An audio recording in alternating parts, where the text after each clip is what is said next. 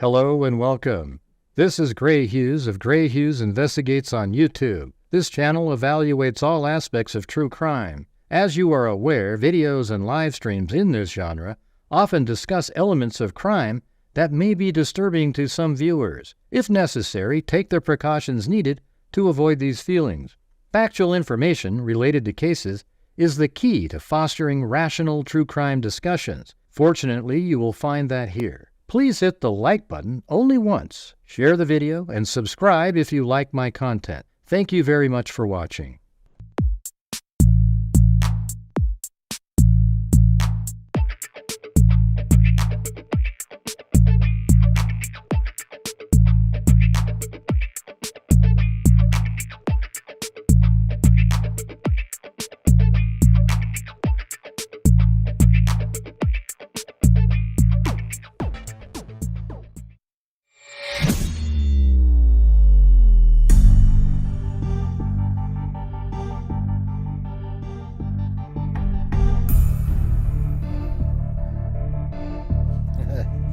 Hey, what's going on, everybody? We got the Benny and Clancy. Look at them. They just lay on top of each other. Isn't that crazy? Now, let's see. Where is the right there? They just lay on top. They fight all day, and then they just act like they're the best friends in the world. I guess it's just like in here. Isn't that amazing? Same thing. Happy Valentine's Day, everybody.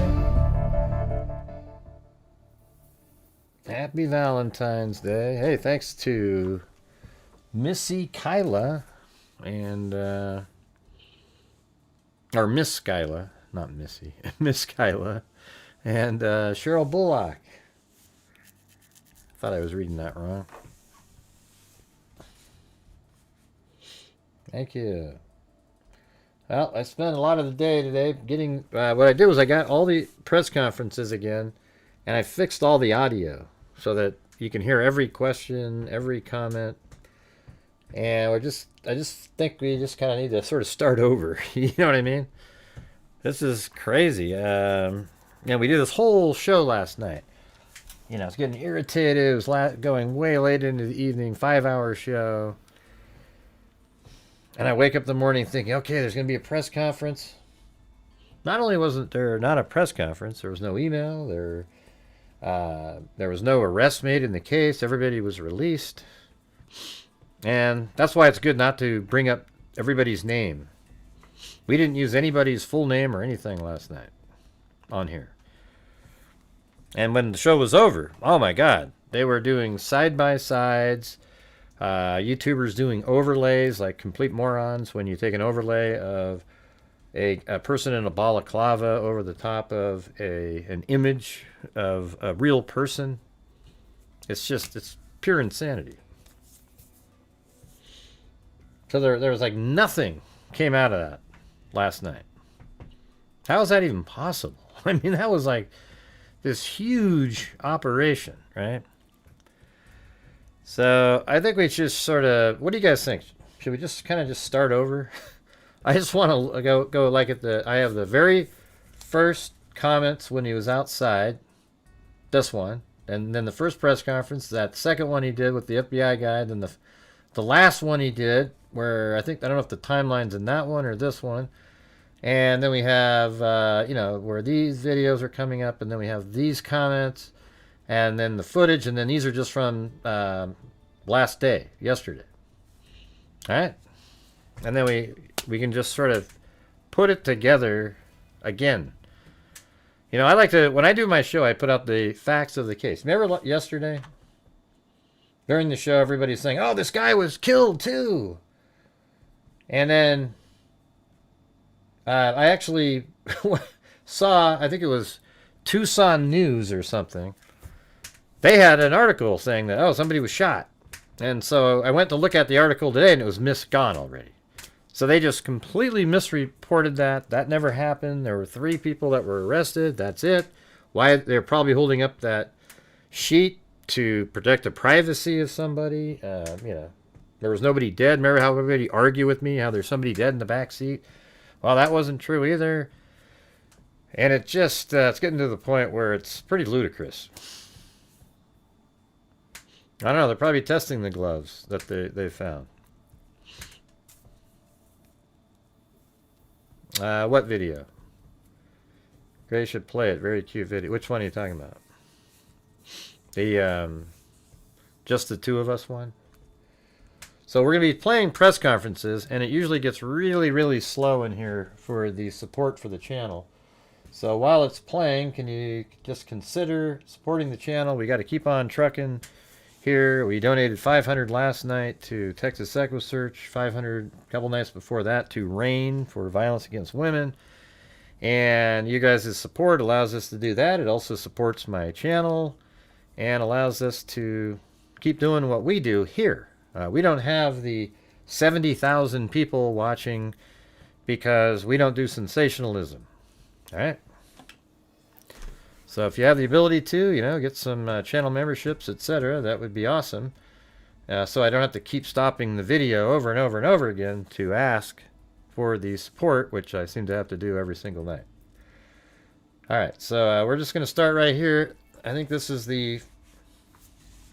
probably the night of the 1st, I would imagine. And I mean, what we should do is not even, we just listen to this stuff. And, you know, we know the actual timeline later, and we can just kind of see if there's anything else in there that maybe we missed the first time around. All right? Okay, here we go. Doesn't sound interesting to some people as they came in and left. Yeah, this case is, you know what the worst part is in this case? This is the worst part, is the media, so-called, you know, these journalists are horrendous in this case. I mean, just, you know, because we have to rely on journalists, and they are absolutely just, they're just as bad as anybody else. I mean, and it's their you know, they say things that aren't true, nor do they look into, like, the genesis of how they might have thought what they thought. You know, there's so much of that. And it's their fault. You know, they should be the ones that go, yeah, no, that's not accurate. And look into it. You know, like, for example, the 12 o'clock pacemaker spiking. That nobody ever said that. There wasn't a soul that ever said pacemaker spiking. Nobody. They said at 12:28 it stopped connecting, and maybe originally they said, yeah, they're pacemaker. And there was somebody who speculated. This is how the media has been in this case. Somebody speculated that at 12, sometime during the time that the house was invaded, Nancy's pacemaker spiked. And that's probably absolutely true. When it was still close to her phone, she confronted them, and probably it spiked. That was a speculative moment. But then it became a fact, you know, and they put it into this timeline, but that's never been said by anybody. And they keep repeating it, and it's sort of like this, you know, and we are repeating stuff too, because the media, that's what the story is, so we're trusting them. I guess this is the first case where I felt this sort of betrayed by the mainstream, every media outlet. You know, there's always cases where they're wrong on a fact here and a fact there. Every single case, really. And we always go, oh, see, they don't even know this. This one, it seems like everything. It's crazy. I mean, Looney Tune stuff. Yeah. It's 2:12 to 2:28. That is the time frame. 1:47, they were around the house, but I think they were in the house, you know. But anyways, let's just start over with this right here, okay?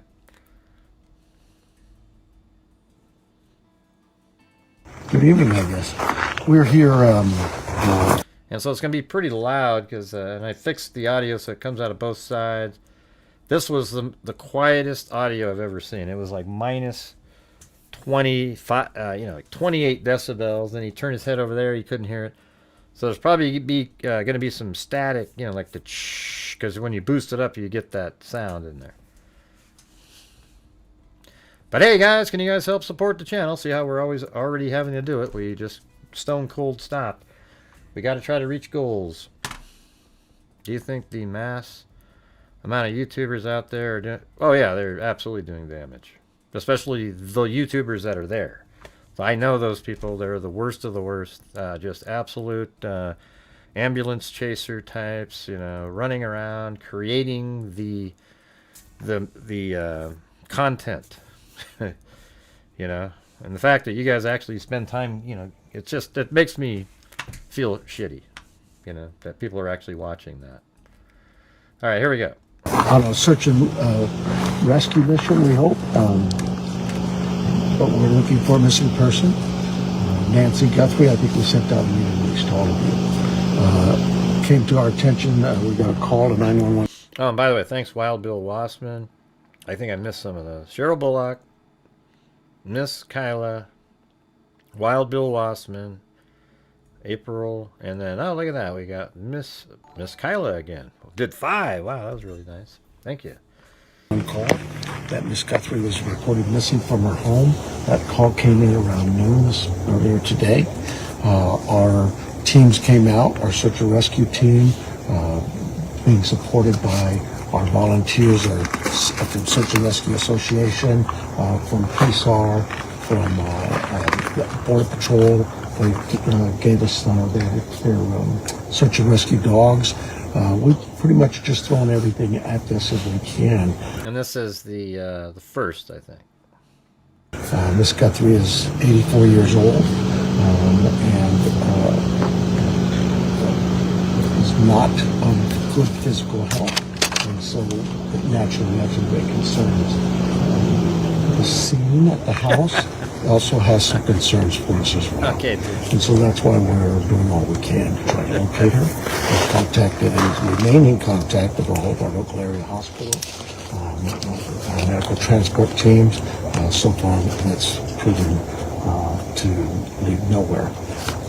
We will continue to search as we are right now with our survey of our air assets. We use drones and our airplane or a helicopter. We'll be at this all night processing the house. And then tomorrow morning we'll start again with our search and rescue mission and try to regroup and see what else we can do. Maybe we missed something. But I don't need to tell you, this is very concerning to us. You don't typically get the sheriff out at a scene like this, but it's very concerning what we're learning from the house, and so we'll just continue. The detectives there, our homicide team is out right now looking at the scene as well. What is it about the scene that concerns you? You know, I don't want to get into those details. I would just tell you that it's certainly a grave concern to us, just what we see there, and we'll continue to look. So you suspect foul play? So that's likely just all the blood that they saw at the scene right there. I'm not ruling it out. Okay. I think we're all wondering. Maybe I should put... I forget it. If you missed the beginning, we're just replaying all of the... We're starting over here, you guys. I mean, this is... I want to listen to the press conferences again. We'll go over the facts. We'll put it together, and we'll start over and eliminate stuff that we just want to eliminate because it seems like a red herring, and we'll just see where we're at, okay? This has just become a joke. Can you confirm that this is Savannah Guthrie's mom? This is Mrs. Guthrie's mom, yes. And you can't tell us anything about what the house concerns you? We get these calls quite often, missing people, and we do a pretty good job of searching areas and alerting the media with our media releases. But this one stood out because of what was described to us at the scene and what we found and located just in looking at the scene. So without getting into too much details, I have to allow my team to do their investigation, and they are going to be doing that. They are in the process of doing those things. Is there anything Full about it being homicide detectives, or is that standard? You know, it's not standard. Typically, our homicide team comes out when we have a homicide, a body. This one was a fake crime simply because of what the scene was telling us. What would you gauge the chances are that it's foul play? Would you be willing to give us any idea on that? No, I hope it's not. I hope we find her. I hope we find her safe and sound. But we can't ignore what's in front of us, and we need to take all the precautions we can and deal with too much evidence is in front of us. You said physical factors, like, you know, physical things, but like also does she have dementia or Alzheimer's, any mental? No, she's what's being reported by family is she's has no cognitive issues at all. She's very alert, very of good sound mind. Just some physical, 84 years old, but especially now, it's as cold as it is. She has some physical elements that limit her ability to move around in that. So. There were some neighbors also looking around for Nancy. Are the neighbors looking around? Is that a help to you? Well, absolutely. I mean, we in the immediate area, we ourselves with our dog teams and our search and rescue teams, we'd ask them to stay out of that area. But we certainly understand their concerns too. And if they happen to find anybody or see something, anything, call 911. How cold did it get? Oh, she was missing overnight, I take it? She was. Well, she was last seen at about 9:30, 9:45 last night. 9:30, 9:45. Do you know How cold did it get? how cold it got last night? Is that a concern? You know, you got. What a fantastic question. You know, it was actually 39.7 degrees. Had it been 40, we wouldn't be quite as nervous about it. You're going to know that better. Hey, Is that a concern, though? Well, it's cool right now. 84 years old. I'm cold. So when she was last seen, a family had dropped her off at home. Is that correct? She was last seen by family at 9:45, at 9:30, 9:45 is what we're. And did they see her in the home? Yes, And who called in the missing report? the family. You won't? Can you say who? You know, I don't have that name. Okay. And is Savannah Guthrie in Tucson or on her way? She is not here. No. What are some things, like if someone sees something, or like what are some things like people should be watching out for in this case? If maybe you ran into her, maybe she wandered off and you ran into her. If you've seen her or anybody like her, call us. You know, even being of good sound mind, you could have an incident that happen that causes you to lose some of your soundness. But I just would tell you that, look, if you've seen this woman since 9:30 last night at any time, give us a call. Let us know. And you said that you've checked with hospitals, and what else have you guys checked with? All of the medical transport teams in the area and hospitals and that. And no sign, no clue. Nobody's reported to us that they have her in their care. Does it being as dark as it is here make it like more difficult to find a missing person? Well, you know, our night search teams, they use our infrared systems and the heat. Does it make it harder? Hey, guys, it's really dark outside. Does that make it harder to find a missing person? Of course. You know, it's pitch black. It makes it harder to find people when it's pitch black outside. You know, in the middle of the daytime, you'd probably be able to see them if they're walking across the street or something like that. But when it's pitch black, it's a little bit harder, you know. So, you know, asking a question like, hey, is it harder to find people when it's pitch black outside? Seems like one of the dumbest questions in the history of mankind. Heat sensing system. So in some cases, it actually helps. The body can distribute heat, and our flares or our heat sensors can find that body. But you know, there's limitations on in the daytime. Our dogs seem to work pretty well, but if it gets too hot, they don't. Nighttime, you know, it's like anything. It too has its limitations. Now, this is the second time that I personally know that an elderly person has gone missing in the foothills in the past year. Is there a pattern at all that we are seeing? This is the second person in the last few years that's been missing. Is there a pattern? No, if you'd said one there was one 2 weeks ago and one last week and one today, I'd say there was a pattern. But if it's the second person that's been missing in the last 2 years, it's an elderly person, it's hard to really call that a pattern, sir. What made you ask that question? And it doesn't have to be just elderly, any pattern at all. You know,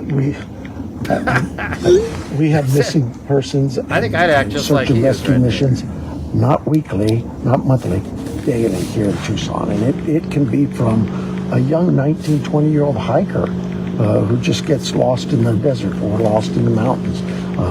It could be an elderly person who's wandered off from a care home or something. So, you know, it's just Tucson. Nah, it's not somebody wandering out. Has a lot of people here who enjoy the outdoors. It's just beautiful, and so you get the hikers and that and those kinds of calls. And then, of course, we also have our elderly population. It's a great place to retire, and a lot of people choose this area for that reason. And of course, when you're coming here for that reason, what's the attraction? A lot of the great weather we have. There's a beautiful day. The outdoors, even to the elderly, it's just so our search and rescue teams, our search and rescue volunteers, we could not do this job without them. All right, guys, I have to pause it because we're hitting one of those lulls again. So while you're watching, we're trying to keep the momentum going and everything. So if you have the ability to help support the channel, that allows. We're trying to get to a point where I can donate thousands of dollars at the end of the month to various true crime related charities, and we've already hit one of those potholes where nobody's supporting the channel. Then I have to ask over and over and over again. So if you have the ability to, that would be fantastic.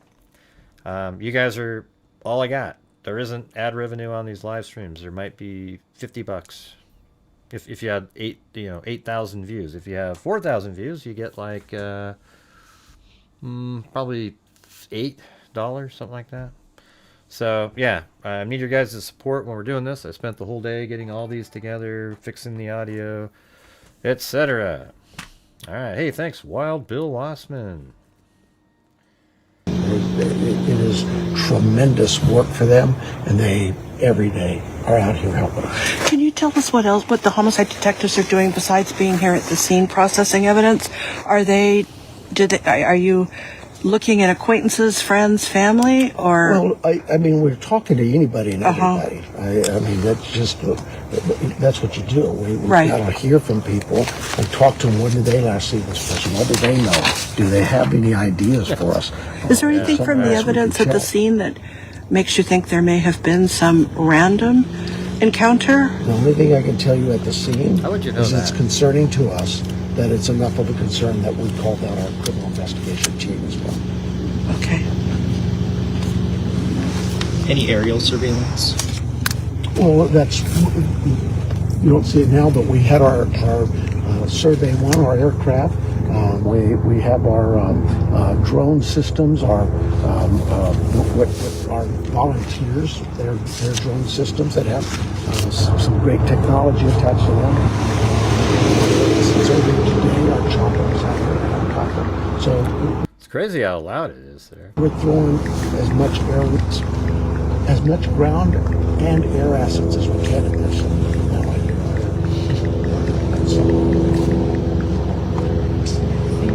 Is there anything else that we didn't touch on that you think is important for people to know? No, I just, like I say, I know that this is going to get some attention.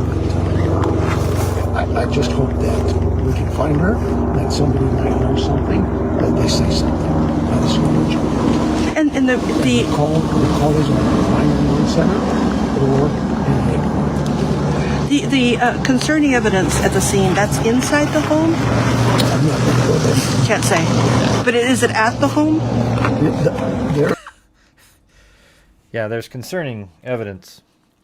Is it outside the home? I'm not going to get into that. Well, I mean, is the concerning evidence at the home? No, it's 17 miles out in the desert somewhere. We saw a little spot of blood, and we were just kind of thinking it might be hers. What the hell are you talking? These people. The scene that we're processing is at the residence of Mrs. Guthrie, and it's just there's some things there that are concerning. Of course, it was at the home. Okay. And right now is not the time to get into that.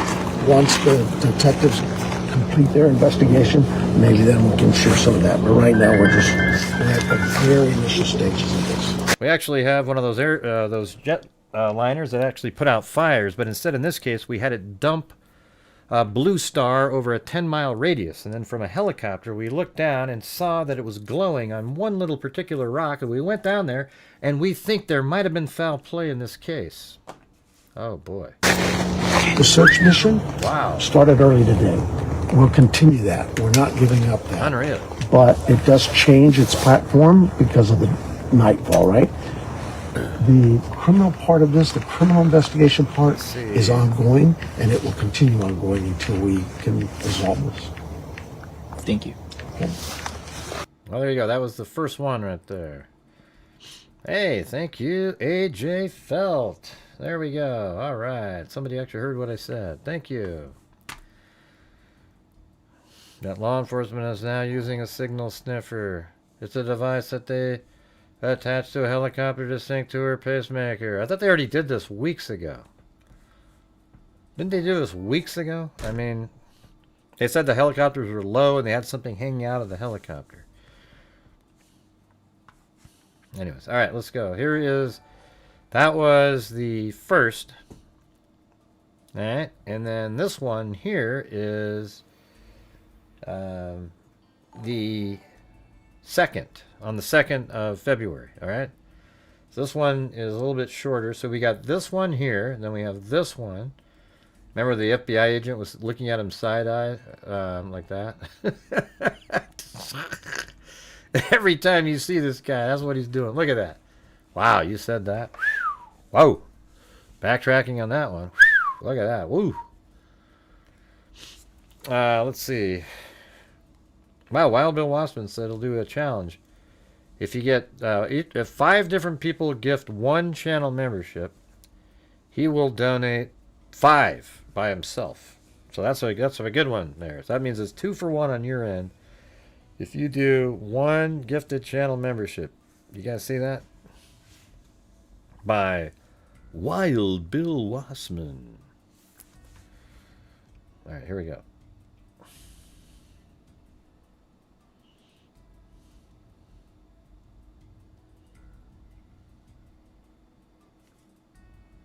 Oh, weird. It must have had the... Okay. That's the start of it. That we typically always do. Our search and rescue volunteers, our search and... Hey, Coco, where's my little note that you put in there? That was so funny yesterday. Hey, thanks, Curtis West and Coco. And rescue teams, other agencies, Borstar from Border Patrol sent their canines out. They worked tirelessly all day yesterday and all day tonight. I'm sorry, all day yesterday and all last night.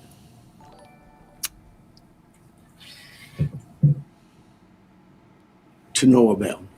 As I said yesterday, we saw some things at the home that were concerning to us. We believe now, after we processed that crime scene, that we do in fact have a crime scene, that we do in fact have a crime, and we're asking the community's help. This community has always stepped up to help us solve some pretty tough crimes. I'm looking for that again. This is a 84-year-old lady who suffers from some physical ailments, has some physical challenges, is in need of medication. Medication that if she doesn't have in 24 hours, it could be fatal. So we make a plea to anyone who knows anything about this, who has seen something, heard something, to contact us. Call 911. We don't need another bad tragic ending. We need some help. Our team is the best. I couldn't speak any higher. I think you know that. We have done some great work with our partners in the Valley. You know, this community, I have to give a lot of thanks to our law enforcement agencies, the all across this valley, whether it's the Tucson Police Department or some of the smaller agencies. They've all reached out. They've all offered to assist. The FBI, all of them. We work so close with them, and they are all plugged in. We'll continue to work closely with them. But what I really need is I need this community to step up and start giving us some calls. Let us know if you've seen something. We are right now at a time, and I apologize, everybody tells me I talk too softly. We are at a time where, in this investigation, we're now moving forward where we need to depend on technology.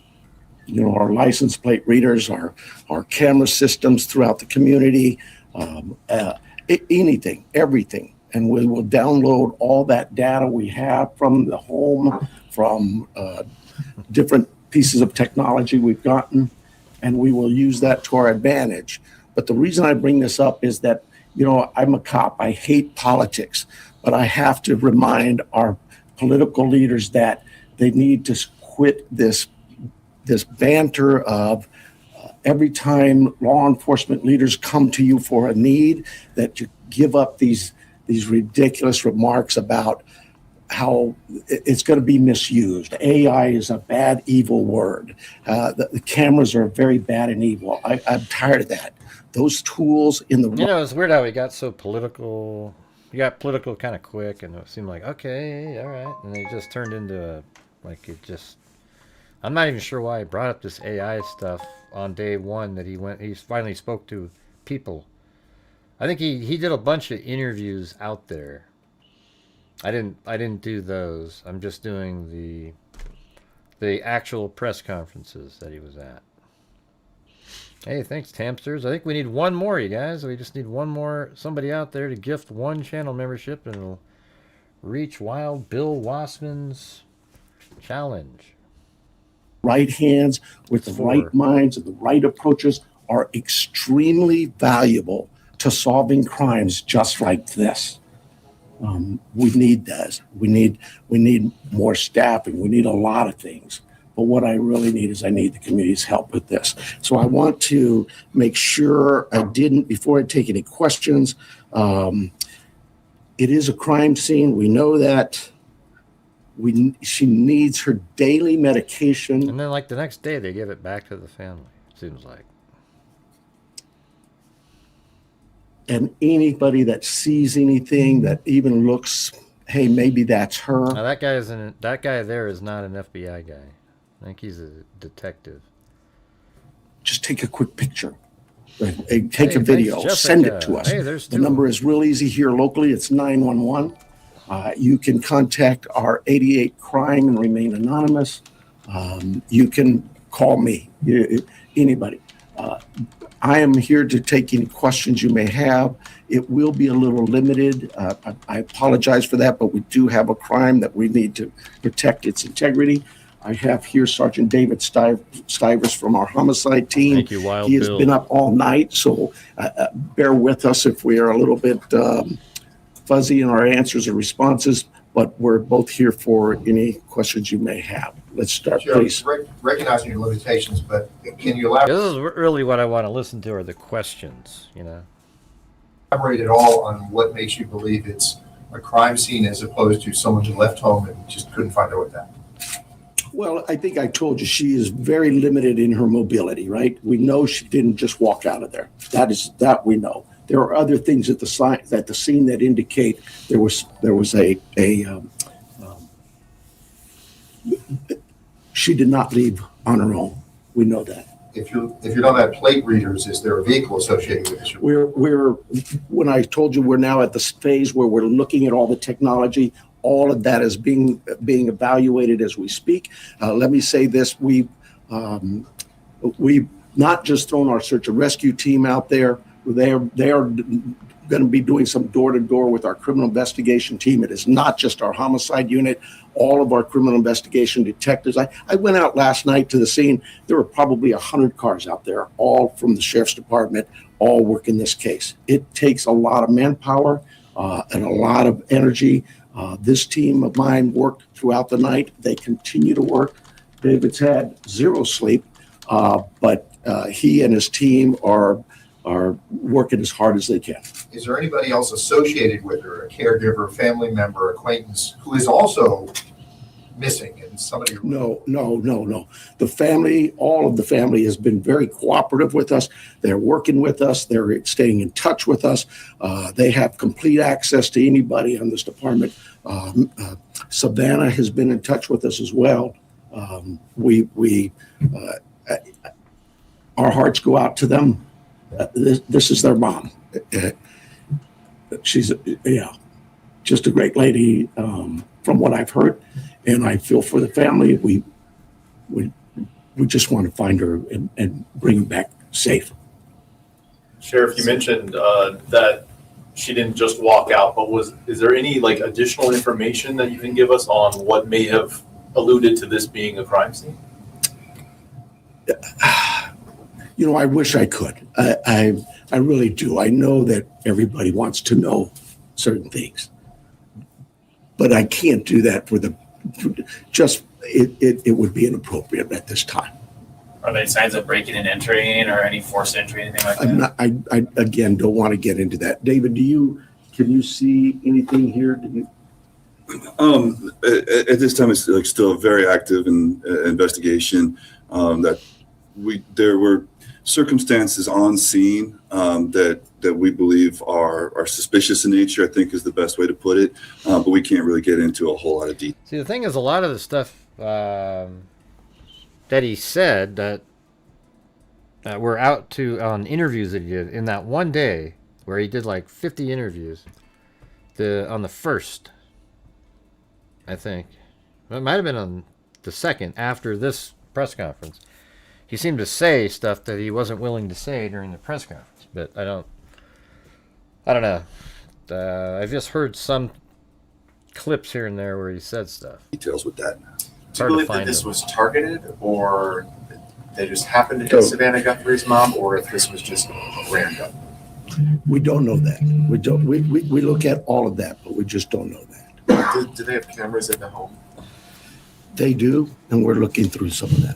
Yeah. With this being an active crime scene, is there any threat to the general Wait, hold public? on. Trying to figure out my point. Random. We don't know that. We look at all of that, but we just don't know that. Do they have cameras in the home? They do, and we're looking. Okay, so cameras in the home, not. Did he understand the question? But somebody said, were the cameras in home? And he said yes. So that's different than the one, the doorbell camera. That's outside, right? Through some of that.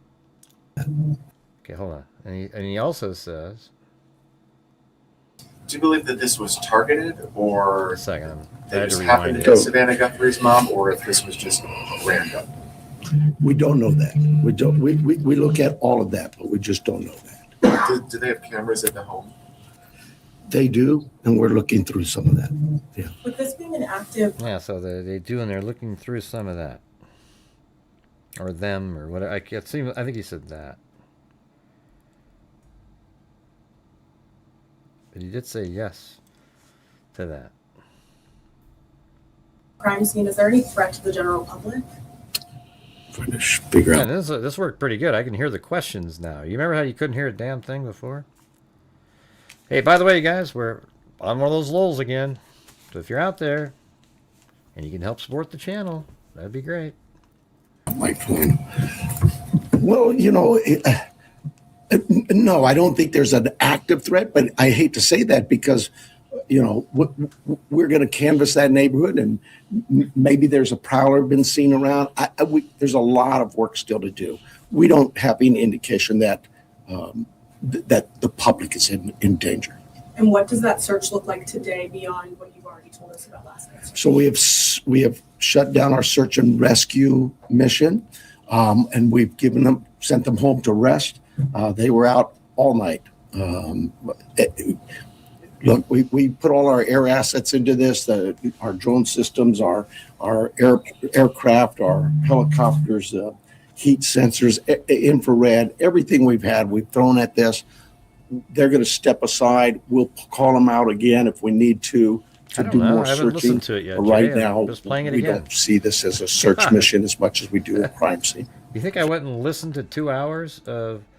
I'm doing it on the show with you guys. I didn't sit there and go through the whole thing and write down how many times did he mention cameras. I mean, my God, Jesus. Sheriff, can you tell us a little bit about that map?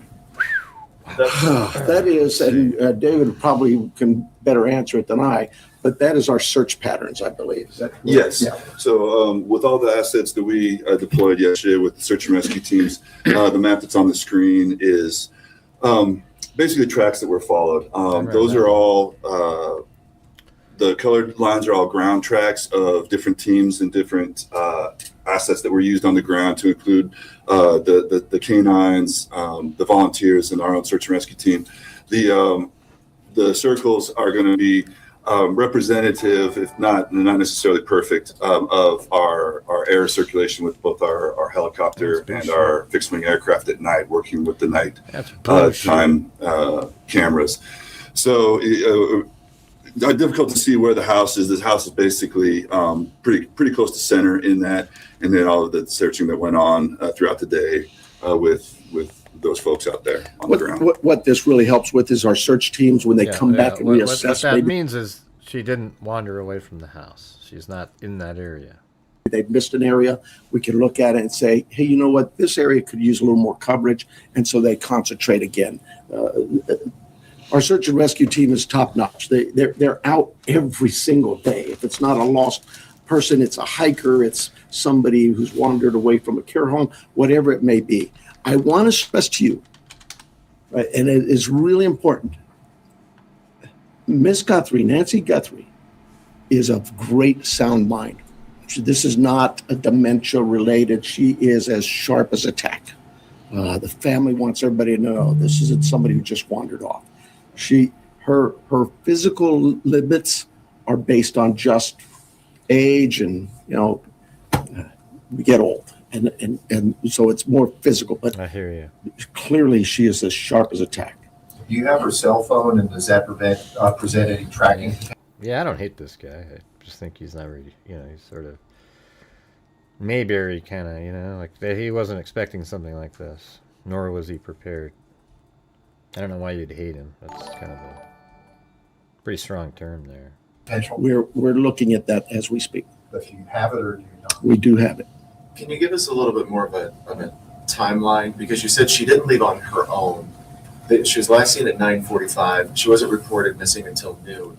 But I believe what happened there was at 9:45 in the evening, her children left her off.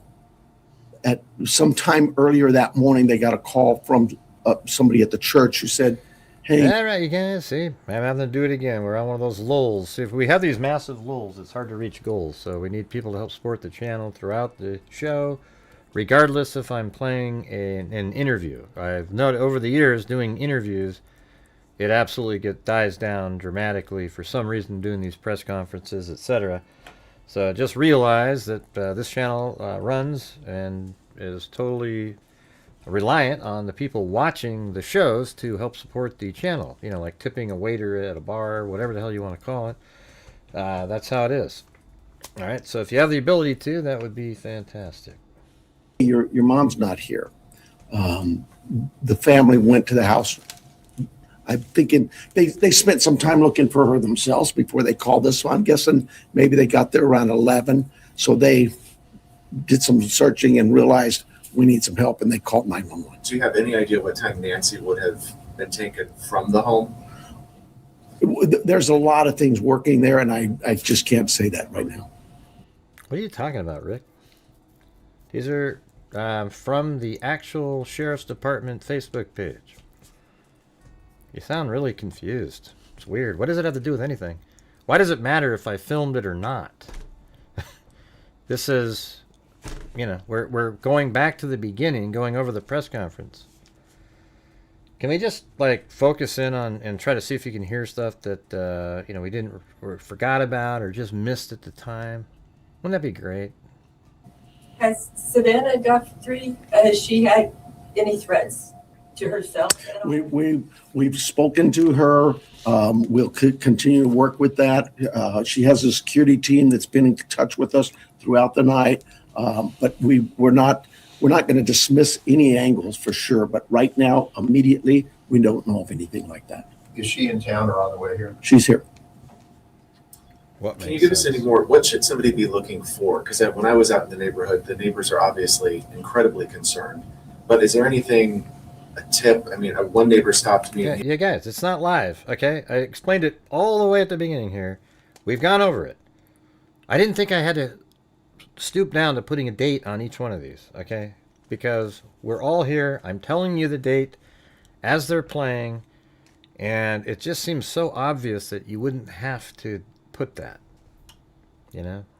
He didn't know if he should call you or not. Oh my goodness! But so what should somebody be looking? Well, first of all, I'd ask them go through their cameras, go through their Ring cameras, whatever cameras they may have. Don't dismiss it that, oh, well, we really can't see the house. They still might see something. Maybe it's somebody walking by. Maybe it's a vehicle driving by at that time of day. But go through all your cameras in that neighborhood and tell us if you see something. Maybe somebody already, we know this happens, right? Oh, I saw something suspicious, but I didn't think it was worth calling in, so I didn't call it in. Well, now it's call in anything you've seen or heard. Maybe it's a neighbor telling you, I saw this or I heard that. Call us. Don't tell the neighbor to call us. Tell the neighbor to call us, but you call us as well. We'll put it together. Trust me, I'm sure we're going to get inundated with a lot of calls. We'll handle that. Did she live alone? I believe, yes, she did. Yeah.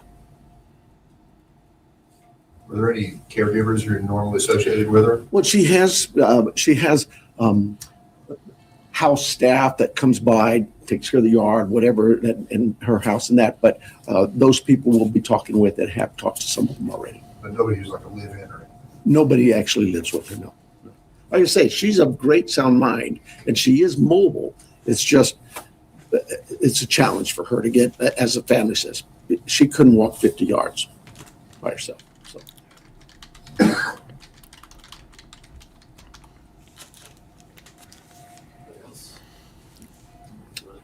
Somebody asked about the FBI.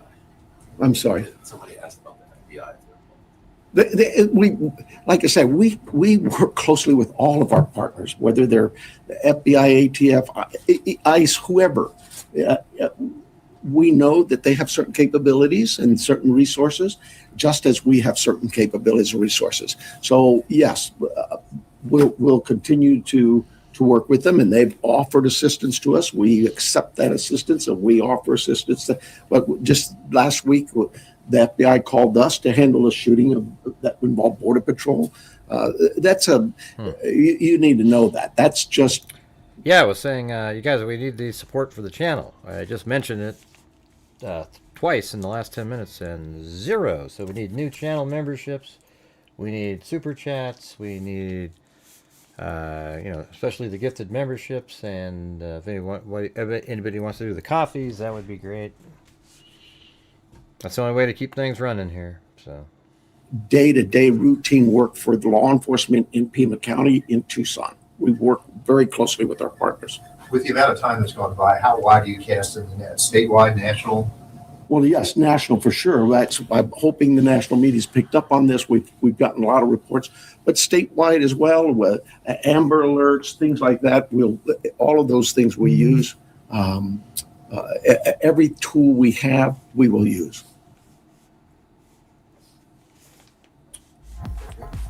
hey, thanks. You guys are too easy. Subject. Thank you so much. I apologize for being late. I apologize for my political rhetoric of the Board of Supervisors or the City Council. I just get so frustrated and we just can't do this. I feel this pain sometimes in the political realm. Things are so obvious, people don't get.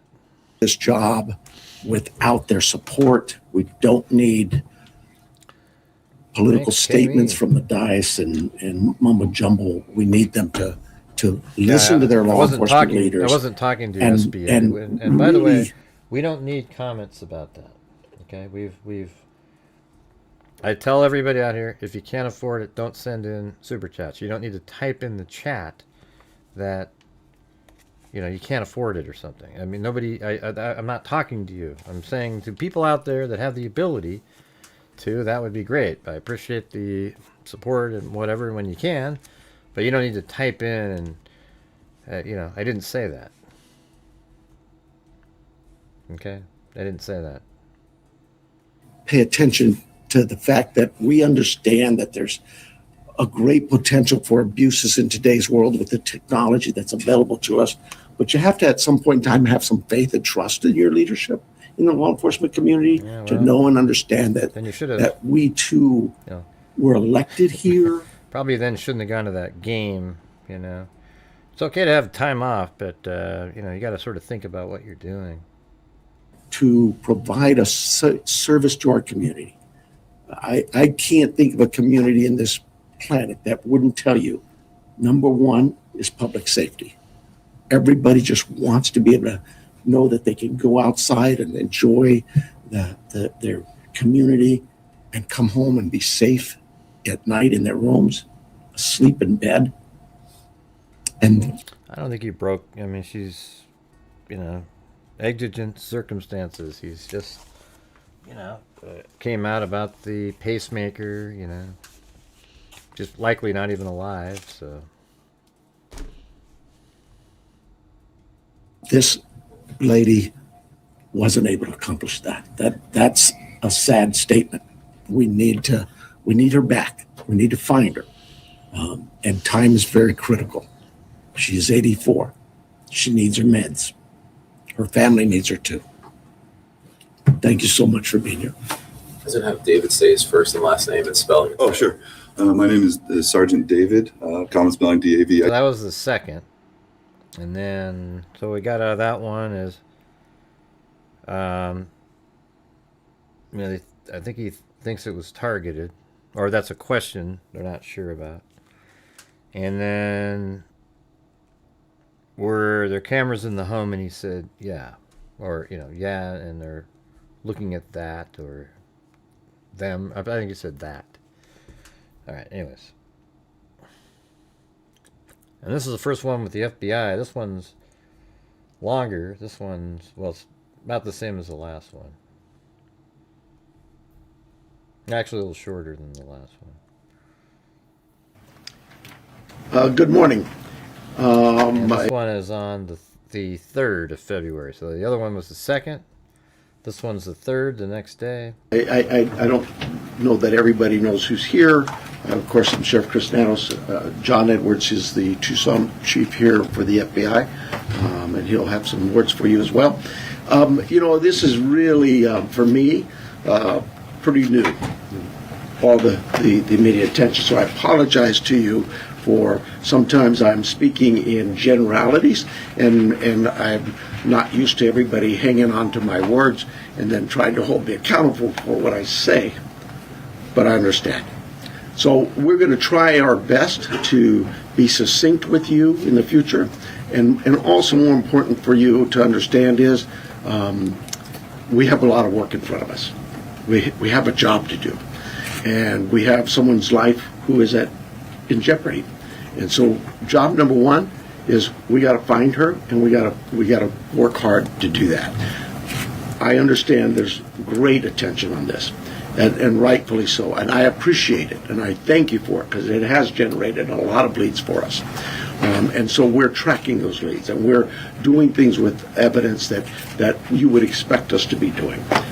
So having said that, we're going to set this up. I know that a number of you yesterday, you guys drove me crazy. Yesterday I was going from AM to all the way till 9, 10, 11 midnight, answering concerns and questions, and it's just too tough.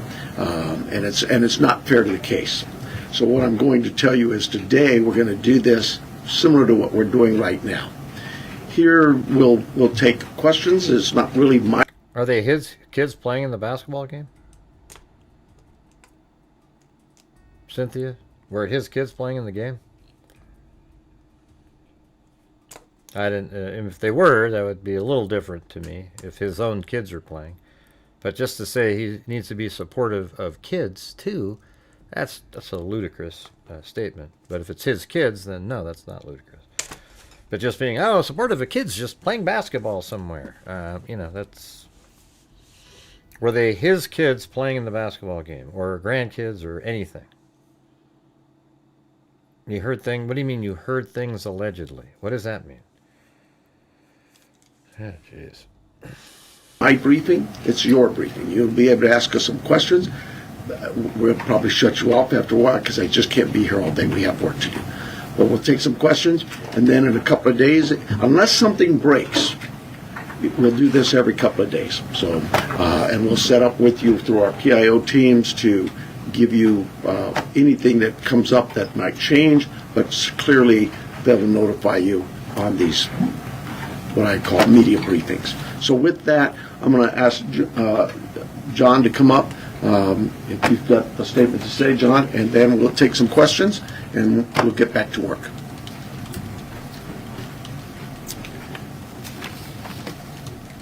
Hello, I'm John Edwards. My spelling is Jonedwards. I'm the Assistant Special Agent in charge of the FBI's office here in Tucson. First, we want the community to know that the FBI is doing everything in our power to bring Nancy Guthrie home to her family. The FBI is working alongside the Pima County Sheriff's Department on this incident. In terms of what the FBI is doing, we are providing the following support. Primarily, it's analytical and technical support in the following ways. We're downloading and analyzing cell phones, obtaining cell tower information, conducting interviews, and providing any and all investigative support that the Sheriff's Department needs. We are looking at this from every angle, but we need your help.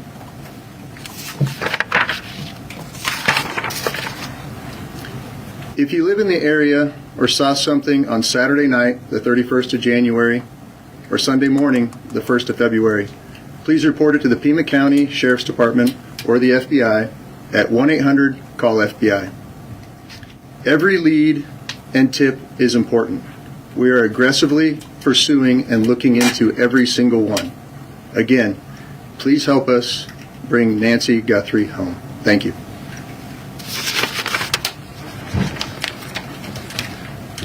We'll take some questions. Sheriff, is there any indication so far as to whether this was a random abduction or targeted?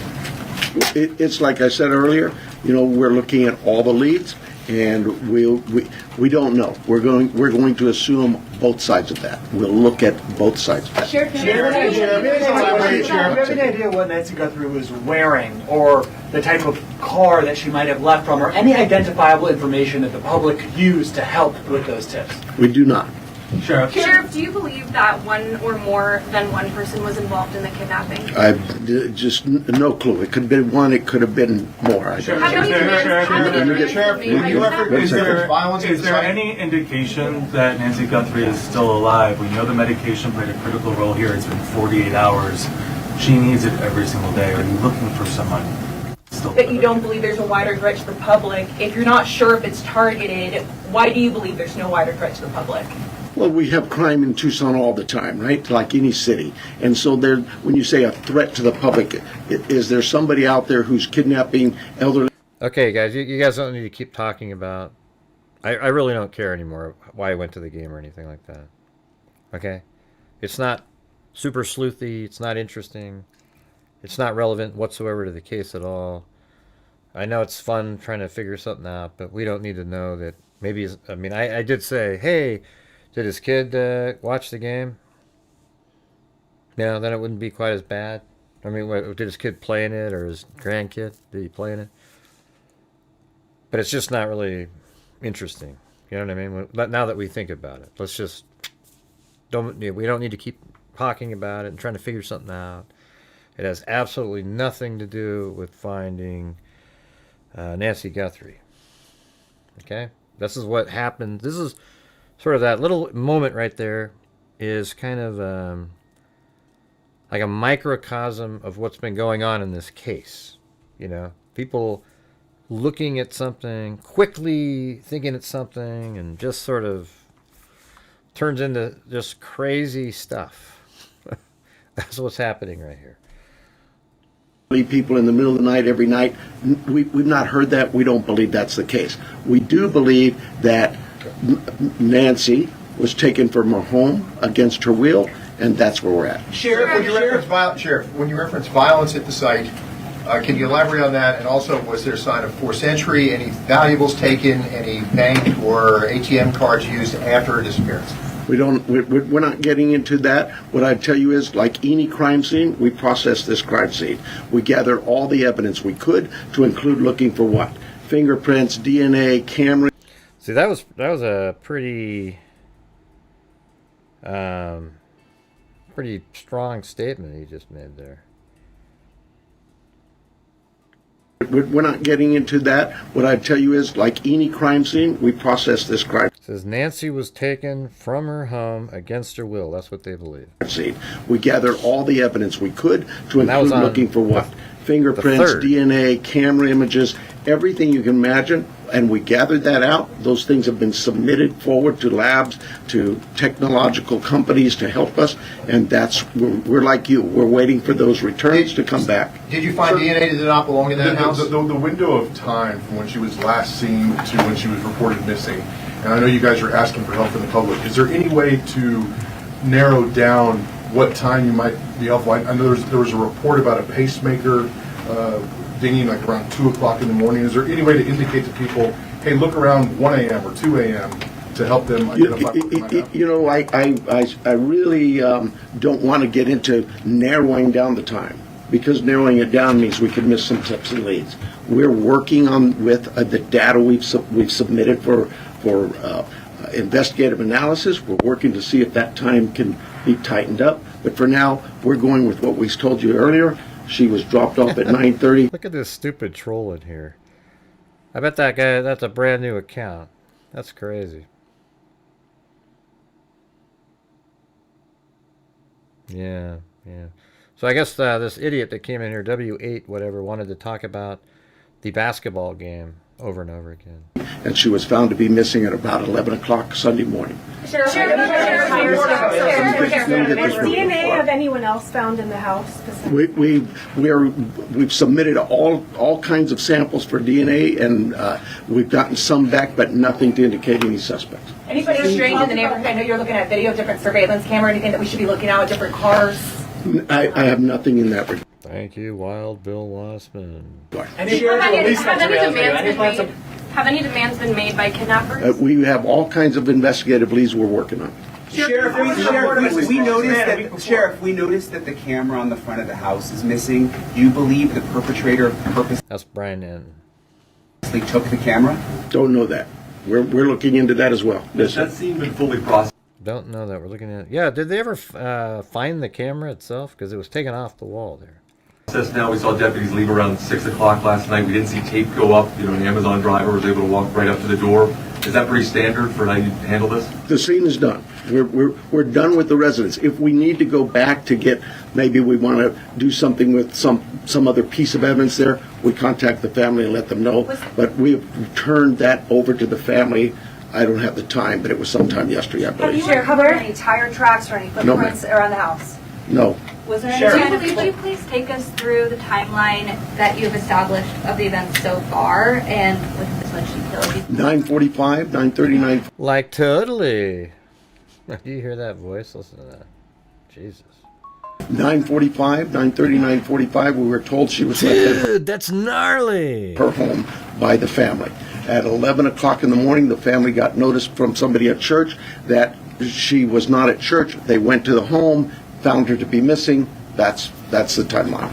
From Saturday night, 9:45, we'll say, to Sunday morning, 11 o'clock. Let me get somebody back here, please. Have you interviewed the people that reported her missing, the people from the church? That's the family. Oh, from the church as well. We're doing all kinds of interviews, yes, I'm sure we have. Have you been able to access the footage from the cameras at the house? That's all been submitted, and we're doing our best with those companies who own those cameras or built those cameras. Are there any plans to release those videos from the cameras, from the surveillance? Are there any plans to release? So that's sort of interesting. That means that he's talking about them working with them to try to find those crazy clips that they found. the video from the cameras, surveillance footage, any. We don't even have them yet, so no, not at this time. This is an active There's investigation. a report of a suspicious man a few doors down last week. Is that anything that you guys are aware of? I'm not aware of it. My detectives may be. There's a lot of detective work being done, and I just can't get into those weeds or even discuss with you what they may not have learned. For Yes, ma'am. Support from the board yesterday. Are there specific resources that maybe the board has not granted that would have made a difference responding to this case? Well, you know, that's getting into my own local politics. I apologize. Yes, the board a few weeks ago denied a request for more cameras, more drones, more AI capabilities with our own body-worn cameras. All those things, you know, you'd have to talk to the board. I'm not probably not the right time to go into this. Sheriff, let me get somebody else here. Sheriff, Yes. do you believe she's still in this area? Do we believe? Do you believe she's still in this area, or is there somewhere else? We don't know where she is. So we're you'd be like any investigation. You start from the point of where we last saw her, and we work out. And we are working as far out as we can go. Sheriff, can you walk through were there the evidence of found? forced entry at the house, like any broken windows or whatever? Does it seem like people just went in and out? There are concerns at the house that concerned us from the early on part of this investigation, and that's all I would tell you. Yes, ma'am. Sheriff, is there any history with Nancy needing police at her place or concerns where she was worried about somebody following or You know, our investigative team has looked into all of those things, and that has not been brought to my attention. So she may have had something like that, but I'm not aware of it. What is the extent of collaboration with the federal government? Obviously, FBI is here, CBP. Are there other agencies also involved? CBP's role in this was in our search and rescue mission, where we constantly use them. They have great dogs. Our dogs aren't tracking dogs for this. Theirs are, and so they came out and did that. Anybody else, though, that we've asked for help from, whether it's the FBI, I know if we needed help from CBP or DEA or ATF, they would gladly give it. I've heard from leadership from all sorts of agencies, not just. Yeah, what we found out about the Nancy and church. Okay, so there's a lot of sort of like ambiguous reporting early on that sort of was kind of right but kind of wrong. So Nancy, since COVID, would watch the services on a streaming, like online streaming, and I guess of her daughter's Savannah's church in New York. So she'd watch that. And then a group of people who all had homes, they would rotate around to go to different people's homes to all watch the streaming together. So it was in person, but at different people's homes. Okay, so that's where we don't have to care about, oh, did she show up in the chat, right? We don't have to look at that. And so what happens is she didn't show up at the designated home on Sunday to watch the service. Okay, and so that's what happened. And then they reported it to the family members. Hey, look at that. Looks like we've got another challenge in here by Tamsters.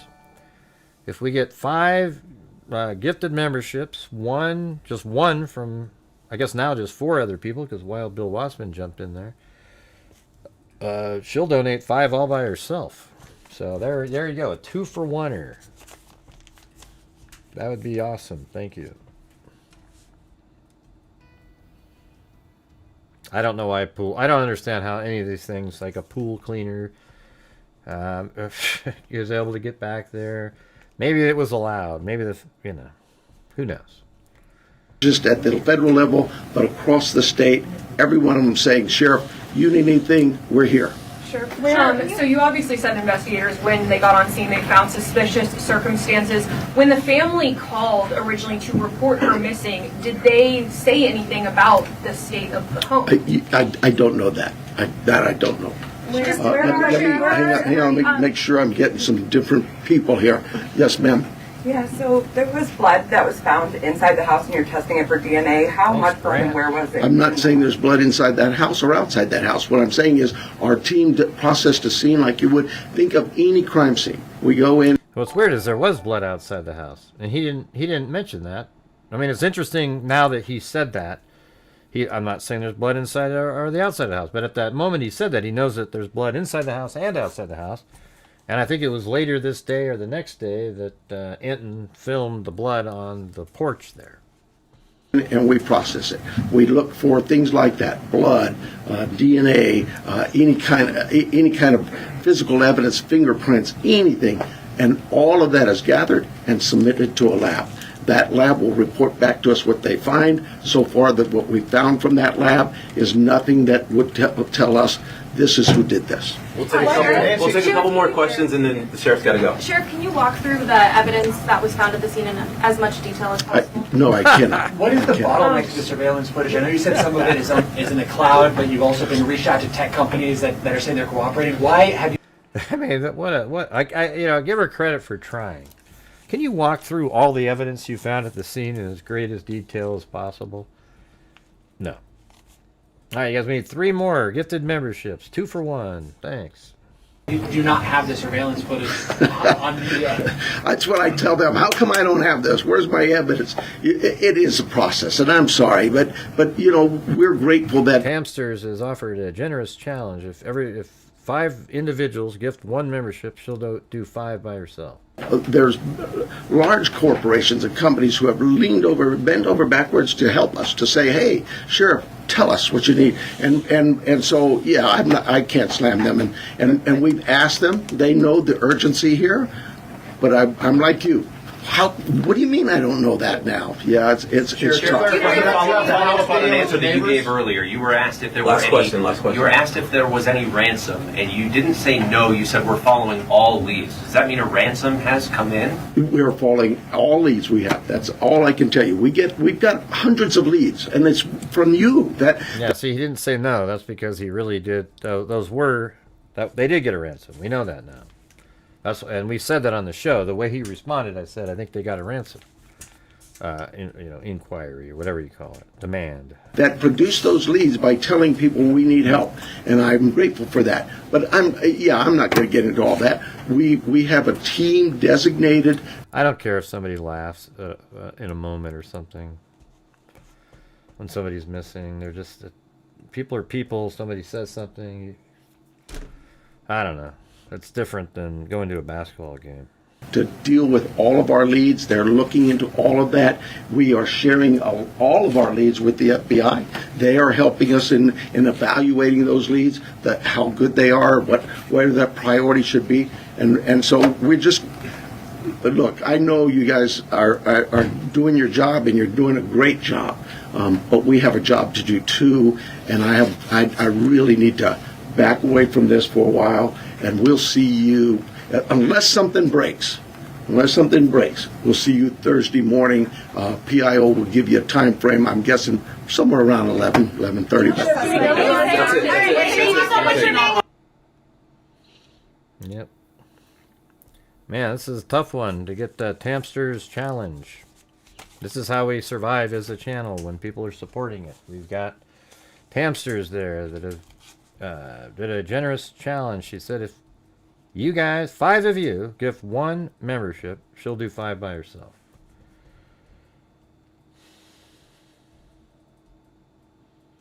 Alright, so this is the final press conference that he did. This one's on the 5th, and it's pretty long. But out of that one, we got some talked about, the FBI guy said that they are doing cell phone data, cell tower information, interviews. I think they said it was target, or that was on the first one. How many, let's see, or no, it says Nancy was taken from her home against her will. That's what they believe. Any chance we can just reach Tamster's challenge?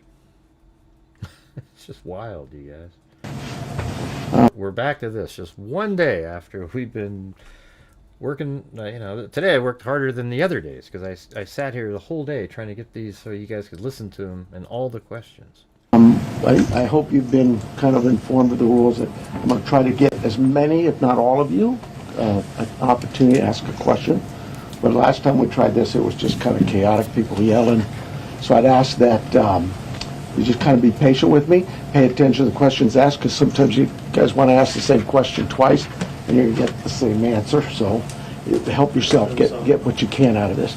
I'm going to give you one question and a follow-up, okay? But I mean, this one's like 50 minutes long.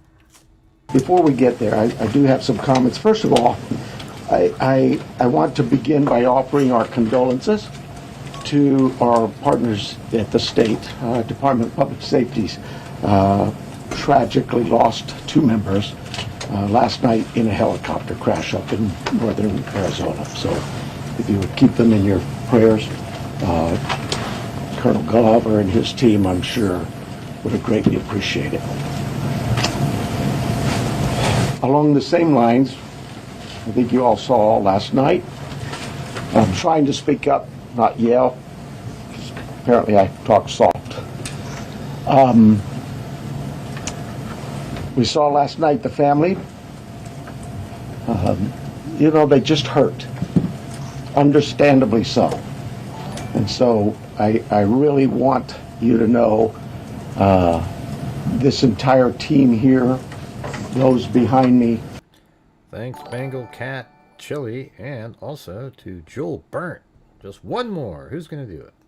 And our community are hurting with you. We really just want Mom back. Okay? Right now, we believe Nancy is still out there. We want her home. Our department, the Sheriff's Department, along with all of our partners at the FBI, have been working around the clock. And we just want her home and find a way to get to the bottom of all of this, just as you do. But I have other partners out there who have stepped up, and you've probably noticed them in the last few days, if not the last few hours, and you're going to see more of that. Well, I made a decision to contact our PCRIT team, and those of you not local, that's our Pima Regional Critical Incident Team. It's made up of law enforcement officers from this entire valley. Pasquayaki Police Department, Tucson Police Department, Marana Police Department, Oro Valley Police Department, Pima College Police Department, this is Tucson International Police Department, Sarita Police Department. There's so many of them, and they are going to help us tremendously. And that's really done because we have so much in front of us still, and we're hoping that, I know the FBI has committed a very large number of men and women. Hey, look at that. It's Shinobi Business. It takes me 2 or 3 times to get that one. Thank you. There you go. The challenge on that one got met. Still not at the goal, but at least we're on our way. So that was from Tamsters. Very cool. And there's, look at that, and there's Tamsters. To partner with us, work side by side with us. We go do an interview, they're going to be there with us. We're going to go look at some evidence or process evidence, they're going to be right there with us. We're sharing every piece of information, all the data we can to get this thing solved. And it's important that my partners in law enforcement know and understand their roles, because it is very large, complex investigation with a lot of moving parts. And we're at that phase now where sometimes we're waiting, right? We're waiting for analysis, we're waiting for lab reports. But even then, when they come back quickly, for example, some DNA, we rushed what we thought was the best target for DNA. We did a rush through and got some of that back. The results were minimal. I think you all know the blood on the porch. That was one we did. It came back to Nancy. Oh. So that must have been the same day? No, this is the 5th, right? So in between the 3rd and the 5th is when Enton filmed the... let's see what date I've got on that.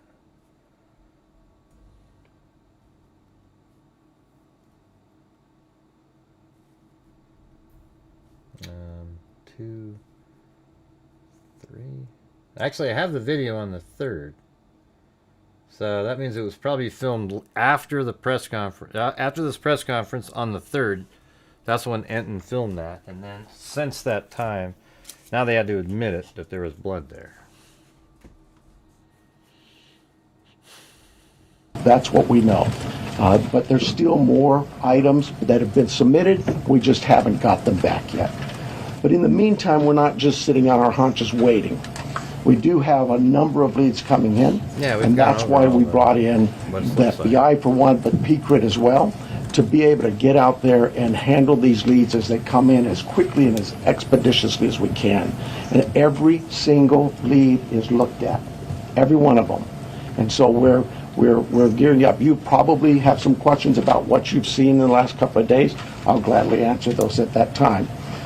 But it really is about getting our partners out there. To be fair, when we went to that scene the first night, Saturday night, it was just us. Since then, the FBI and others have asked, can we go and see it as well? And that's what you've been seeing. But it is a very important case to not just me and my team, but this entire community, all of our law enforcement partners.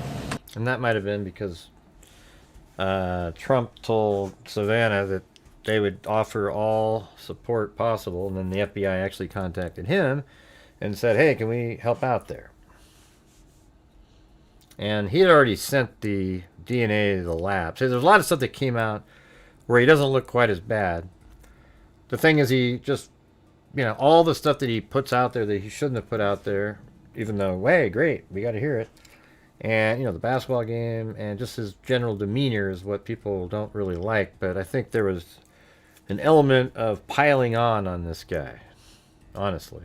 I was thinking the same thing. I was really harsh on him, and then there was these, 4 or 5 things that were completely bogus, what people were saying. This guy, he didn't refuse to give the FBI the DNA. He had already sent it off to his lab, and the FBI said, hey, can we come over there? And it's like, sure, maybe they can go over and get a sample from the same lab and go take it back if they feel like it, and the sheriff, let me ask you guys something. I'll say this right here. Let me ask you this. If he sent this sample to Quantico with the FBI, do you think they would fill him in on what's going on with that? You think they give him? I think they would ice him the hell out. They wouldn't tell this guy a damn thing. They wouldn't say anything. Like, he goes, yeah, you can take it. Just make sure I can call and get information if I need it. Right? So they don't. There's no way he would do that. There's no way they would do that. But now he sent it, so at least he has some control over getting to know stuff. And then the FBI can look at something too and get to know it too. So I think that's pretty much what's happening here. But he had already sent it off. It's a lab that they use. So that was a big deal that made people even more like, oh my God, he's refusing to give the FBI. No, he didn't. He never refused any of that. We saw it in that Fox News interview. And I mean, he's saying that. But he also said at the beginning here that he's working with them and etc. What? You seem God, why would it's so weird somebody would come in and say that they feel washed up. Hey, hang in there, buddy. You got it. Hang in there. Suspects. I know there's been a lot out. What's up with that? We do have a number of leads coming in, and that's why we brought in. I don't think that's there.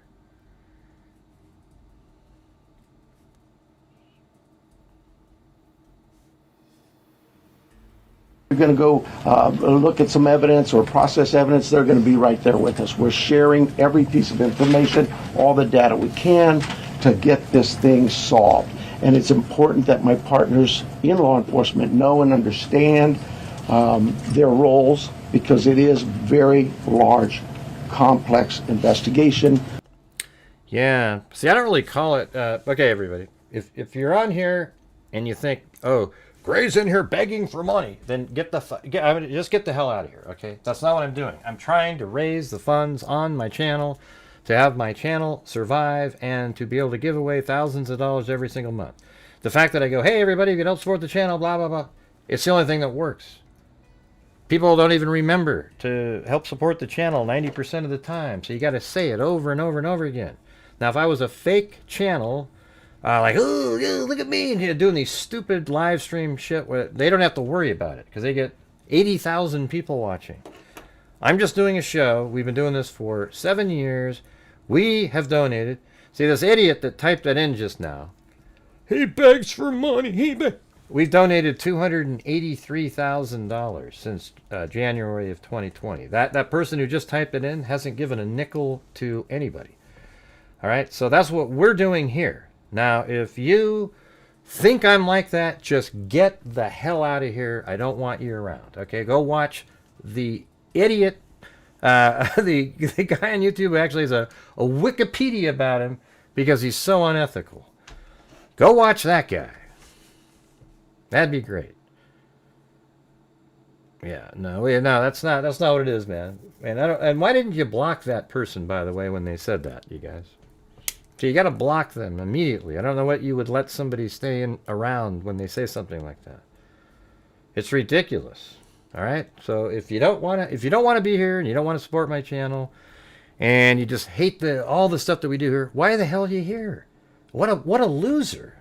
Why would you sit here and watch the show, and you hate it? I can't think of a bigger loser in the world than somebody that would do that. You are an embarrassment. And here we are. See, right now, from the troll community, they show up, they sit there and go, ooh, Gray, there's Gray. He's doing okay. We got to go screw it up. They do it every single time. All right? And if you don't like the show, go do something else. I feel like I'm doing a lot better. Keep getting subs and everything. You're wrong, MJ Miles. You're wrong. Yeah, I get so, it just pisses. They do it on purpose, though, because I react to it. You know what I mean? The thing is when I do my shows, I say, hey, everybody, if you help support the channel, I like to, when people do challenges, I like to keep having people support the channel during the show because it feels like you're actually appreciated doing something, and it helps survive, okay? I've told people this before. We've donated $6,000, $10,000 one month, but we've done 5 and 6 multiple times. And let's say you have 30 days on a show, okay? You do 30 days in a month. And let's say after YouTube took their portion, etc., you brought in $200. What's 200 times 30? That's $6,000. How in the hell are you going to donate $6,000 if that's all the channel brought in? You can't do it. That's almost that's less than what you need to survive as an actual, like that's your job YouTube channel, right? It's impossible. So I try to bring in as much as possible during the shows, and even then, we've already given $1,000 away this month, and we'll continue to do it. All right. So I always have to sit here and explain this stuff. We get the trolls coming in here. And then one of the new people read it and they go, ooh, look at that, ooh. Do whatever the hell you want to do. Just leave me the hell alone, okay? I know what I'm doing. We've done an incredible work here. I'm proud. When I go to sleep at night, I feel good. You're an embarrassment. All of you guys out there that do that shit. God, it just sucks, man. Just every day. They just can't leave it alone.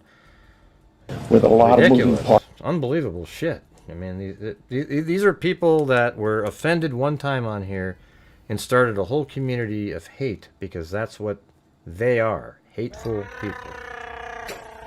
Hey, thanks. Hey, look at that. I got some anti-troll donation. Thank you, trolls.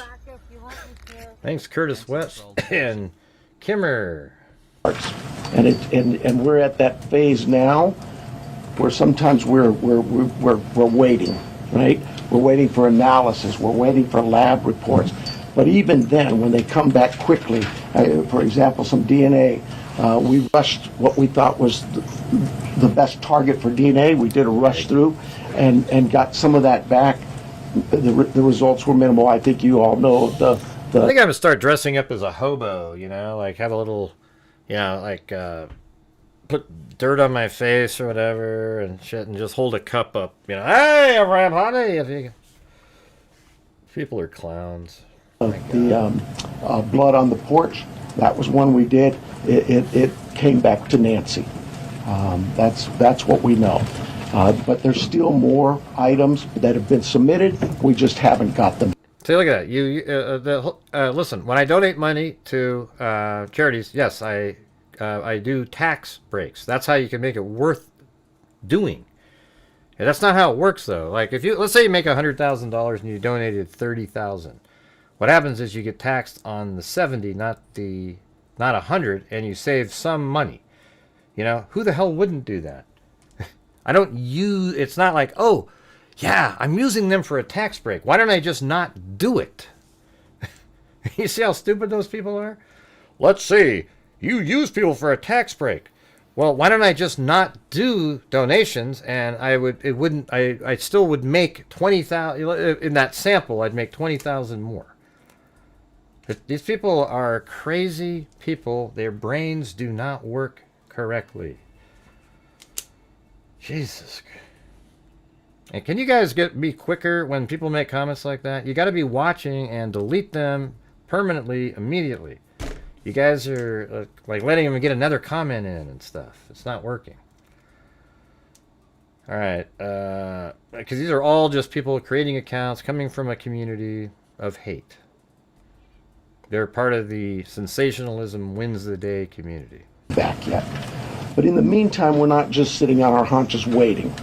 We do have a number of leads coming in, and that's why we brought in the FBI for one, but PCRIT as well, to be able to get out there and handle these leads as they come in as quickly and as expeditiously as we can. And every single lead is looked at. But I don't want people like that, hamsters. It's not really their loss. It's my joy. Those people are disgusting people, and they know it every time they look in the mirror when they go to sleep. I feel good. Every day I go, oh, yeah, well, that was such a successful show, and we're going to be able to do this and this and this. You know, our scholarship fund, for example, we just got our 3 more scholarships we gave out yesterday. 3 $2,000 scholarships. Can you name one scholarship that JLR or any of the other clowns that are doing the live streaming, anything that they've given at all to anybody, making thousands of dollars every single day? And the answer is they've given nothing to anything, because they don't do that. They've never given. If every one of these channels gave the same percentage of their income, we would be making such a huge difference, it would be unbelievable. Hey, look at that. We got Wild Bill Wassman has an anti-troll challenge. If we get 5 gifted memberships, he'll donate 5 more anti-troll memberships. There you go, everybody. Wild Bill Wassman going for the anti-troll. Right. So that is our 3rd time, you guys. We've given 8 students. 2 students got 3,000, then we switched it to 3 get 2. So we've given 8 students over $2,000 for scholarships. And we've already got 4,500 in on the next set. Oh, and it's, you know. So tell me that isn't good. Jesus, you guys. This is just sick. Every one of them. And so we're gearing up. You probably have some questions about what you've seen in the last couple of days. I'll gladly answer those at that time. And by the way, did you see Wild Bill Wassman's challenge there? We got a slow start going on that one. He said if we get 5 individually gifted channel memberships, he'll donate 5 himself. But it really is about getting our partners out there. Troll. To be fair, anti-troll membership. When we went to that scene the first night, Saturday night, it was just us. Since then, the FBI and others... Hey, jackass, there isn't a soul in here that's required to give anything. I just ask, and I hope people understand what we're doing here.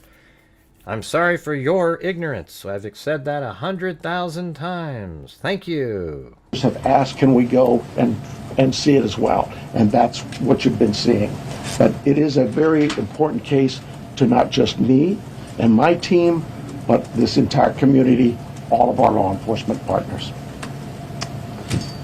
Suspects. I know there's been a lot out there about suspects, and I want to be very clear. At this time, we have not identified a suspect or a person of interest in this case. We are working our best to do that. But to be clear, we have nobody of interest or any suspects that you would consider a prime suspect. Sounds like they're right in the same We're just place. not there. No We're not there suspects. yet. The timeline, I think we've got it on the board, do we not? This is a timeline that we... All right, did you guys see Wild Bill Wassman's challenge up there? It just... You guys did exactly what the trolls just wanted right there. Come on, you guys. My God. We have nobody of interest or any suspects that you would consider a prime suspect. A prime suspect. But you have a suspect, just not a prime suspect. We're just not there. You have suspects, but not one you would consider a prime suspect. There. We're not there yet. So you're going to let the trolls win, you guys. Because that's exactly why they came in here, to do exactly that. And here's Wild Bill Wassman, and not one person jumped in on that one. Not one. Isn't that amazing? The timeline, I think we've got it on the board, do we not? This is a timeline that we have been able to develop with some of the things that we've had processed. Various pieces of electronics that we've gathered. And you look at some of this, and I know you're going to say, well, why did it take you so long to get this to us, Sheriff? Well, because one thing, it's got to go out and be processed at different lab sites, and sometimes that stuff comes back to us, and like you, we have questions. And we say, wait a minute, what is this about? What about this? Could it be that? And so it's sent back, or it's sent somewhere else. So, and that's happening with all of the things we see. That process, that review, and that questioning of, all right, what is it we're looking at? So I'll go over it with you. You can see it on the board there, but at about 5:32 p.m., these are approximate times. 5:32 p.m., Nancy travels to her local family's home for dinner and playing games with the family, just visiting. At 9:48 p.m., which is very consistent to what we were told by the family, that Nancy was dropped off at home, and we Yeah, see, this right here is exactly why my channel is worth supporting. Yo, Gray, I stumbled upon your channel a few weeks ago and saw your complete analysis with the Idaho 4 case. And wow, what coverage. Literally the only person that doesn't feed into the BS sensationalism. You nailed it. That's exactly what we do here. And the videos I made on that case just absolutely factual, destroyed all the narratives that the nutjobs put out there. But they just keep on going. know that because we have a garage door open at approximately, I can't stress that enough, at approximately 9:48 p.m. At 9:50 p.m. Oh, so they're doing the timeline here. Let me do this. Times, 5:32 p.m. Nancy. Okay. All right, what is it we're looking at? So I'll go over it with you. You can see it on the board there, but at about 5:32 p.m., these are approximate times. 5:32 p.m., Nancy travels to her local family's home for dinner and playing games with the family, just visiting. At 9:48 p.m., which is very consistent to what we were told by the family, that Nancy was dropped off at home, and we know that because we have a garage door open at approximately, I can't stress that enough, at approximately 9:48 p.m. At 9:50 p.m., that garage door closes. Because that time we assume that Nancy's home and probably going to bed. Sunday morning, early morning at 1:47 a.m., the doorbell camera disconnects. At 2:12 a.m., software detects a person on a camera, but there's no video available. Yeah, see, I mean, that's just totally different than. I mean, you don't hear that reporting right there. See, those are two different cameras. 147, they say the doorbell camera disconnects. And that means it's got to be the doorbell because it's a Nest camera. It's not like a generic term. So 147 disconnects, and then I think he said 212, right? But hey, guys, we're still trying to get Wild Bill Wassman's challenge going up in there. All right, so if you guys could please help support the channel with a gifted channel membership, that would be great. It's 2 for 1 on your end. The doorbell camera disconnects. At 2:12 a.m., software detects a person on a camera, but there's no video available. They had no subscription, and therefore it would rewrite itself. It just kind of loops, right, and covers up. That's what our analysis teams have told us. We're not done with that. Hey, we'll do all we can, Steven. but All right. that's what it says. So it detects a person on camera. Could that be an animal? I imagine that's possible. Thank We you, don't Kathy know that. Friedemaker. We just have no video. But we're not giving up on that. 228. Nancy's pacemaker app shows that it was a disconnect from the phone. And at 11:56 a.m., the family checks on Nancy, discovers her missing, and at 12:03 p.m., 911 is called in to the Pima County Sheriff's Department. I believe it's about approximately 10 minutes later, 12 minutes later, our patrol teams arrive. They see Yes, it's way more interesting. Do we count Kathy Friedemaker's? She could have bought a channel membership. We could count that one, right? It's the same deal, I guess. Let's see.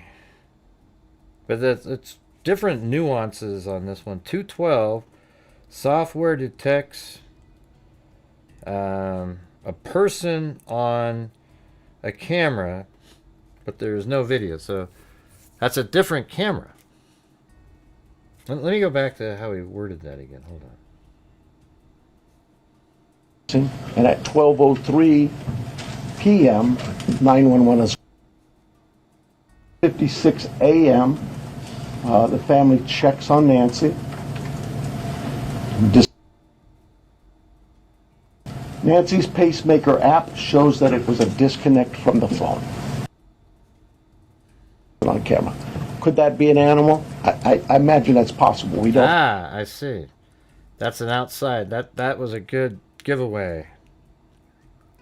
Ah, see, that's why you got to listen to these again. The fact that he said, "Could that be an animal?" That means you know. I mean, they know she doesn't have a dog, so that's a camera that's outside. Okay. Our analysis teams have told us. We're not done with that. We'll do all we can, but that's what it says. So it detects a person on camera. Man, that's amazing. That's pretty cool. Hey, thanks, Kel Sue. Thank you. I will always support what I can. Love listening at any time of day to get the truth filled. I appreciate that. Yeah.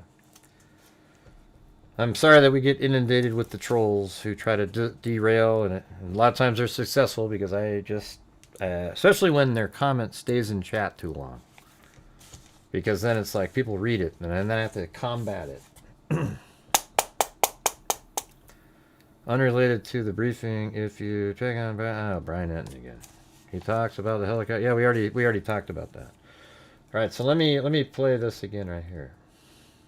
At 1:47 a.m., the doorbell camera disconnects.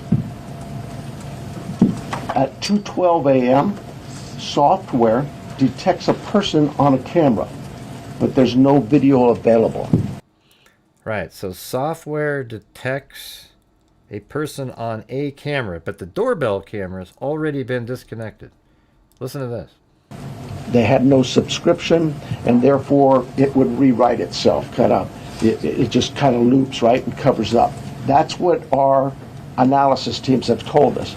We're not done with that. We'll do all we can, but That's what it says. So that detects a person on camera. Could that be an animal? I imagine that's possible. See, look at. See, he's looking at him like that because he's smart enough to know that what he just told you was that was an outdoor camera, the one likely on top of that garage. You see that? See, that's something. While if you watch this again, you can pick that up. There's no way in hell an animal's running around inside her house. Could that be an animal? He knows that the camera picks up people, but then he said, could that have been an animal? You know, maybe, but, and then he's looking at him because he knows that what he just told us is that was likely that outdoor camera at 212 that picked up motion. Do you guys agree with that? Doesn't seem like anybody's listening again. Do you guys hear that? Hey, thanks, Wild Bill Wassman. Very cool.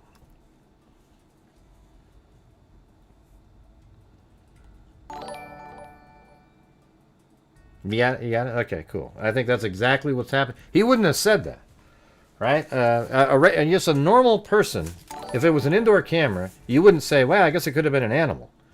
Now, I guess, you know, the door's open, whatever.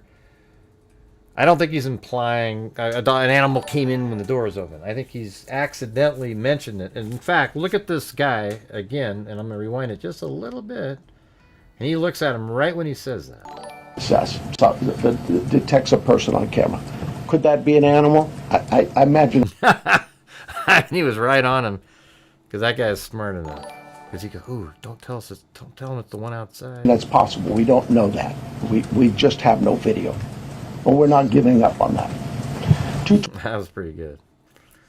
Yeah. 28. Nancy's pacemaker app shows that it was a disconnect from the phone. And at 11, now that's sort of interesting too, right? The pacemaker app shows that there was a disconnect. You know, I mean, just to sort of make it an exact thing. You know, the pacemaker app, the app that's on her phone, the one that her watch can give her an extended range. Her watch was likely charging.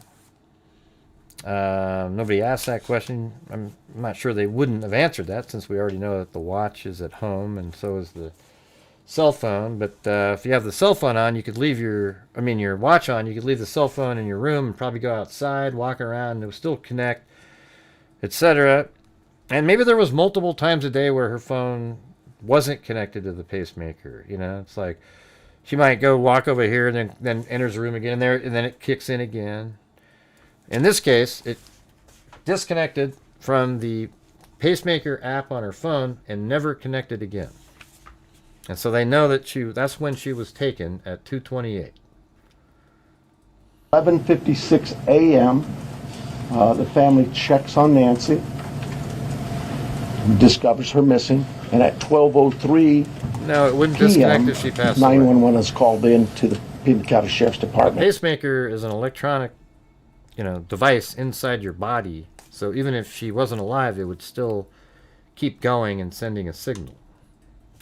I believe it's about approximately... And that's why it's likely that the pacemaker app detected a surge in her heart rate, etc., when somebody confronted her. 10 minutes later, 12 minutes later, our patrol teams arrive. They see the scene, and we start our response with our search and rescue teams and our detectives from homicide and various units. In fact, every unit here, it tries to do the pacemaker, but if, the heart, if you're not alive, it's hard. It's probably not going to be working correctly.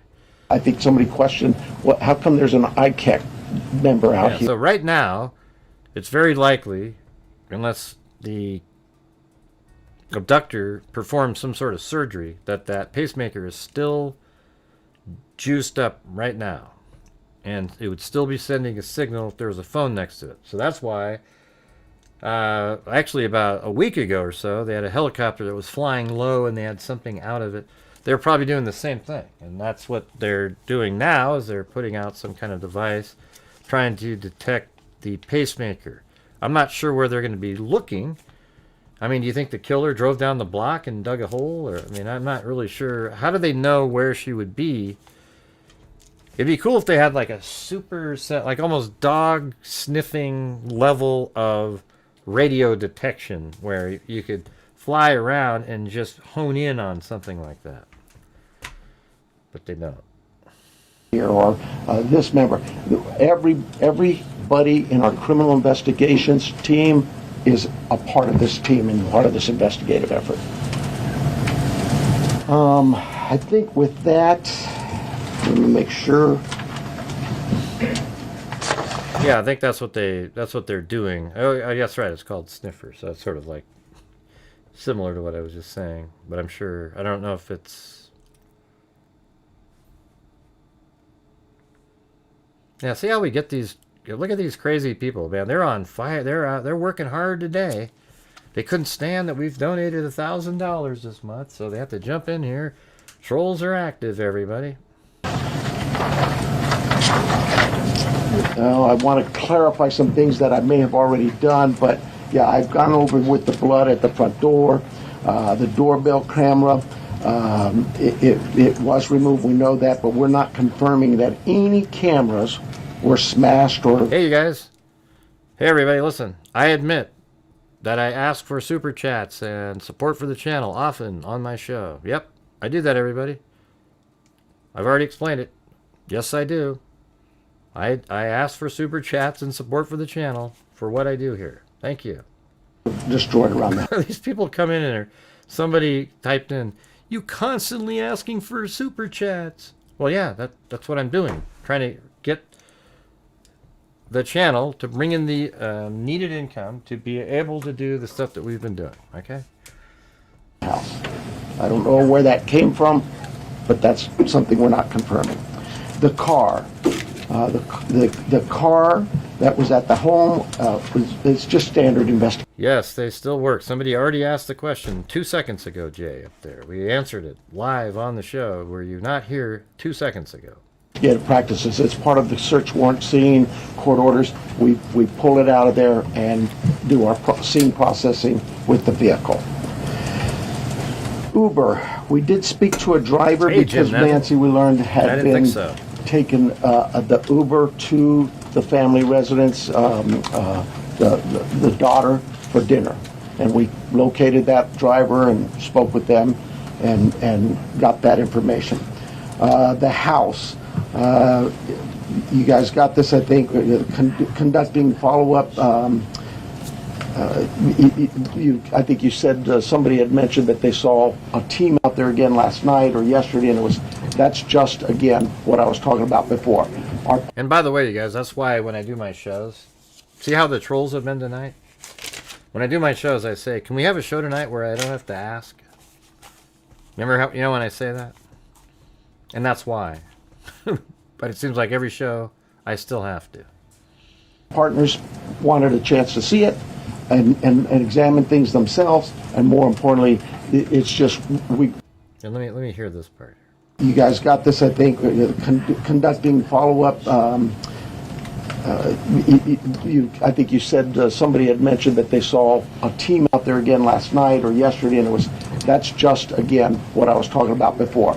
Our partners wanted a chance to see it and examine things themselves, and more importantly, it's just we're constantly following up on things and go, hey, what about this? So we want to go back and check on some things.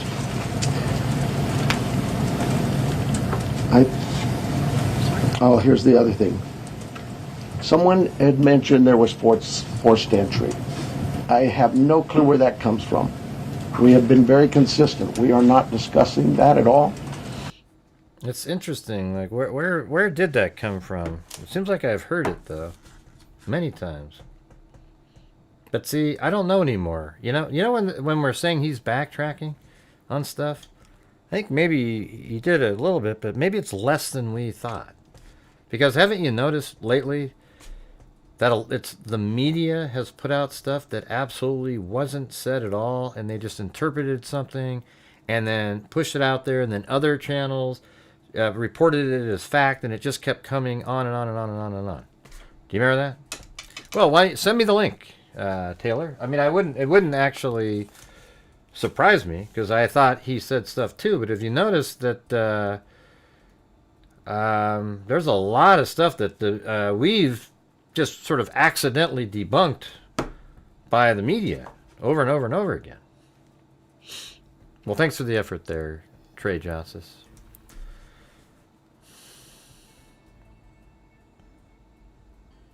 I think it's absolutely causing chaos. I mean, at this point, it'd be cool if, like, you know, Enton was there and that's about it. Maybe a couple bigger, like Fox News people and CNN. But these little clowns sitting around, they're not figuring anything out. They're not doing anything. They're just chasing ambulance chasers. That's really what they're doing. If I was there, I would be driving around trying to figure something out.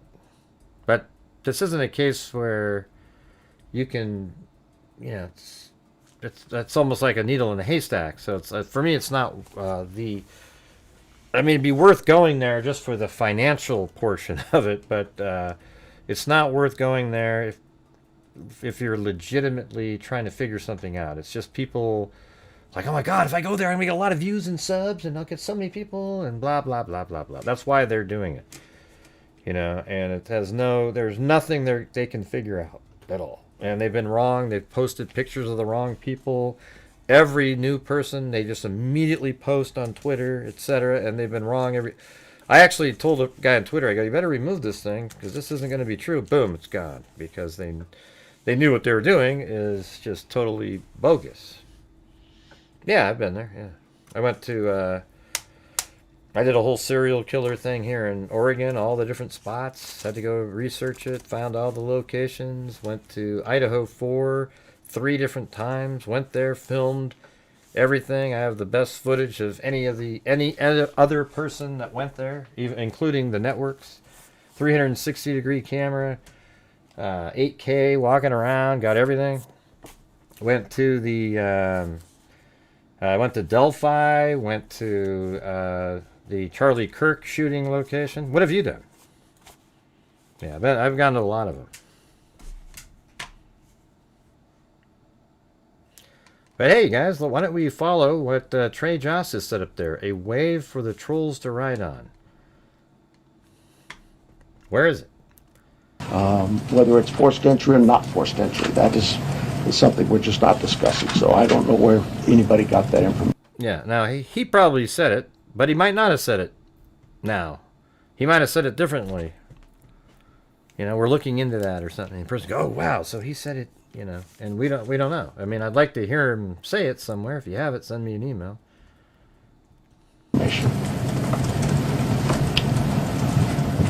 I think I am about done with my piece of this. I'm going to bring up here Heath Yankee, and I think you know him if you haven't been here. John Edwards is the assistant agent in charge with the FBI here at the Tucson office. Heath Yankee is the special agent in charge for the state of Arizona out of Phoenix, and he will come up and speak.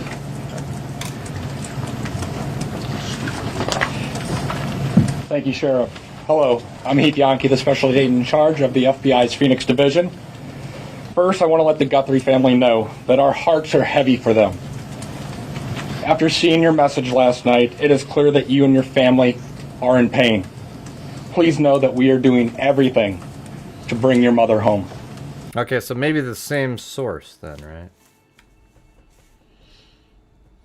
Man, but hey, by the way, while you're watching this, if you have the ability to help support the channel, that would be great. We could still use some more channel memberships, etc. Yeah, well, I mean, Ashley Banfield, she has a source that she believes in, you know.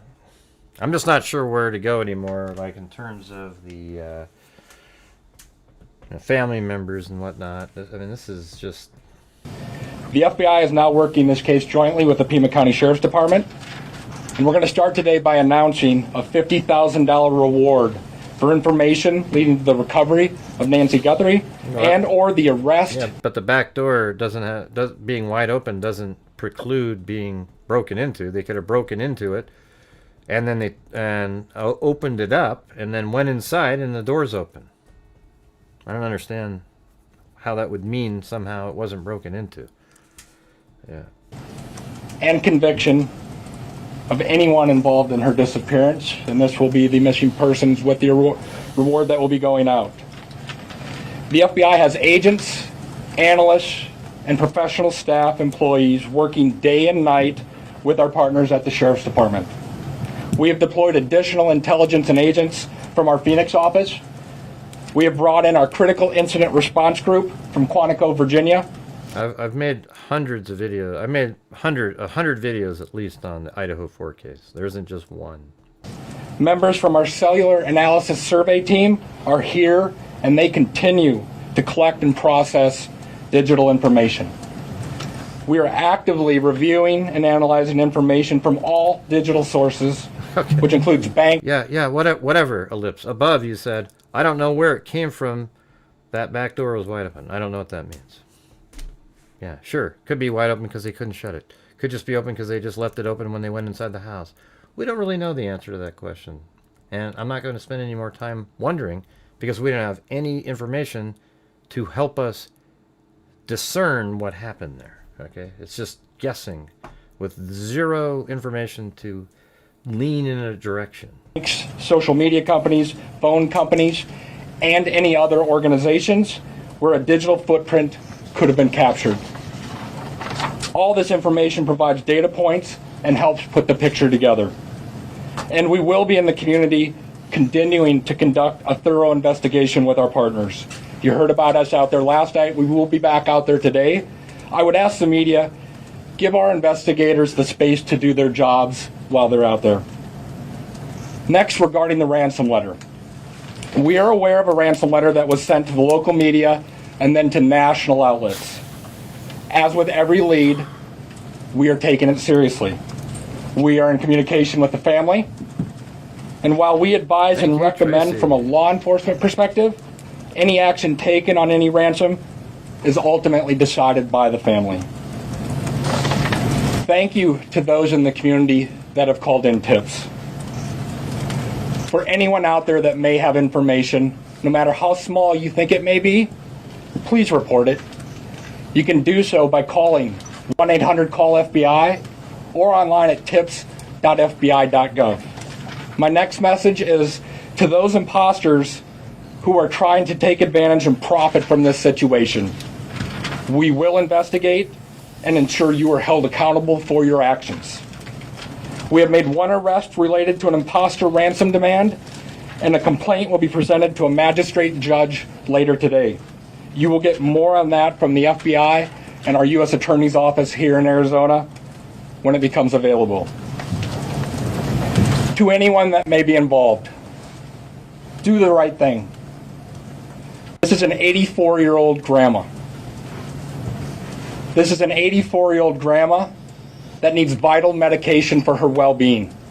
You still have the time to do the right thing before this becomes a worse, much worse scenario for you.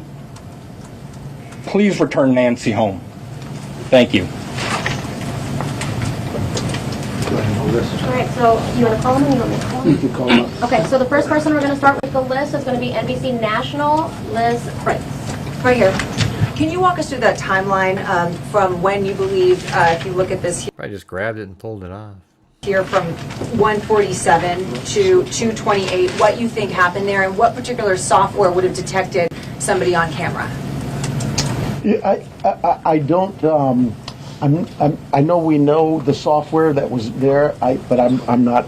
I'm sorry. I'm just not in the weeds. See, this is the important stuff: the question and answering. I know that. Think of your doorbell cameras. Somebody walks up. My wife's. If I walk up, she gets an alert, and it's usually something like that. A person's detected. So to understand then the follow-up, one, does that mean that it was about a 45-minute span that this suspect or suspects would have been on the property? And then also, does this That's actually a 3D model that I built of the house in the Idaho 4 case. essentially mean that you've cooperated with the tech companies and you can officially say that no surveillance video is available from the home? We know that the tech company that we sent that camera off to, yes, they've said they've run out of ways to recover any video. And was that about 45 Next minutes? person's going to be ABC News, Aaron Katersky. Yeah, I'm sorry. Was what 45 minutes? Can we say it's about a 45-minute span that somebody would have been on the property then, from 147 to 228? Yeah, I think those times speak for themselves, and it is about, like I say, those are approximates. So yes. I'm sorry, who was next, did you Aaron say? Tursky, ABC News. Hi, Sheriff. Thanks very much. Is there information that you are purposefully withholding because of the active investigation that might be leading you in a particular direction? You know, this is no different than any criminal investigation that we conduct here. Law enforcement has conducted investigations since 1865 here in Pima County. We're always mindful of what it is that's in front of us and what we should release and can release. There's legal guidelines that guide us, but there's also strategy too. So, you know, I'll leave that for you to determine.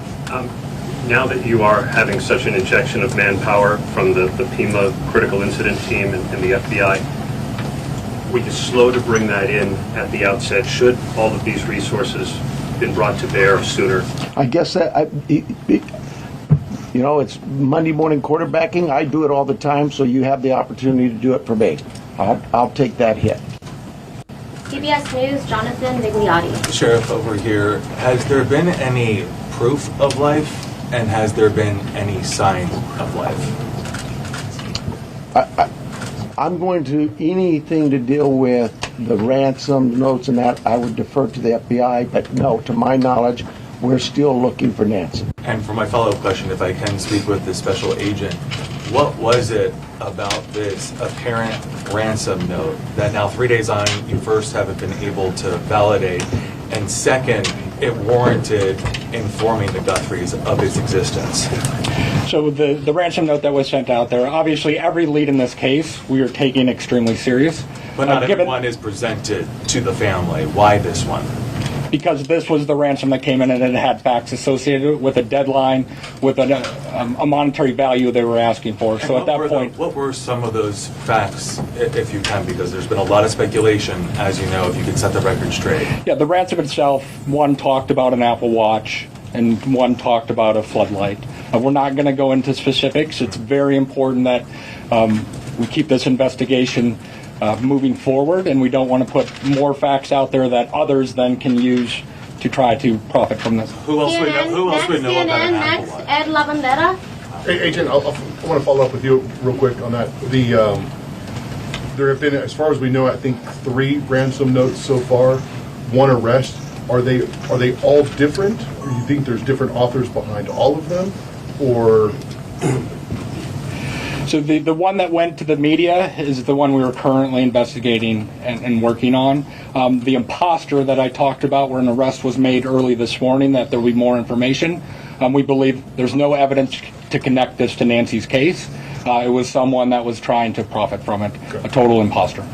And Sheriff, you started off the press conference by saying you believe that Nancy is still out there. Do you have reason to believe that she's still out there alive, or are you fearful of the worst case scenario here, that she won't be found alive? Well, I'm certainly fearful of that. I think we all are. But it is we operate from a position that until we know she's out there, she's alive, and we're going to continue thinking that way until we find her. Fox Digital, Mike Reese. Yeah, sir. Michael Rivas from Fox Digital. Sheriff, you said you've identified no suspects. Have you ruled out anyone she was with on Saturday night? You know, we've talked to so many. I'm sure that my investigators have feelings about this one's clear or this one isn't, but no, I wouldn't say. Yeah, there's something he just said that was pretty interesting. Hey, thanks, Jim Long.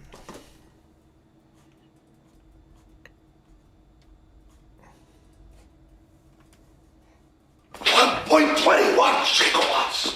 What the hell is a gigawatt?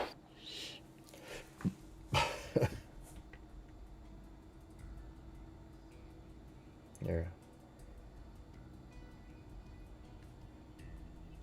Where an arrest was made early this morning, that there will be more information. We believe there's no... The media is the one we were currently investigating and working on. The imposter that I talked about, where an arrest was made early this morning, that there will be more information. We believe there's no evidence to connect this to Nancy's case.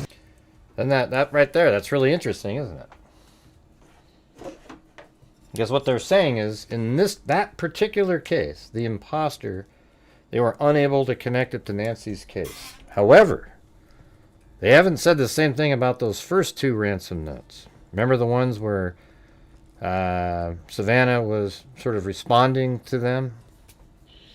I think they absolutely believe that those first 2 were written by somebody with knowledge of the case, but maybe that they were used as sort of a distraction. Right? Because they didn't say that they couldn't connect those ones. It was someone that was trying to profit from it, a total imposter. And Sheriff, yeah, that was a total imposter. Started off the press conference by saying you believe that Nancy is still out there. Do you have reason to believe that she's still out there alive, or are you fearful of the worst case scenario here, that she won't be found alive? Well, I'm certainly fearful of that. I think we all are. But it is we operate from a position that until we know she's out there, she's alive, and we're going to continue thinking that way until we find her. Fox Digital.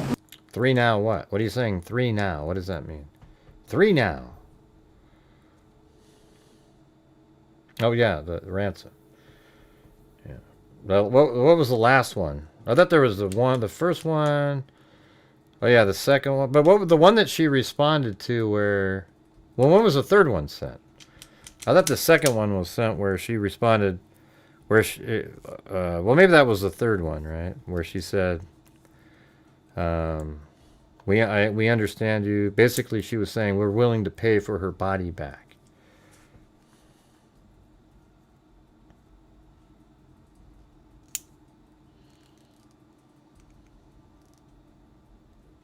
How do you know that?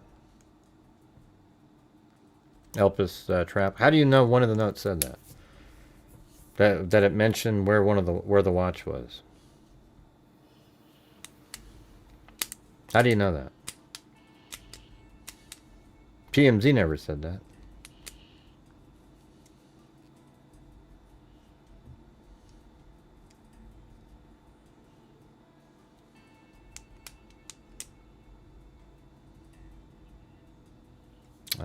Penny, we don't know what you're talking about up there. You're just gonna have to. Just gonna remove what you wrote. I have no idea.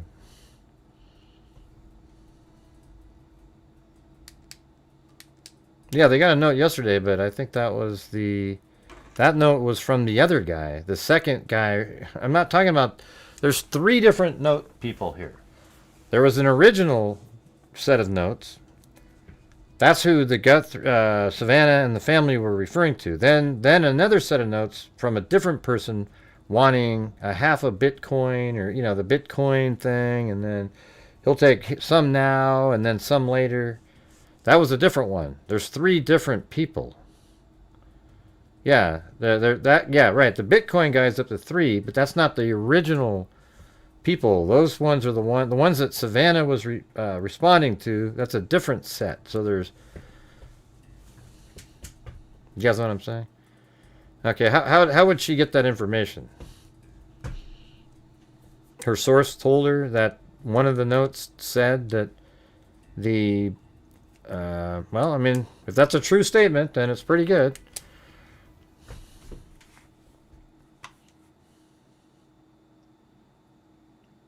I think the Bitcoin, this guy's bogus too. The Bitcoin guy. Mike Reese. So who's going to do the next challenge in here, you guys? We got to try to reach a goal here. Not even close. Yeah, sir. Michael Rubas from Fox Digital. Sheriff, you said you've identified no suspects. Have you ruled out anyone she was with on Saturday night?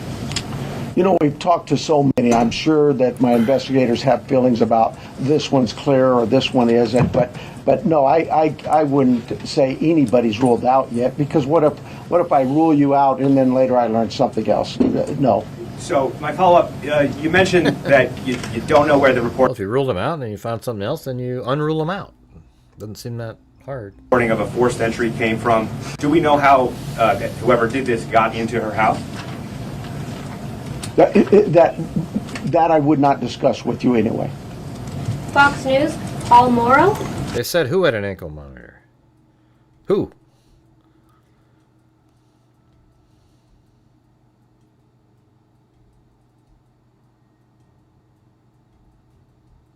Are you talking about the ones they arrested last night? Kelsu, or what are you referring to? Question for Agent Edwards, if I may. Agent Edwards, will the Bureau be submitting the DNA for investigative genealogical investigation relative? Oh, that's the Fox News guy. To maybe hitting a relative, somebody if you will. I would say Hey, the thanks, DNA Enrique. aspect of this case is being handled by the Pima County Sheriff's Department right now. However, Thanks for the PayPal, Enrique. should we get to that point, yes, that would be an option for the FBI to assist. And a quick follow-up, does the ransom note that you're working establish any God, why do you guys follow stuff like that? Like the imposter, and it's just, man, you guys will watch anything. It's amazing. communication protocols in it? No, it does not. And that I mean, is who cares about that? The imposter's court hearings or anything about the guy? what I think is important, that if someone has Nancy and is demanding the ransom, that there is communication with the family. We talked about has been no proof of life. Do you guys think all the people, and there was no everybody that's been checked into so far is really part of it, but they're releasing him so they can track what they're doing? I don't know. other demands within that letter, so they're still waiting for communication. ABC affiliate. Right. Well, now the TMZ wasn't the only one that got the ransom. A whole bunch of other news outlets got the original ransom letters, and they didn't share them, but TMZ did because that's what they do. Okay. What am I looking at, Kami? What am I looking at? Ashley Bolden. Yeah, right here, Ashley Holden. When you say the doorbell camera was disconnected, do you believe that that camera was taken? Only TMZ got the last one with the Bitcoin. Am I supposed to be looking at something, Kami? We do not have it in our possession. We've not located it. Okay. And then a follow-up. Oh, Jim Nething has a challenge? What is it? How come I can't see it? How come I can't see Jim Nething's challenge? Is it way up there and you guys missed it? I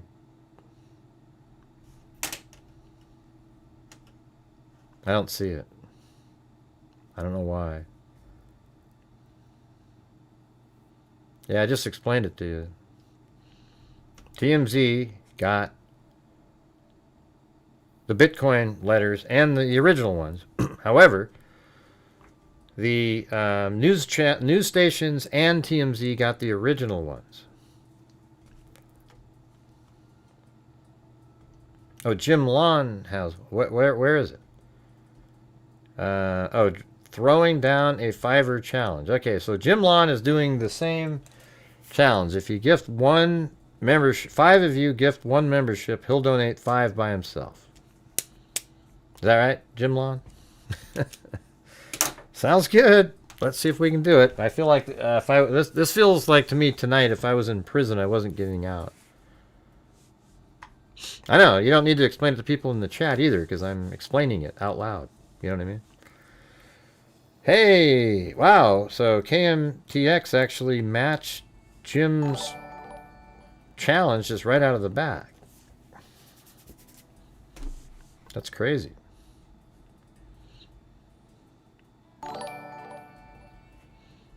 Hey, I don't think what do you think? I think only the first one. What do you think, Zozo? I think only the first set is legit. I think all the other ones are just people. Why would you send it to TMZ? You're just wanting to watch the news of people talking about what you sent in. You know what I mean? Like, it just doesn't even, you know. Why would you send a Bitcoin demand to TMZ for a ransom demand instead of to the family or something? Instead, you're like just to TMZ because you want the media. I know. I think the first one might be real, though, because they seem to think that. And that's what they, sort of how they inferred. A minute ago, they said, oh, yeah, you know, the ransom note of the fake one they said was not connected to the case at all. Thank you, Jim Long. Right, no, but that's the whole thing, Shinobi Business. They shouldn't have reported it. The other ones already had it. They just knew that they shouldn't report it, but TMZ doesn't care about stuff like that.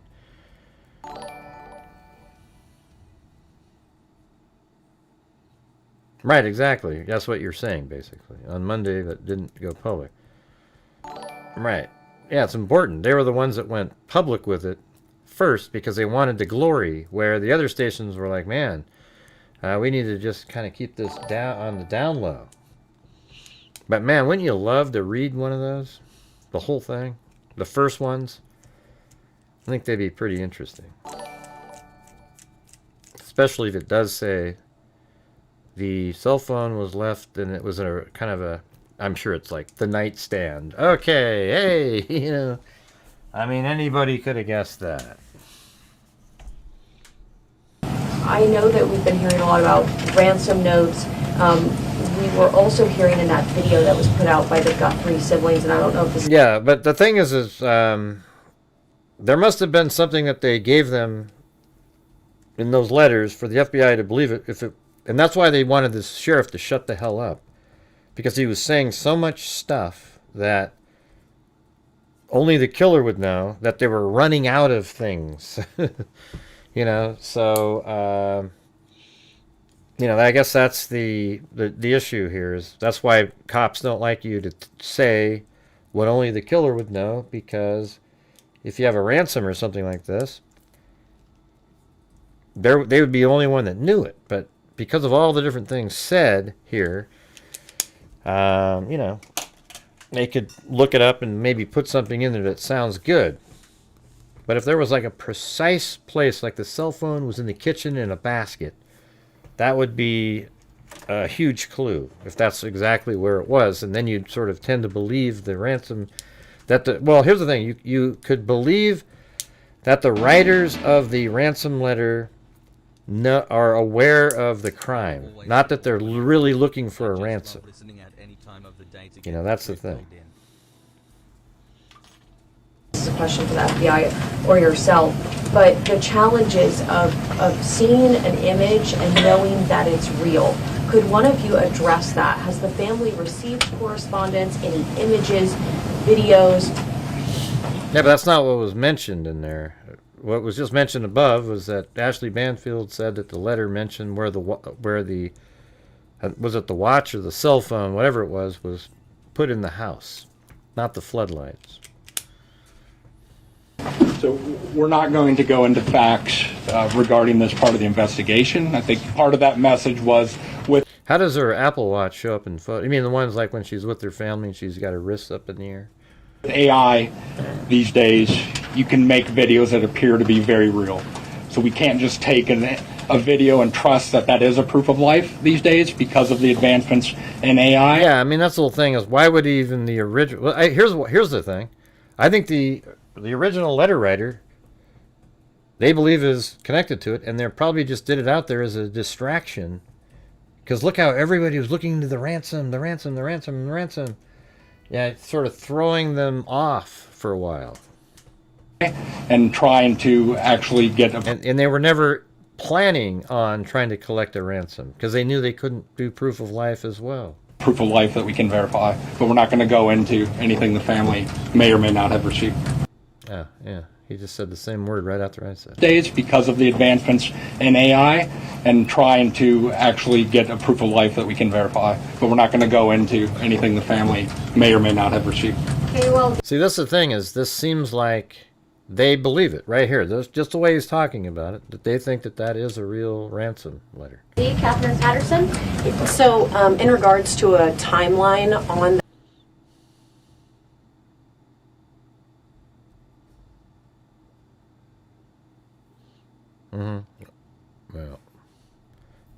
Well, who mentioned the note about the floodlight was destroyed? Like, where was that in the media? Who brought that up? That in one of the ransom notes, the floodlight was... I think I do remember hearing that. Who said that? Was that TMZ?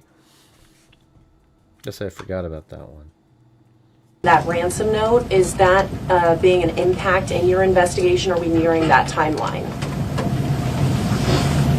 I'm sorry, one more time. So in regards to the timeline in the ransom note, are we nearing that timeline? And is that playing a part in the investigation? We're not going to go again into specifics of that part of the investigation with the ransom note, other than what we've put out there. We've been transparent. We're talking about we are working that ransom demand, but we don't want to go anything further than that could impact any opportunities. So thank you. Is there any additional physical evidence at the crime scene other than the technology that you guys are using for this timeline? Is there anything else that's helping you guys other than really the technology? Well, I think I said on day one is that it's technical. Okay, where is this quote that you're right here? Because I can see that you grabbed it from somewhere. Where did that come from? Let me get that.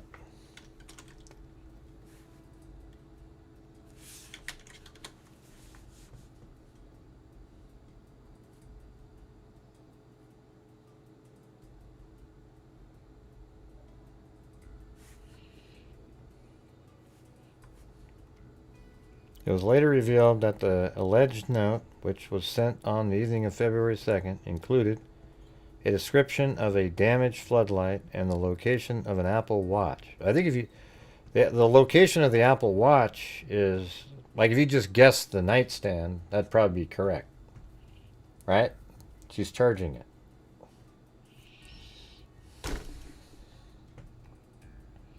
The floodlights... I'm not sure if anybody... I mean, that was kind of a weird... You'd have to kind of have it behind the house, looking at that back door just to the upper right. Not sure if that was mentioned or before that or not. Technology that's going to really help us solve this case, but no, I mean, you know, we did do a process of that scene for biological evidence, so we're still hopeful that maybe something will show up there as well. Arizona Republic, Richard Relas. Agent Yankee, we saw on the scene, I believe it was you, taking a tripod into the home of the sister. How involved was the FBI, if at all, in creating the video and the advice for the... It was right there. I would say we use our expertise and provide consultation and advice anytime a family would ask for our advice in a kidnapping. It's ultimately the family's decision of what they put out and any messages they put out. But we were, obviously you're all documenting every move we make. We were there last night in talking with the family. But every decision is theirs. Right, that was a tripod and a ring light. And Sheriff Nanos, you said the blood was found on the porch and on the front stoop. Just wanted to verify that. I say porch, front stoop. It's all in that same general area by the front door. Front of the house. Front door, yes. What, given her medical condition and the fact that it was her blood, as you say, what would her medical condition do with her recovery if she indeed bled out or was bleeding when she left the house? Well, again, I've got to be careful for HIPAA, but I would say this. We know she is in need of medication, daily medication. And we also know that this is day 4 or 5 and still we don't know that she's getting her medication. That could in itself prove fatal. And for the that'll be that question. For KGUN News, we have Craig Smith or Athena. I'll get that for you. I'll get it now. Craig? KGUN, Athena, Craig left. Have you been in communication with anyone who you believe could be the kidnapper? You know, it goes back to what we talked about. Nobody's eliminated. But we just really don't have enough to say, this is our suspect, this is our guy, we know, or our gal. We just don't know that. And it's really kind of reckless to report that someone is a suspect when they could very well be a victim. It just, I bring to you, to the media, I plead with you to be careful of what it is we put out there, because we don't have anybody here listed as a suspect, and you could actually be doing some damage to the case, but you can do some damage to that individual too. Social media is kind of an ugly world sometimes. And And Wow, how far out you have think? you expanded your search, you say? You know, I would tell you this. Look, nothing's off the table. If we get a lead that there's somebody, hey, you've got this over here or over here, we're Look around, going. And that will expand and expand and expand. I think the FBI, with their billboards, they're now planning to put those up at every state around here, at all of our neighboring states. So basically, if you missed the earlier portion of the show, one of the things that we determined was that the camera, the front door camera was disconnected at 147. The 212 camera is an outdoor camera because he said maybe it was an animal, you know, and so that means nobody would say that on an indoor camera. It wouldn't even cross your mind. Well, Gray, the back door was open, you bastard. Maybe a raccoon went running in. I think it's more like a bunny rabbit or perhaps even a coyote. You know, we don't even know if a roadrunner got in there first and had an anvil up there and knocked it on his head when he came running in. And it might have sounded something like this. yeah, we use the national media, the FBI with their national outreach. Bigfoot. To affect that for us. But as far as the actual investigation, naturally the scene is the primary, and we just keep spreading it out as we get more and more leads. Court TV, Cody Thomas. Hi there, Sheriff. Actually, my question is for Agent Yankee. You know, we saw Savannah Guthrie and her siblings, the family, put out that video last night on Instagram addressing, you know, the tragedy that this is, but also addressing the ransom letter saying they're ready to talk. My question is, did the FBI or any other agency help them craft that message to put out on social media? Like I said to the previous question, we have an expertise when it comes to kidnappings. And when families want advice, consultation, expertise, we will provide that. But the ultimate decisions on what they say and how they put that out rests with the family itself. And as far as suspects, I know we haven't identified one, but what type of suspect or suspects do we think we're dealing with here? At this time, like the sheriff has said, there is no primary suspect identified, so it could run the gamut. So. KPNX, Troy Hayden. Are you actively investigating the son-in-law in this case? I know there were reports earlier this week and you refuted that. You said you haven't eliminated everybody. Have you eliminated him or come close to it, or are you actively looking at him? We're actively looking at everybody we come across in this case. Geez. Everybody. We would be irresponsible if we didn't talk to everybody. The Uber driver, the gardener, the pool person, whoever, everybody.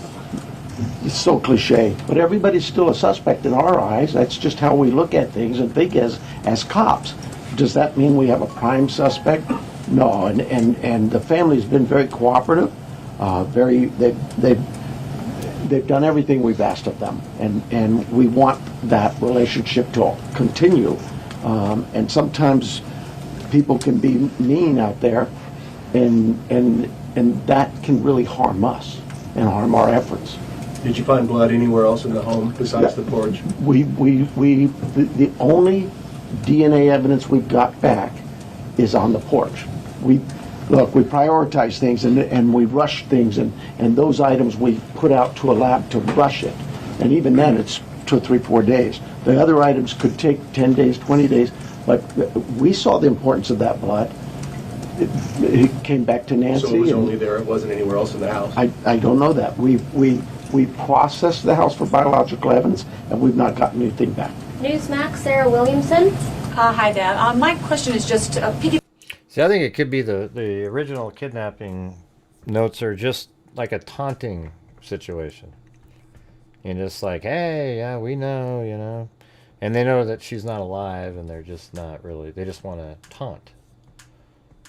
So it kind of makes you think, I mean, how does it divert somebody? I was just thinking, well, they're trying to, like, it's a red herring, and, I mean, obviously, law enforcement, it doesn't just, like, there's 400 agents, and, wow, we got a ransom note, and everybody dives onto the there's still, all the other agents are doing other things at the same time.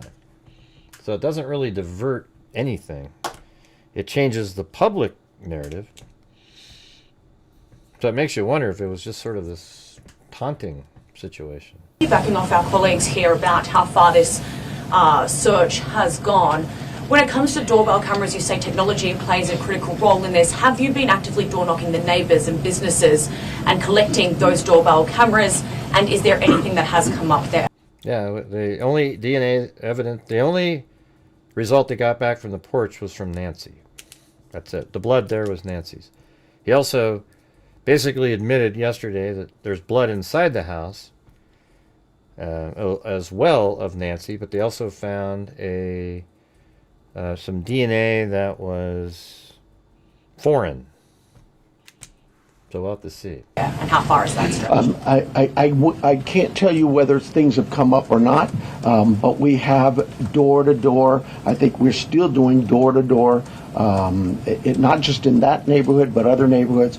Just as leads come in and take us somewhere, we're going to do those things. Okay, and just to follow up as well in regards to the video that was released by Nancy Guthrie's children last night, just to clarify, that was not coordinated with any law enforcement beforehand, and that you hadn't seen that video before it was released? The FBI is handling all things with the ransom.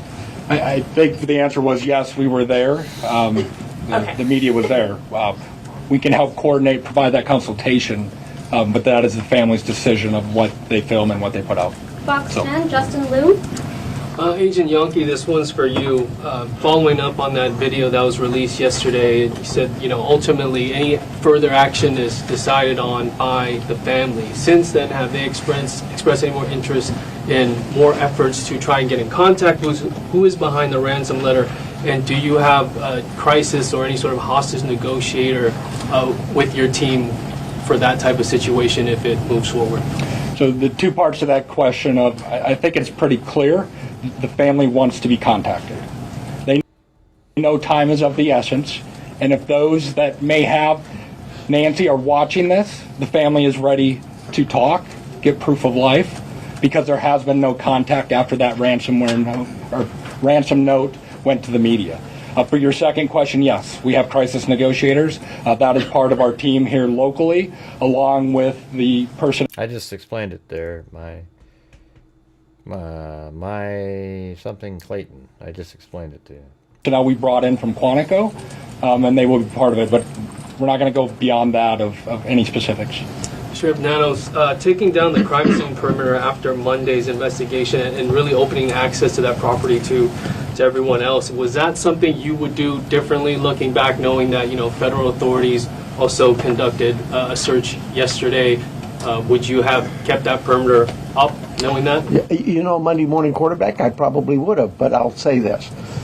We processed the scene. We got what we thought was complete. My team did that. I have to have all the faith and trust in their abilities and their skills, and I think they went through that pretty well. But because another agency now steps in and wants to assist, we're just like with you. I know it was before you answered. I'm saying I answered it. You typed it in, and then I answered it. I know you typed it in before I answered it. I was answering you when I was talking. An open book. Absolutely. How can we help? One of the things people don't see, I heard your question about, and we left and then others could walk up. When we process a scene and we're done, we return that scene to in this case, the homeowners, the family. And we don't just go march back in there. We call the family again and get permissions to go back to the home. So yeah, I said he reminds me of Coach on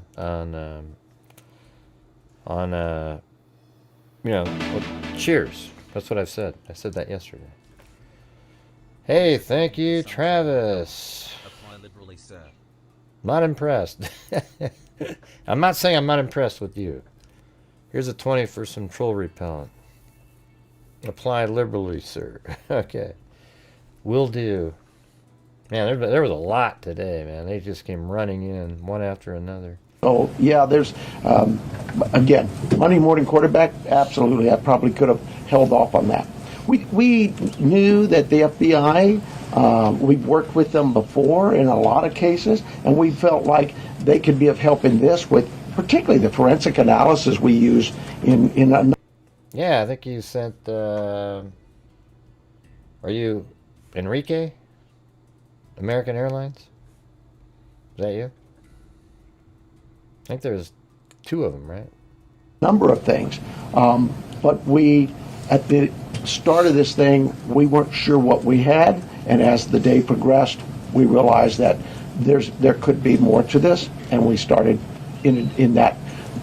Remember, it was a search and rescue mission the first few hours, and we transitioned that over to a criminal investigation. With that, brought in our partners from the FBI and others. Have you heard from President Trump on the resources? I was actually going to ask about that. We saw the message yesterday. Are you next? Claudia, yeah. Okay, I'm sorry. Univision. Following up on that, we saw the message from the president yesterday. Have you personally received any communication from him or the? No, and I wouldn't expect that. He too is a busy man, right? And I would say this: we thank him for him opening up his entire law enforcement team was put out yesterday, and we know, I know my local reporters here know. We've always worked well with all of our partners in law enforcement. Maybe it's something unique to Southern. By the way, this guy back here, he's just such a cliche FBI person. I could probably tell you. Well, we didn't know about the note until the family, right, started talking about it.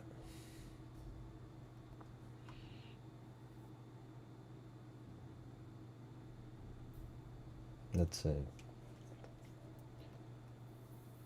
I don't know what date. Let's see. Well, the 8th was the last one that they talked about it on.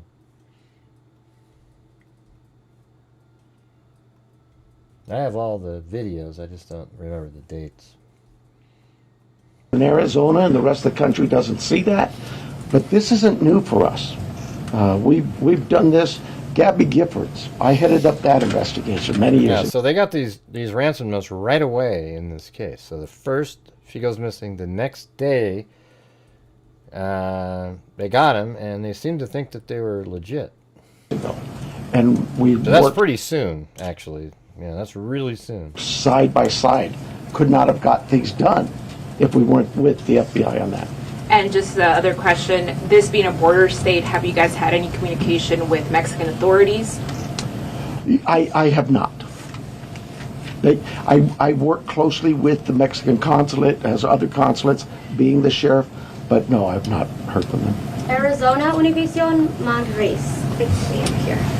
Hi, Sheriff. My question is, do you know, it's a 2-part question, do you know what medication Nancy uses? And have you checked the local pharmacies and pharmacies around the state where they bought, per se, this medication to keep her alive, to keep her healthy, while still look for her?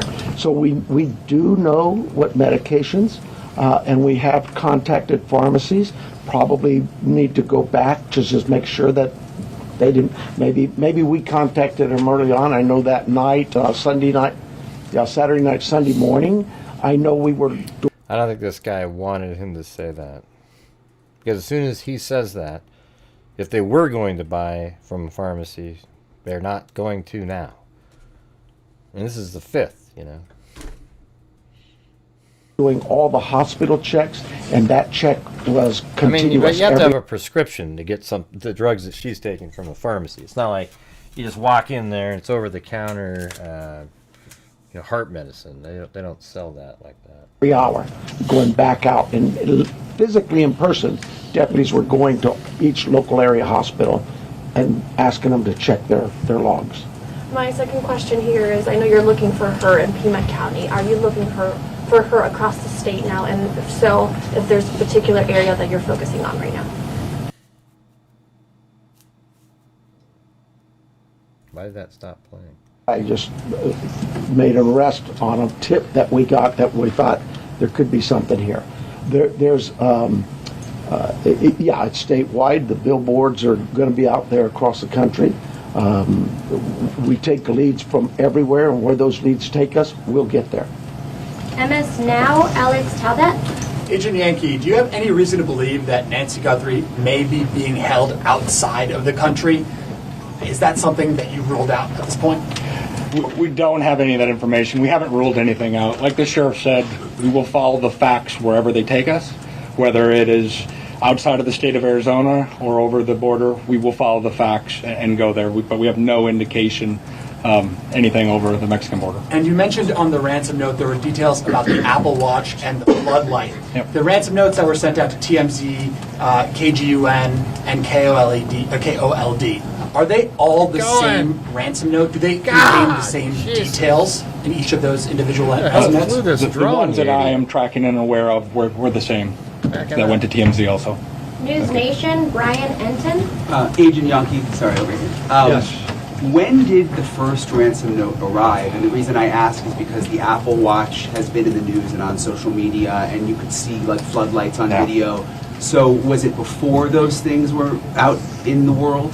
I don't have the specific time frame as I sit here today of what time it came in, but that you are right. Anyone could see a floodlight hanging down, could have seen some of those things. The watch has been talked about, so that timing is tricky, but that's why we're taking it serious no matter what and following the leads on. Ah, see, they did answer that. I thought I'd heard that before. So they are answering that, Zozo, if you're still here. Let's go back a little bit. What time it came in, but that you are right. Anyone could see a floodlight hanging down, could have seen some of those things. The watch has been talked about, so that timing. The watch was talked about, but where it was placed wasn't talked about. But yes, it could have been on the nightstand. And see, this guy's admitting right here, basically in this press conference, that the watch and I mean, so was that known on before the 5th? Let me go back here a little bit. What's the question? Floodlights on video. So was it before those things? Hold on. Ransom note arrive, and the reason I ask is because the Apple Watch has been in the news and on social media, and you could see like floodlights on video. So was it before those? So you know what's weird about Brian Enton here is he's subtly admitting that he knows he's got to see what was on there. So he's asking about that because he knows that the watch and the floodlights are mentioned in there. You see how that he worded that? Like, you'd probably be like, "What? Why are you asking about that?" That's because he already knew. This is on the 5th. This whole press conference here. So that means it's even known before that. See, it's pretty interesting, isn't it? Here, listen. Those individual ransom notes? The ones that I am tracking and aware of were the same. Thanks, Wild Bill Wassman. Trying for a wave. Look at that. He's trying for a wave. That went to TMZ also. News Nation, Brian Enton. Agent Yankee, sorry, over here. Yes. When did the first ransom note arrive? And the reason I ask is because the I wish he'd let her answer that and then follow up, because he might not say it. Apple Watch has been in the news and on social media, and you could see, why would you say that? The Apple Watch and the floodlights have been on social media. See like floodlights on video.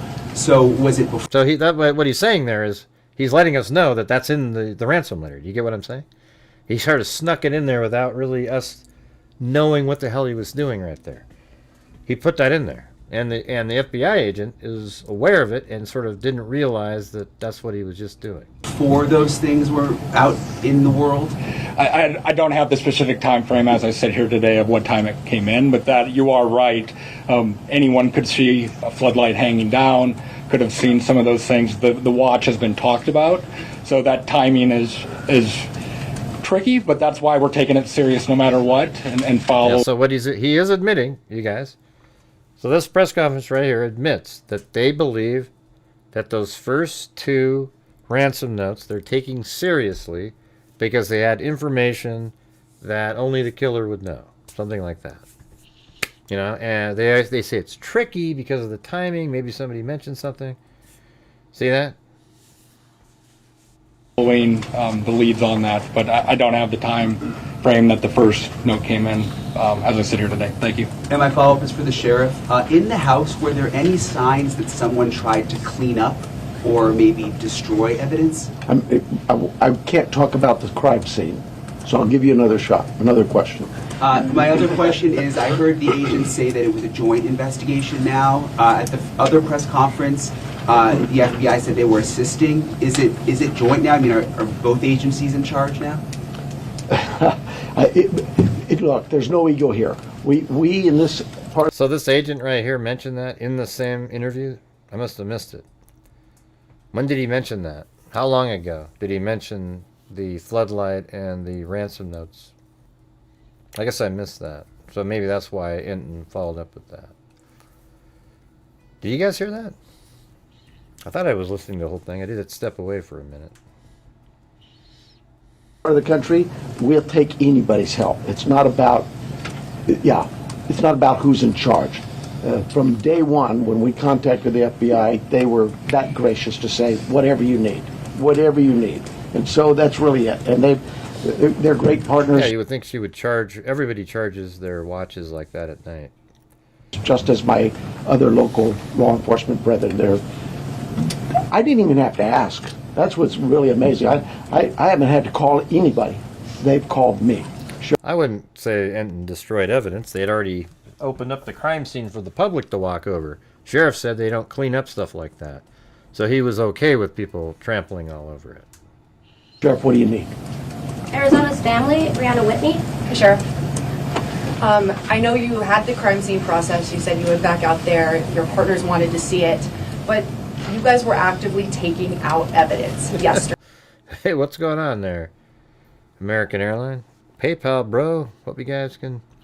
Well, I mean, you know, people supported the channel all night. It may be great if we get more support in here, but thank you for your support, American Airlines. Yeah, if other people can, they can. Yesterday. Was there something you missed the first time, or did you get a new piece of information that led you to believe you needed to go back out and take more than you had that first day? You know, I know that we get information that will come, and this is just any crime scene that we look at. We may go out to a crime scene and think we've got it all, go analyze the evidence, and something comes back and says, hey, what are you talking about? Did you check this? We're not. What do you mean then he freaked out? What are you talking about, Susie? You said the FBI agent mentioned the Apple Watch and the floodlight being in the ransom note earlier. Then you said, but then he freaked out over the pizza guy. What? I don't get it. And just say, oops, and not go.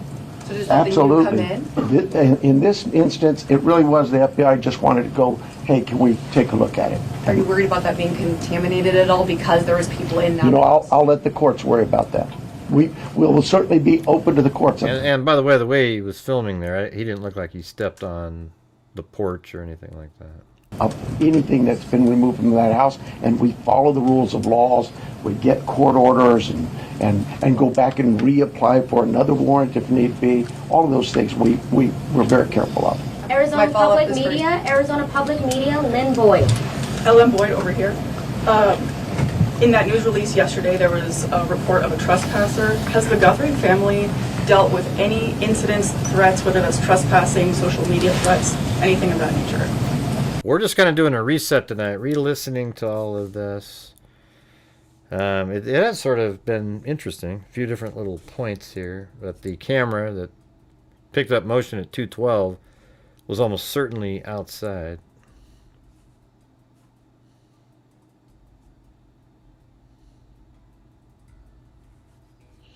Right, but I'm asking you, where in this press conference did the FBI guy mention the watch and the floodlights earlier in the interview? I don't remember him doing that, or this press conference.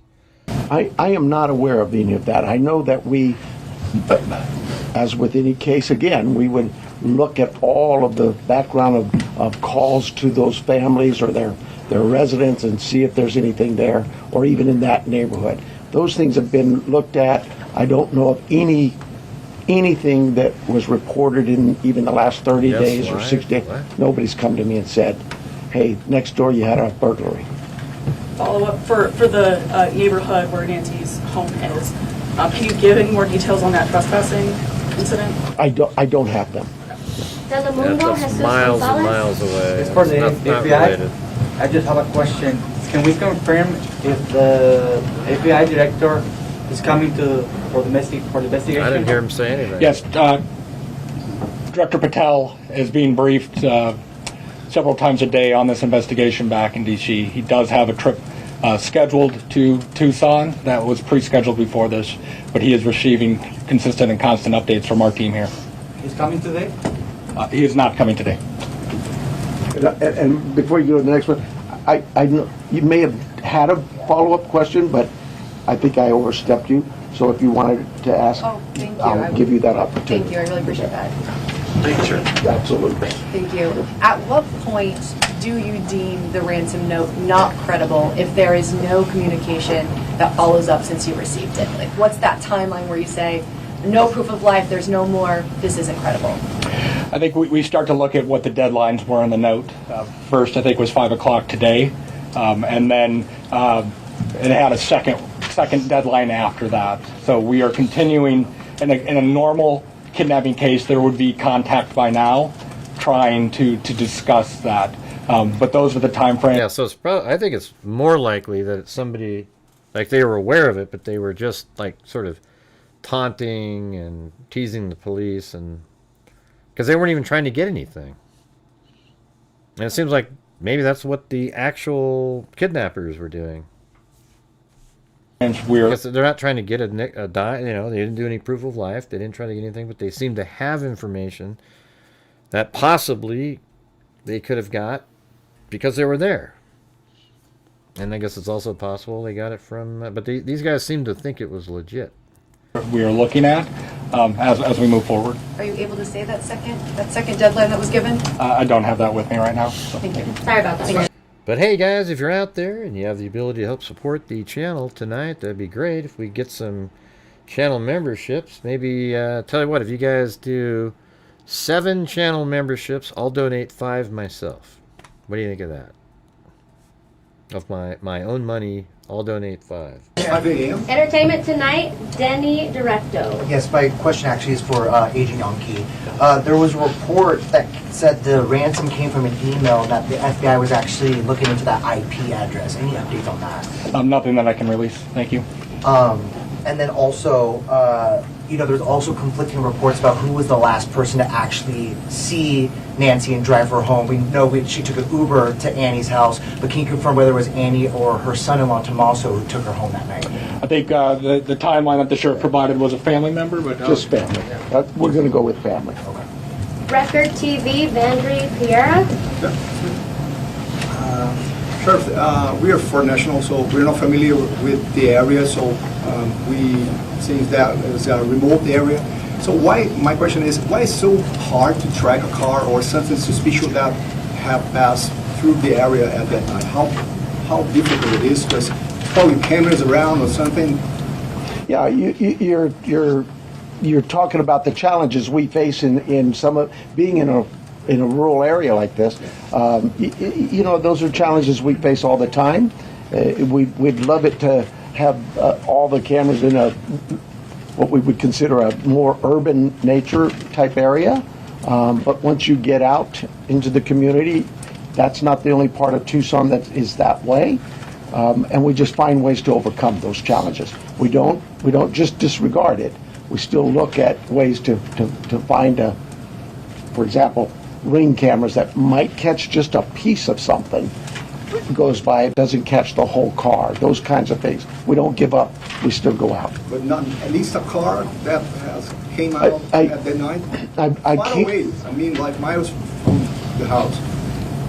We have cameras all over, and those things are being reviewed. Arizona Republic, Richard Relas. I'm a different person, let's pretend. Did he get 2?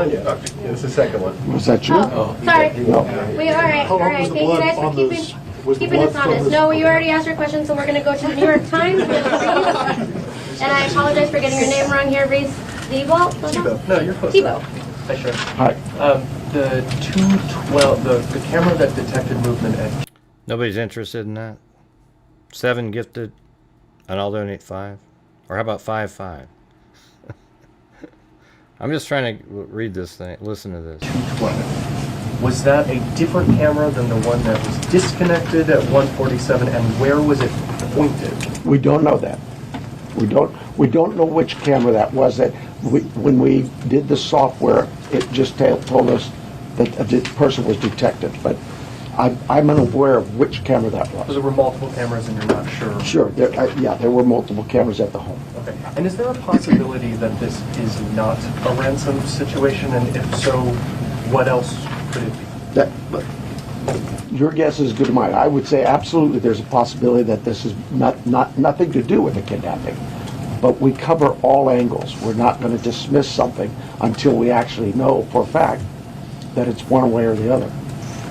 People Magazine, we have Danielle Walker. So I wanted a little more clarity to follow up on his. Is there anything more you can say? Was this actually targeted or not? Do you have any? That's why we have the FBI to look at those areas where there may have been a target. Maybe it is a kidnapping. But no, we don't have anything to rule that out or to say it is. And as far as was it the other FBI agent in the previous one or this one right here? I can't find it. the ransom notes, there was a part in there about big. Actually, maybe, hold on a second. Don't we have...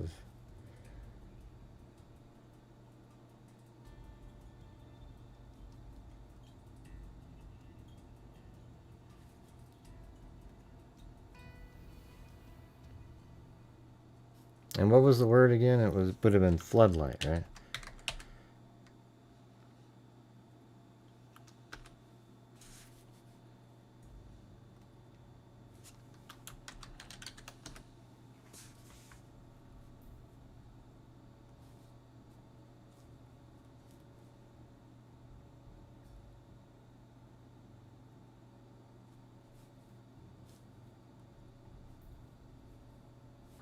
I don't know where that is. Wait, captions.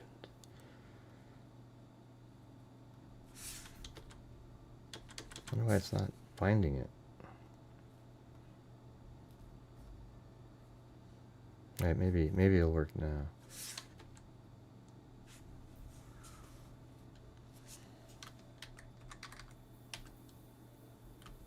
There we go.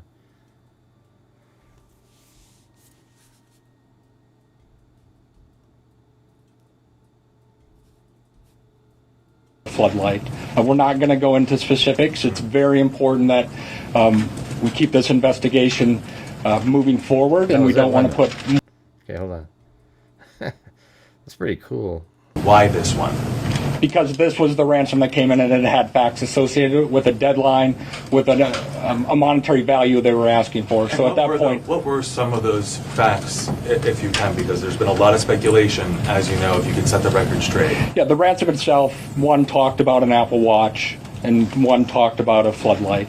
We're not... Okay, so that's where Brian Etten got that. Hey, cool. Sweet. All right.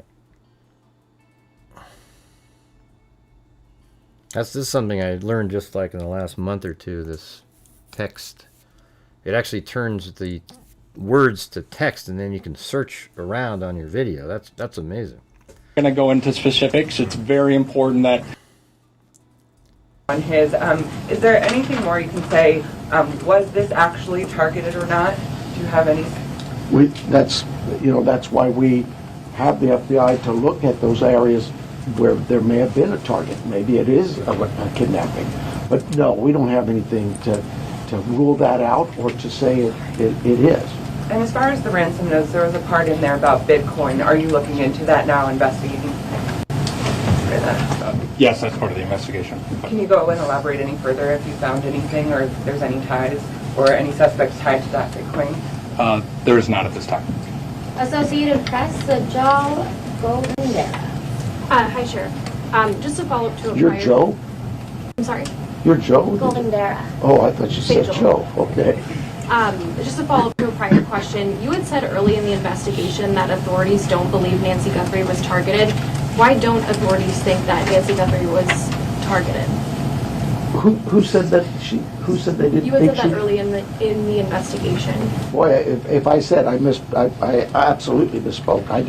I've never thought she was or wasn't targeted. We've always believed that is certainly a possibility. I mean, you'd be silly not to think that. Somebody disappears in the middle of the night out of their home. You can understand where I'm coming from. But no, if I said that, obviously I misspoke, or maybe somebody misheard me. But I've never believed that she was or was not a target. Is there anything more specific you can say about what you believe the motive to be for this kidnapping at this time?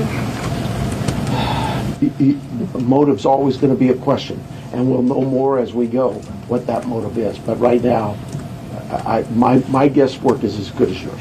And then we also have the final one will be from KBOA here in Tucson, Monica Garcia. Okay, so let's talk about that 5 p.m. Did you say 5 p.m. deadline today? Is that the deadline? Oh, maybe that's for the FBI. Can you just give us some sound on that? Because that's a big deal. That's within hours about that 5 p.m. deadline per the ransom note.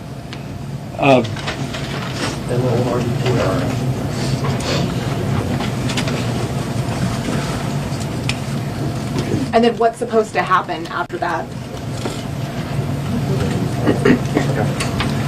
So the ransom note that was distributed to the media did make a demand for 5 p.m. today, and if a transfer wasn't made, then I think a second demand was for next Monday. We're not going to go beyond that, but that was the ransom note the media received. Did it indicate what would happen if they didn't meet that ransom? Did they? We're not going to go into those specifics. Thank you. 5 p.m. Eastern, I'm sorry, I know it's not Arizona, just 5 p.m. I don't. Just 5 p.m. Just And then, sorry about that, Inside Edition, Jim Murray. Special Agent Yankee, given the fact that the FBI participated in the creation of this family video, does that suggest your belief that the author or authors of that ransom note, in fact, have Nancy Guthrie? Again, we're taking the ransom note serious, and we are following that part of the investigation. Oh, there you go. Does the fact that there is a ransom note suggest to you take it that serious. Nancy Guthrie was taken specifically because she's Savannah's mom? There's nothing to indicate that. Thank you guys so much for all of your questions. Thank you. The sheriff does have just Yeah, there's nothing to indicate that. one more note about what happens next year, or what doesn't happen next. Well, it's what happens for us is we're going to continue Hey, working. thanks, Wild for, Bill. For you, though, Again. I hope this worked out well for you. But right now, I have no plans to schedule any further press conferences unless we have some real evidence or something to bring up to you. It's pretty pointless to just keep hounding the same things over and over. And as Special Agent in Charge Yankee said, please give us some space, and that's not just physical space. Give us some space, give my team some time, because these things do take time, and they are difficult. And everybody out there is really working hard. And mistakes are going to be made, and if I made them, mea culpa. It won't be the first mistake I've ever made. But more important than me is we want Nancy back. That's the key. Okay? So thank you very much, and thank you for your concern in this. Thank you, thank you. All right. Okay. Well, that's interesting. So we got a whole bunch of stuff so far. The camera that filmed at 212 is very, very, very likely an outside camera. It's probably the one on top of that pool house or whatever the hell you call that. They absolutely believe the ransom now. They're taking it seriously. You know, what were the other? There was a whole bunch of different elements there.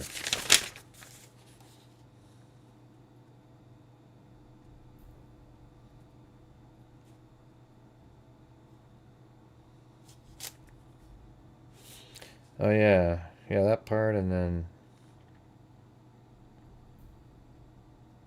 the pacemaker with the phone. We know that there was an app on the phone that it just wasn't connected to. Hey, all right. Hey, thanks, Nikki and Susie Kraft. I think we just need 2 more of those now.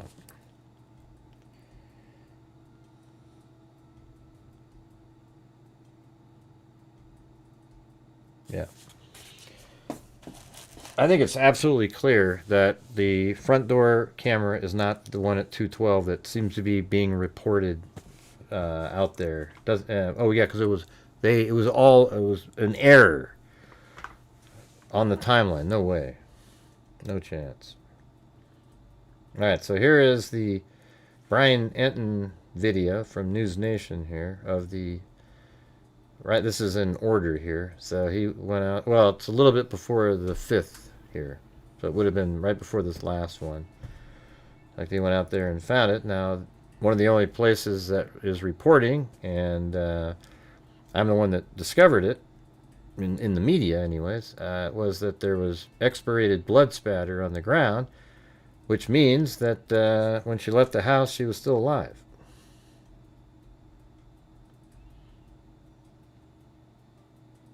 Right there. That's from a cough. So she was still alive when she was out here being taken to the car.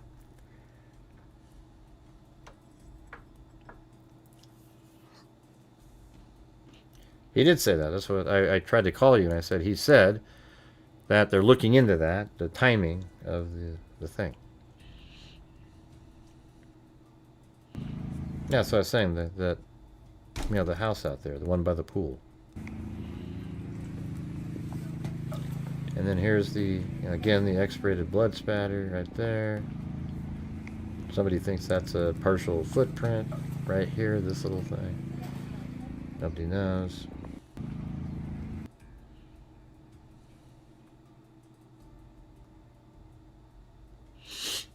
Let's see the captions.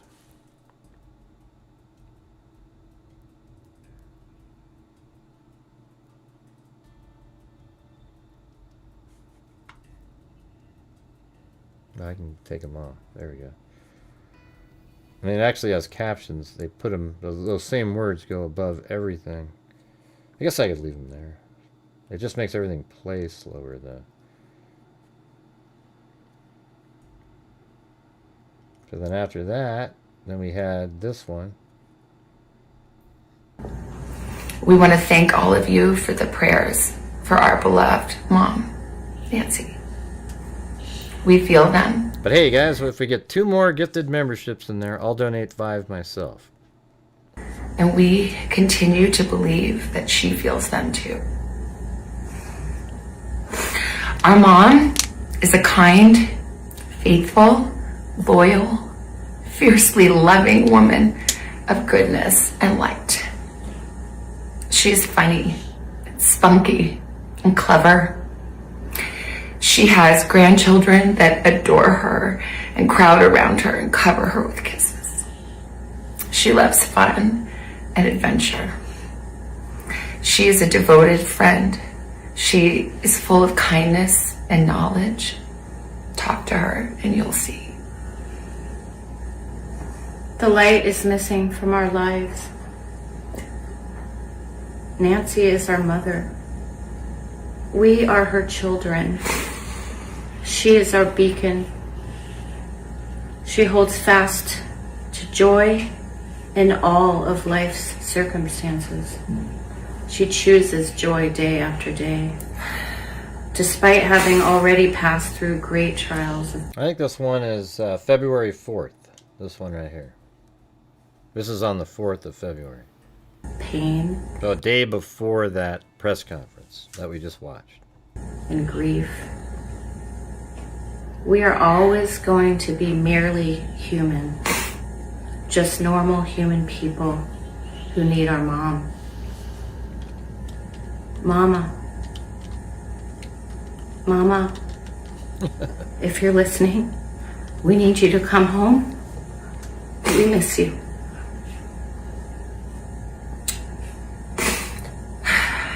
Our mom is our heart and our home. She is 84 years old. Her health, her heart is fragile. She lives in constant pain. She is without any medicine. She needs it to survive. She needs it not to suffer. We too have heard the reports about a ransom letter in the media. As a family, we are doing everything that we can. We are ready to talk. However, we live in a world where voices and images are easily manipulated. We need to know, without a doubt, that she is alive and that you have her. We want to hear from you, and we are ready to listen. Please reach out to us. Mommy, If you are hearing this, you are a strong woman. You are God's precious daughter, Nancy. We believe and know that even in this valley, He is with you. Everyone is looking for you, Mommy, everywhere. We will not rest. Your children will not rest until we are together again. We speak to you every moment, and we pray without ceasing, and we rejoice in advance for the day that we hold you in our arms again. We love you, Mom. Love you, Mom. We love you, Mom. Stay strong. We love you, Mom. We love you. This is Cameron Guthrie. This is Cameron Guthrie. I'm speaking for the Guthrie family. Whoever is out there holding our mother, we want to hear from you. We haven't heard anything directly. We need you to reach out, and we need a way to communicate with you so we can move forward. But first, we have to know that you have our mom. We want to talk to you, and we are waiting for contact. This is Cameron Guthrie. I'm speaking for the Guthrie family. Whoever is out there holding our mother, we want to hear from you. We haven't heard anything directly. We need you to reach out, and we need a way to communicate with you so we can move forward. But first, we have to know that you have our mom.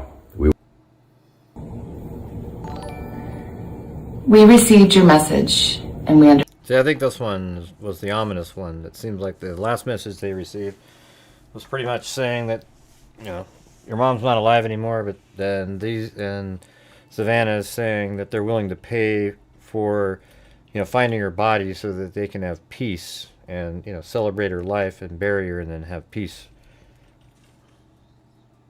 after that. Understand.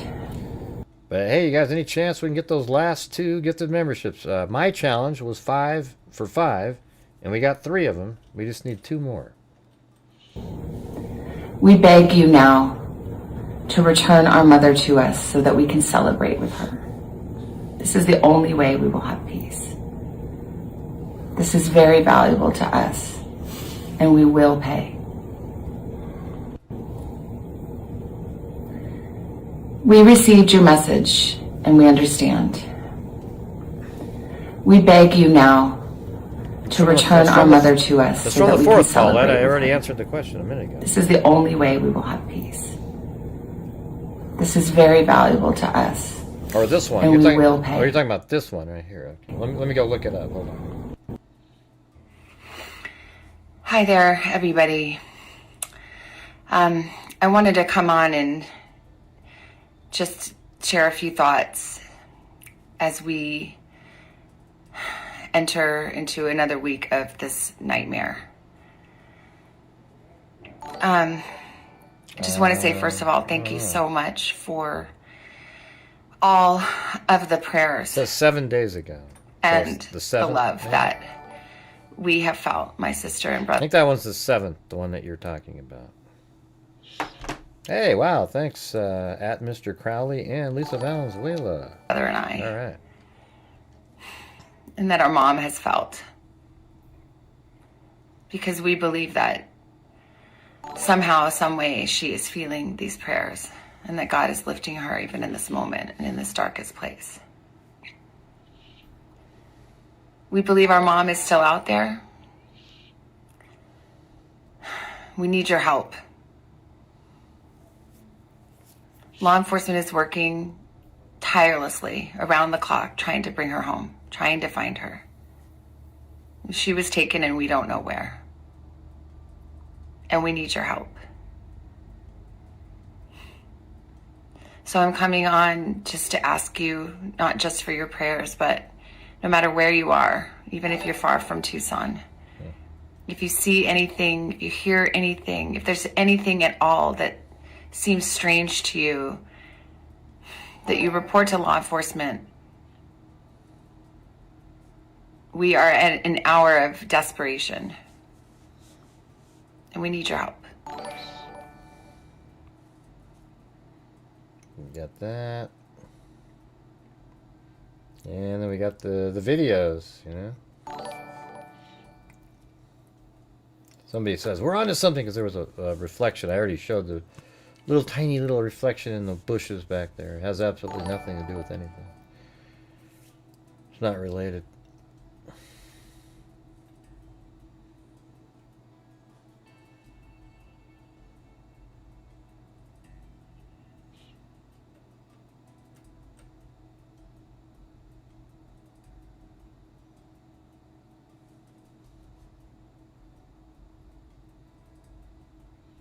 Got that, and then we have this couple of these ones from yesterday. I haven't even heard these, so figured we'd check them out.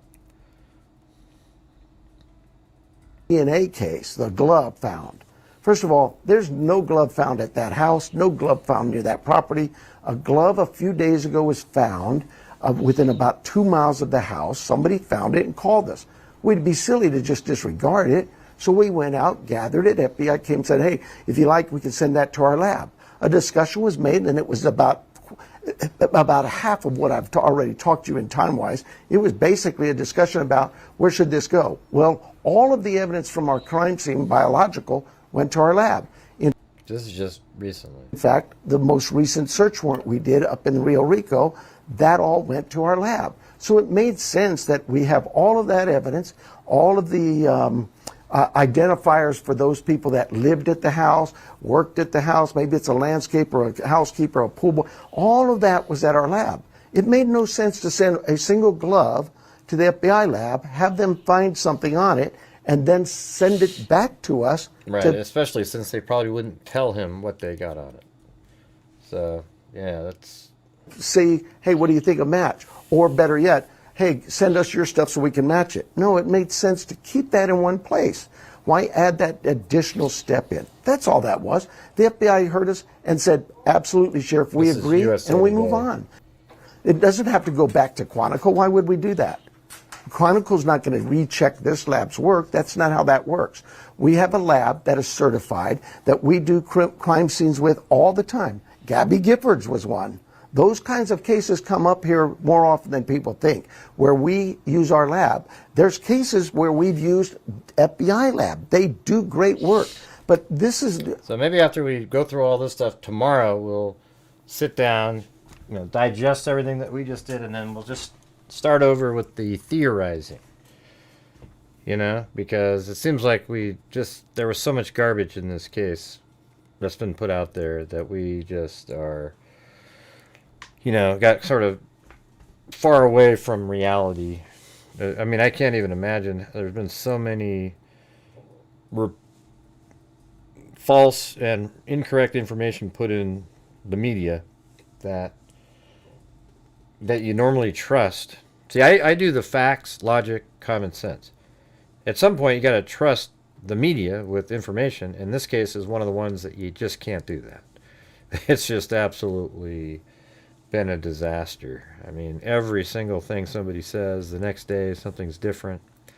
So after we've been going through all of this, it's fresh in our minds, even this last part here, and we can just sort of look at it again as if we just started. And we have the... And what we'll do is maybe we'll start building up. I wanted to do something, but it's getting we've already been on here for 3 hours and 23 minutes. I was thinking of doing something where we just build up a spreadsheet or something that has all of the facts that we know of. Every single thing that we know of. That you can verify as a true statement. And we put it into a spreadsheet. And then we have that to base it on, right? So maybe I'll come on, I don't know, sometime in the daytime tomorrow with that. And then maybe and we'll put together that. And then maybe in the evening we can do something where we're theorizing based on after we've put everything together. How about that? Huh?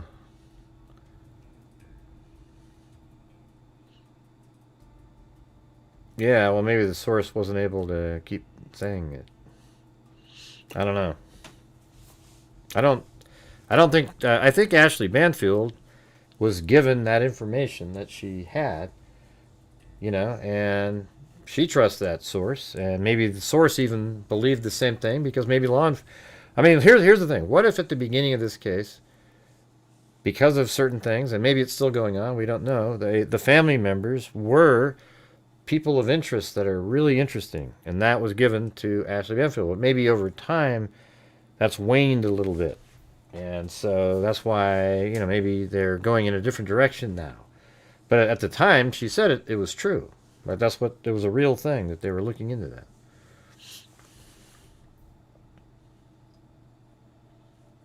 We agree, and we move on. It doesn't have to go back to Quantico. Why would we do that? Quantico's not going to recheck this lab's work. He looks kind of pissed off in this one. That's not how that works.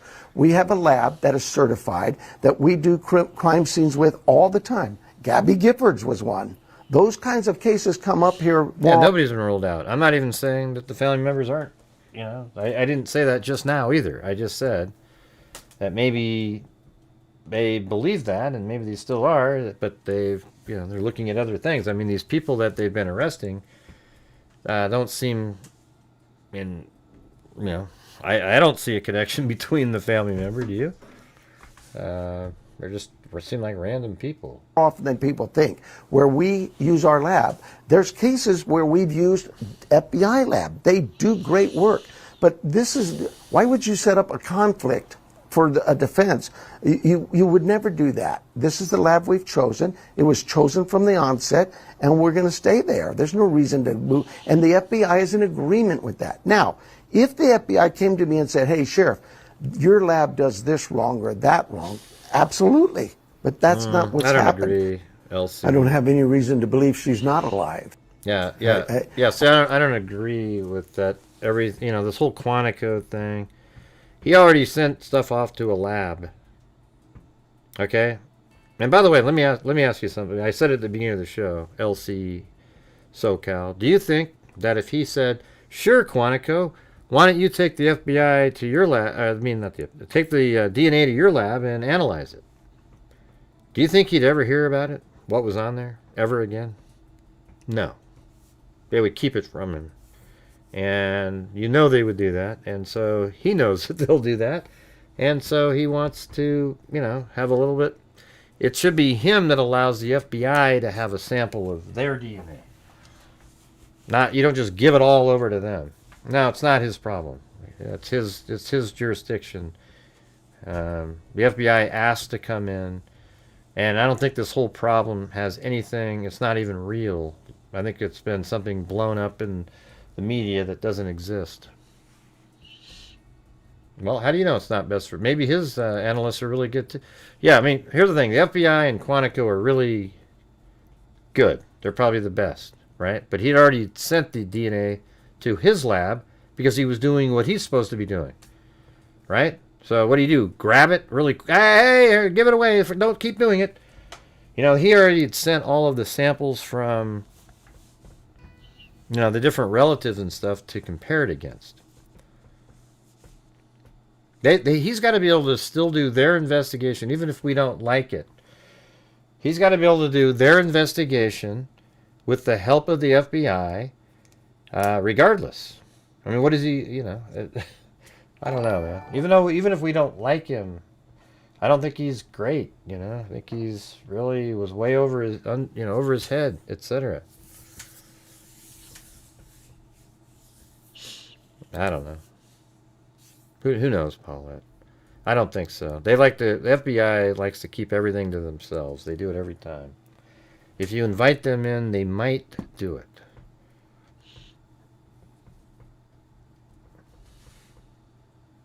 Yeah. And I'm not saying, I've been really critical of this guy, but I got to tell you, there's a lot of stuff that the media's been saying wasn't true about what they're all piling on this guy, and I actually don't think was good enough. I mean, he isn't very polished. This was way over out of his league. He was kind of a Mayberry, sort of sheriff in a place where maybe not a lot of stuff was going on or whatever.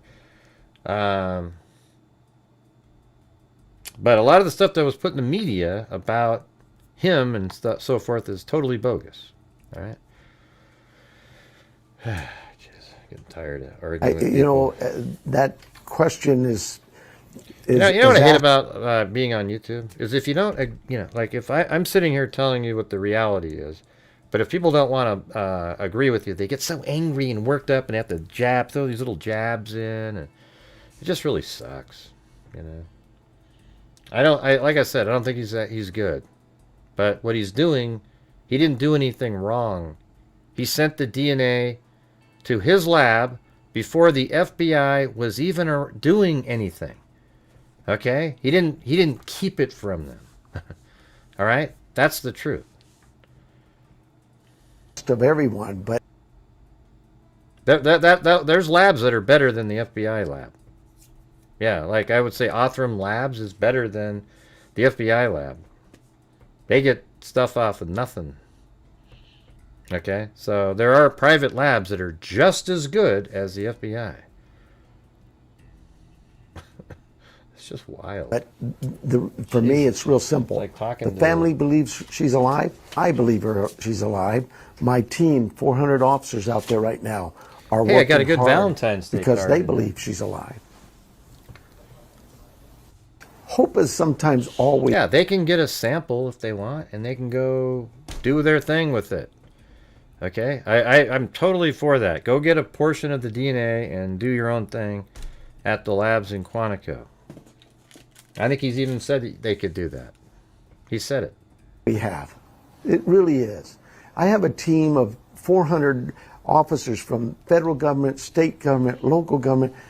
I have a community of 1 million people here who are invested in this, who want her back.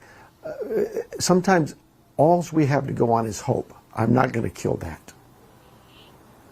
No, I don't see him like that at the pressers. I see him as being somebody that's not very seasoned in answering the politically correct way. So while in his mind he knows the truth, he realizes he has to spin out of it, and he doesn't know how to do that gracefully like other people do. That's exactly what he does in the press conferences. He knows the facts of the case. He knows it all. He just sometimes forgets what he can and can't say, and then sometimes he doesn't know how to not say it, and he fumbles around. It's so true. It's just the way it is, okay? You have the same video we have. That video came out as soon as we got it. We put it out to the media with less than 2 hours. It went out. Right. That We're individual together. is who we're It's looking great. for. He is. Are there others? We won't. That's know. the thing. That's the part that was a lie. That when they said he wasn't working with them, that wasn't true. Know that till we find him, or other evidence comes in to indicate that. But right now, he's who we want. Somebody out there knows who this is, and we're looking hard as we speak. Teams are out there looking for this guy. So all the ransom notes and that goes to the FBI, and it would be really inappropriate for me to comment on that. They have that, just as we have other things to do. You know, I think the strongest evidence is that video. That's really what we're focused on. We've got to find that guy, and that's what everybody's trying to do. Let's find who this. Somebody out there knows who he. I didn't say I had a ton of confidence in him. I'm just saying he did everything the right way by sending it off to his labs. What did he do wrong there? Hey, you guys, let's slow down, man. Let's slow down. Let's not send anything in. If the FBI somehow calls us and contacts us and they show up, we want to give it to them. You know, we're not competent. Our labs suck. Nobody talks like that. Nobody does. So he's literally just did what he's supposed to do. Like I've said 1,000 times, I think I even said he sucks as a, it's over his head a little bit. I just think what I'm trying to tell you guys is that the media and everybody on social media, as you can tell, the same jackasses are in here, have just absolutely made up shit. You know, like it's not even real. These things piling on over and over, and I was piling on, but then and then I started listening to the factual elements that have come out, and there's just a lot of false information that's been put out by the media, and I think some of it's directed to this guy. Absolute false crap has been put out there that isn't true at all. Oh, the glove! They found a glove in the house. They found a glove in the house. He said, yeah, and that's one of the elements, right? They found a glove in the house, and he sent it to his own lab instead of giving it to the FBI. Remember that whole shit that was said? That's not true, man. That isn't true at all. There's nothing true about that. So what else isn't true? Can you think of it like that just a little bit? What else isn't true that they've been saying? Because that was absolutely bogus that they found a glove in the house. And remember the whole story around it. Just think about that for a minute. A whole story around it. Oh, they found a glove in the house. It had, it was DNA probably from the killer. Because remember they found foreign DNA. It was on a glove. And then he sent that off to the lab. And the FBI wanted the glove. But then he didn't give it to him. He said, oh. None of that was true at all. Not one bit of it. Doesn't that bother you a little bit? At least that some of the stuff that they said wasn't true. And then you sort of start wondering about all the rest of it. Ooh, Venton said it, boy. It's got to be there. It got to be absolutely a fact. Hey, let's see. Gray, I agree with you completely. He's been doing exactly what he should be doing. Following procedure. Yeah, and the thing is, I don't think he's great either. Can't we say the same thing at the same time? He's doing the stuff that they're supposed to be doing. He's allowing the FBI to do, all the shit that they want to do too. And I just, I think it's ridiculous. He went to that basketball game. The sort of changing of information that he says he said and didn't say. But also, I'm wondering about that too now, because we hear reporting of something that he said, and then later says, I don't think I said that. I don't know if he said it now because of what they did with the glove. You get it? Yeah, he's not the greatest. Yeah, you definitely wish somebody else was running this. I'm just saying he didn't do anything wrong when he sent the DNA to his lab. Do you guys agree with that? The FBI wasn't part of the case when he sent that off. I mean, they might have been, hey, we'll help out. And he goes, sure,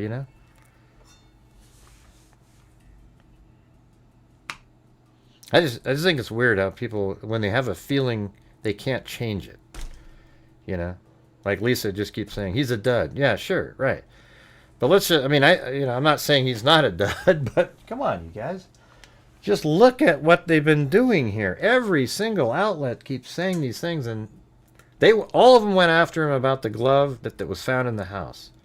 And that wasn't even true. All of them went after him. And how many minds were changed because of the glove? Oh my God. He had the glove with DNA on it. He sent it to one of his labs. I mean, what the hell is he doing, man? They don't even have access to CODIS over there. They don't have... Well, they didn't even find a glove in the house. So, weird, isn't it? Yeah. He is. And so we... Yeah, this guy freed the crime scene up after like a day. What the hell are you doing with that? That's ludicrous, right? Yeah, you got to keep the crime scene, tape all around and everything for weeks until you find her, for God's sakes, and then maybe longer, because then you got to start collecting stuff. You don't give it back when there's still a missing person. That was ridiculous, right? And then right in the middle of it, he goes to a basketball game on TV. Hey, look at me.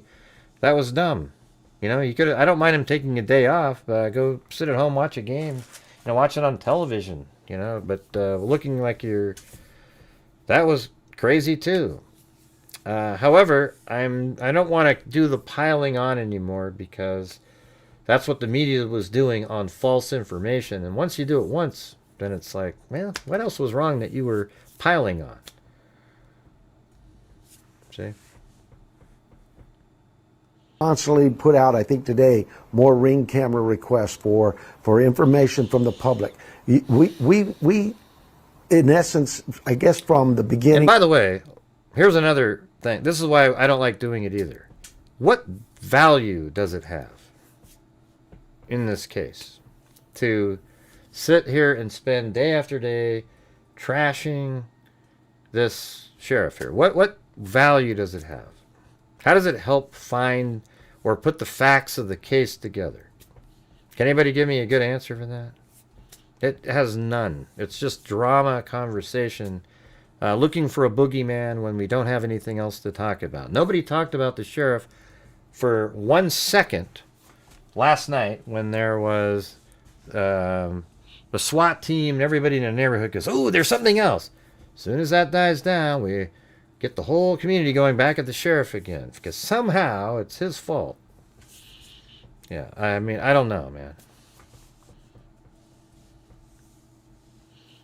Nah, it has no value to what we're talking about, LC so-called. I'm getting tired of your always coming back with a response that's less logical. It's getting kind of old and it's not working. So we're going to just be talking about the case here. We're watching an interview here that happened yesterday, and then there's another one from yesterday. And then tomorrow we're going to come on and we're going to put together a spreadsheet with all of the known facts in order. And then after we get that all dialed in, I'll do that during the day, maybe like at noon tomorrow. And then in the evening, that's when we'll, using those elements, we'll start trying to speculate reasonably based on the facts of the case that we know and see where we're at. How does that sound?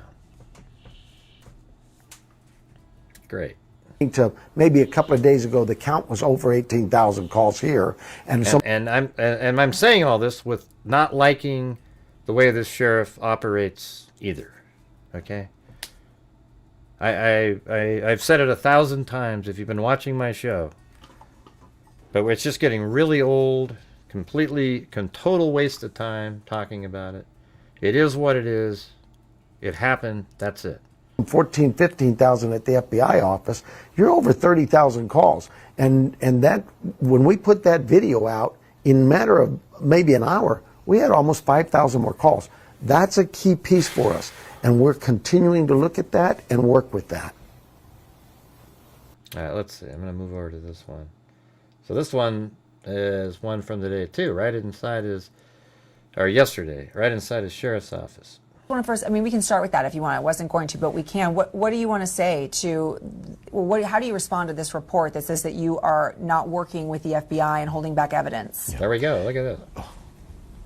I've said from the beginning, and actually even at our last press conference, the FBI and the Pima County Sheriff's Department are connected at the hip. That has not changed. Decisions are made sometimes with a good discussion about why things need to go one way or the other. In this instance, it really was about, and it's not just... Yeah, let me, it seems like it's coming out of one side. Can you guys hear that well, or do I need to, let's see. That's too low. Let me do the other side.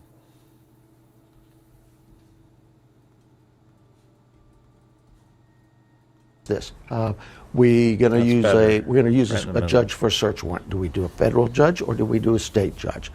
We have a discussion. What's the best way to do that? And the decisions are made. They're really not my decisions. They are our team's decisions. They get together and they talk about what they think is best. In this case of block. Yeah, because we're playing the press conferences. That's why people. You know, I think it's like I said, I thought what are these comments in here? The public became aware of the sheriff's bad work by watching YouTube and videos like yours. Yeah, of course, we talk about, like we were saying, that he was giving information that only the killer should know, it seemed like, to people, but now I'm not even sure that was happening. And then he also, going to the game, etc. But I don't think there's anything wrong with him sending off the DNA to his lab. That's it, okay? There's nothing wrong with doing that. And I don't want to keep... shit, man. I'm not going to keep repeating myself. It's like talking to just a little kid.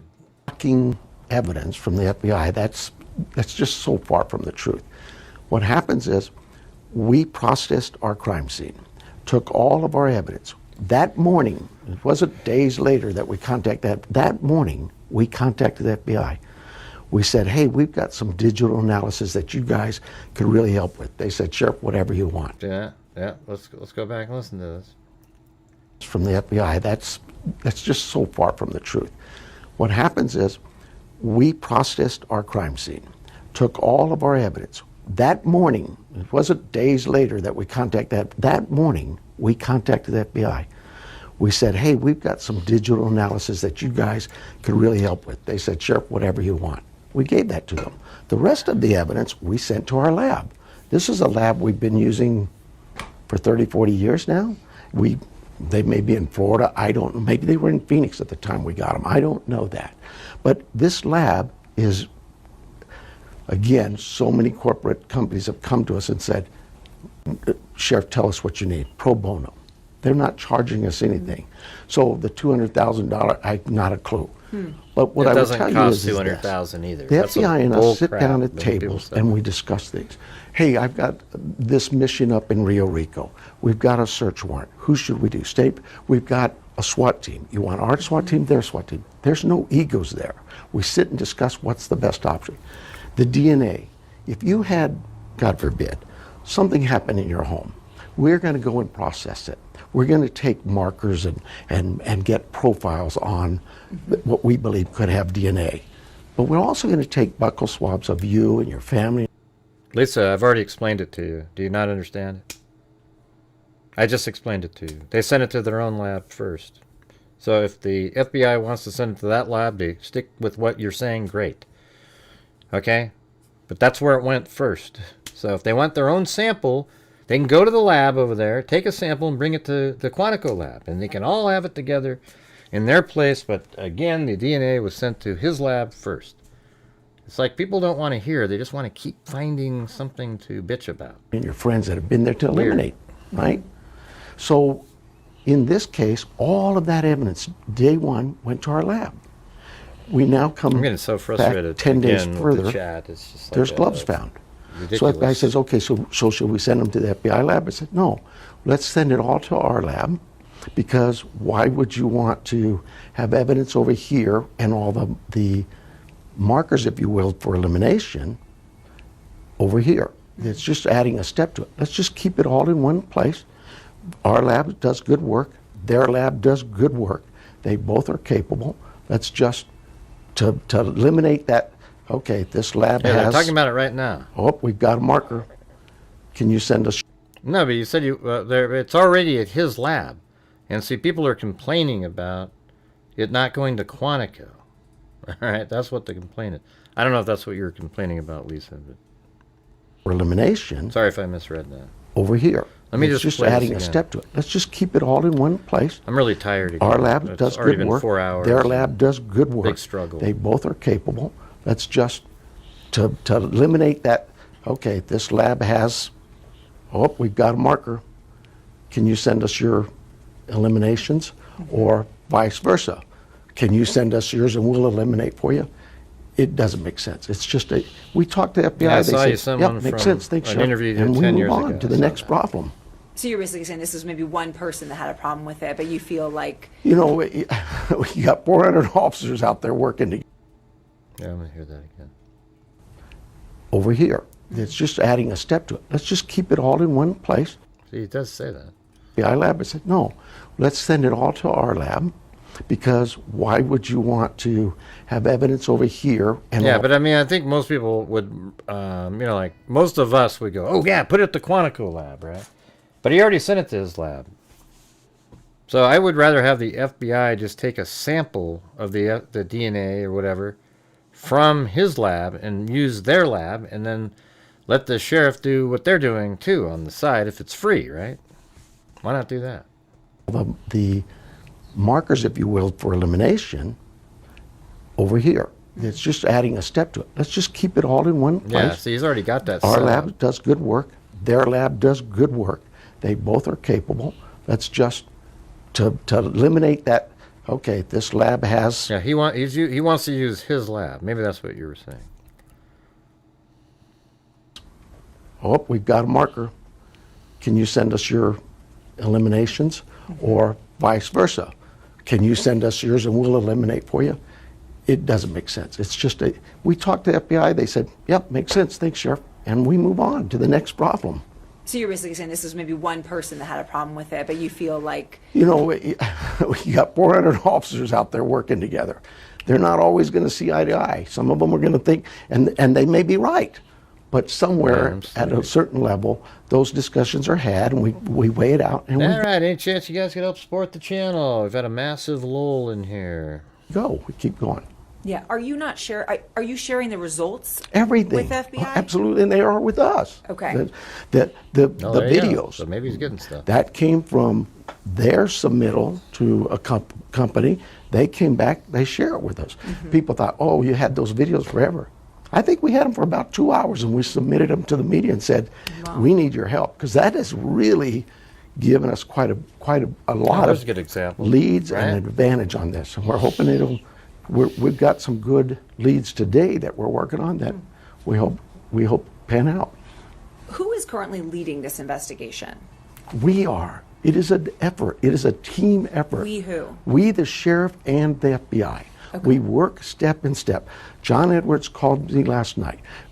He calls me every now. I call them. I was at their command post the other day when we were in Rio Rico. See, that's what I'm saying. When you listen to this, doesn't it seem less bad than it seemed like? I mean, this is what I was talking about. I heard an interview like this. Doesn't it seem like, oh, well, they are working together? Maybe there was one disgruntled guy that wanted them, oh, yeah, man, we wanted the DNA over here, and then said something to somebody, and it turned into something a little bit worse. That doesn't change how he's been in the press conferences or in the, going to the basketball game, the press conference, all those interviews he was doing, putting out stuff that he probably shouldn't be putting out, etc. Yeah. Was that what you're talking about, Lisa? You seem to disappear, Lisa Valenzuela. Losing control of the crime scene is... And that sucked, too, is when he gave back the crime scene to the family. It's not Monday morning quarterbacking. It's literally like, that's not what you do. Well, you didn't respond to what I was saying, Lisa, so I had to ask something. They've been at our command post. It is really... There's so many leads. They generated 14,000 in the first 10 days. We generated 18,000. Is that what you were talking about? I asked you questions. We need each other. And that's really... So there's no ego here as to who's leading it. Right now, it is a state case. We're handling it. But we can't do this by ourselves. We know that. So we need their help. Lead agency is Sheriff's Department with assistance from FBI? Or Yes, that's how this started. We asked the FBI 9 o'clock, 8 o'clock that morning when we got done processing the scene. We turned to the FBI and said, hey, we're working this case. This is what we need from you. Yeah, that makes sense. They said, anything at all, Sheriff. Yeah, you're agreeing with the sheriff. So I misinterpreted what Lisa said. I thought it was more about, oh, they should have all gone to Quantico, that kind of thing. My brother have an opinion in chat. If you don't agree with the opinion of Gray, hey, there you go. There's one of those trolls again. Why bother? Yes, true. Why bother? See you later. Good luck. All right, here we go. Whatever you need. Why And bother now with it's you? grown See you down. later. Well, yeah, like I say, you got 400 cops out there working this. Did you reach out to the FBI? Did I know? Yeah, I don't care if you have a different opinion. You know what's weird is I agree with everybody that he's not the greatest. What I'm saying is I think the media piled on with false information, and that created even more of the sentiment towards him. Can we agree with that? That's all I'm saying. I think he sucked at relieving the crime scene. In his interviews, he gave out too much information. He shouldn't have gone to the basketball game. I agree with all that stuff.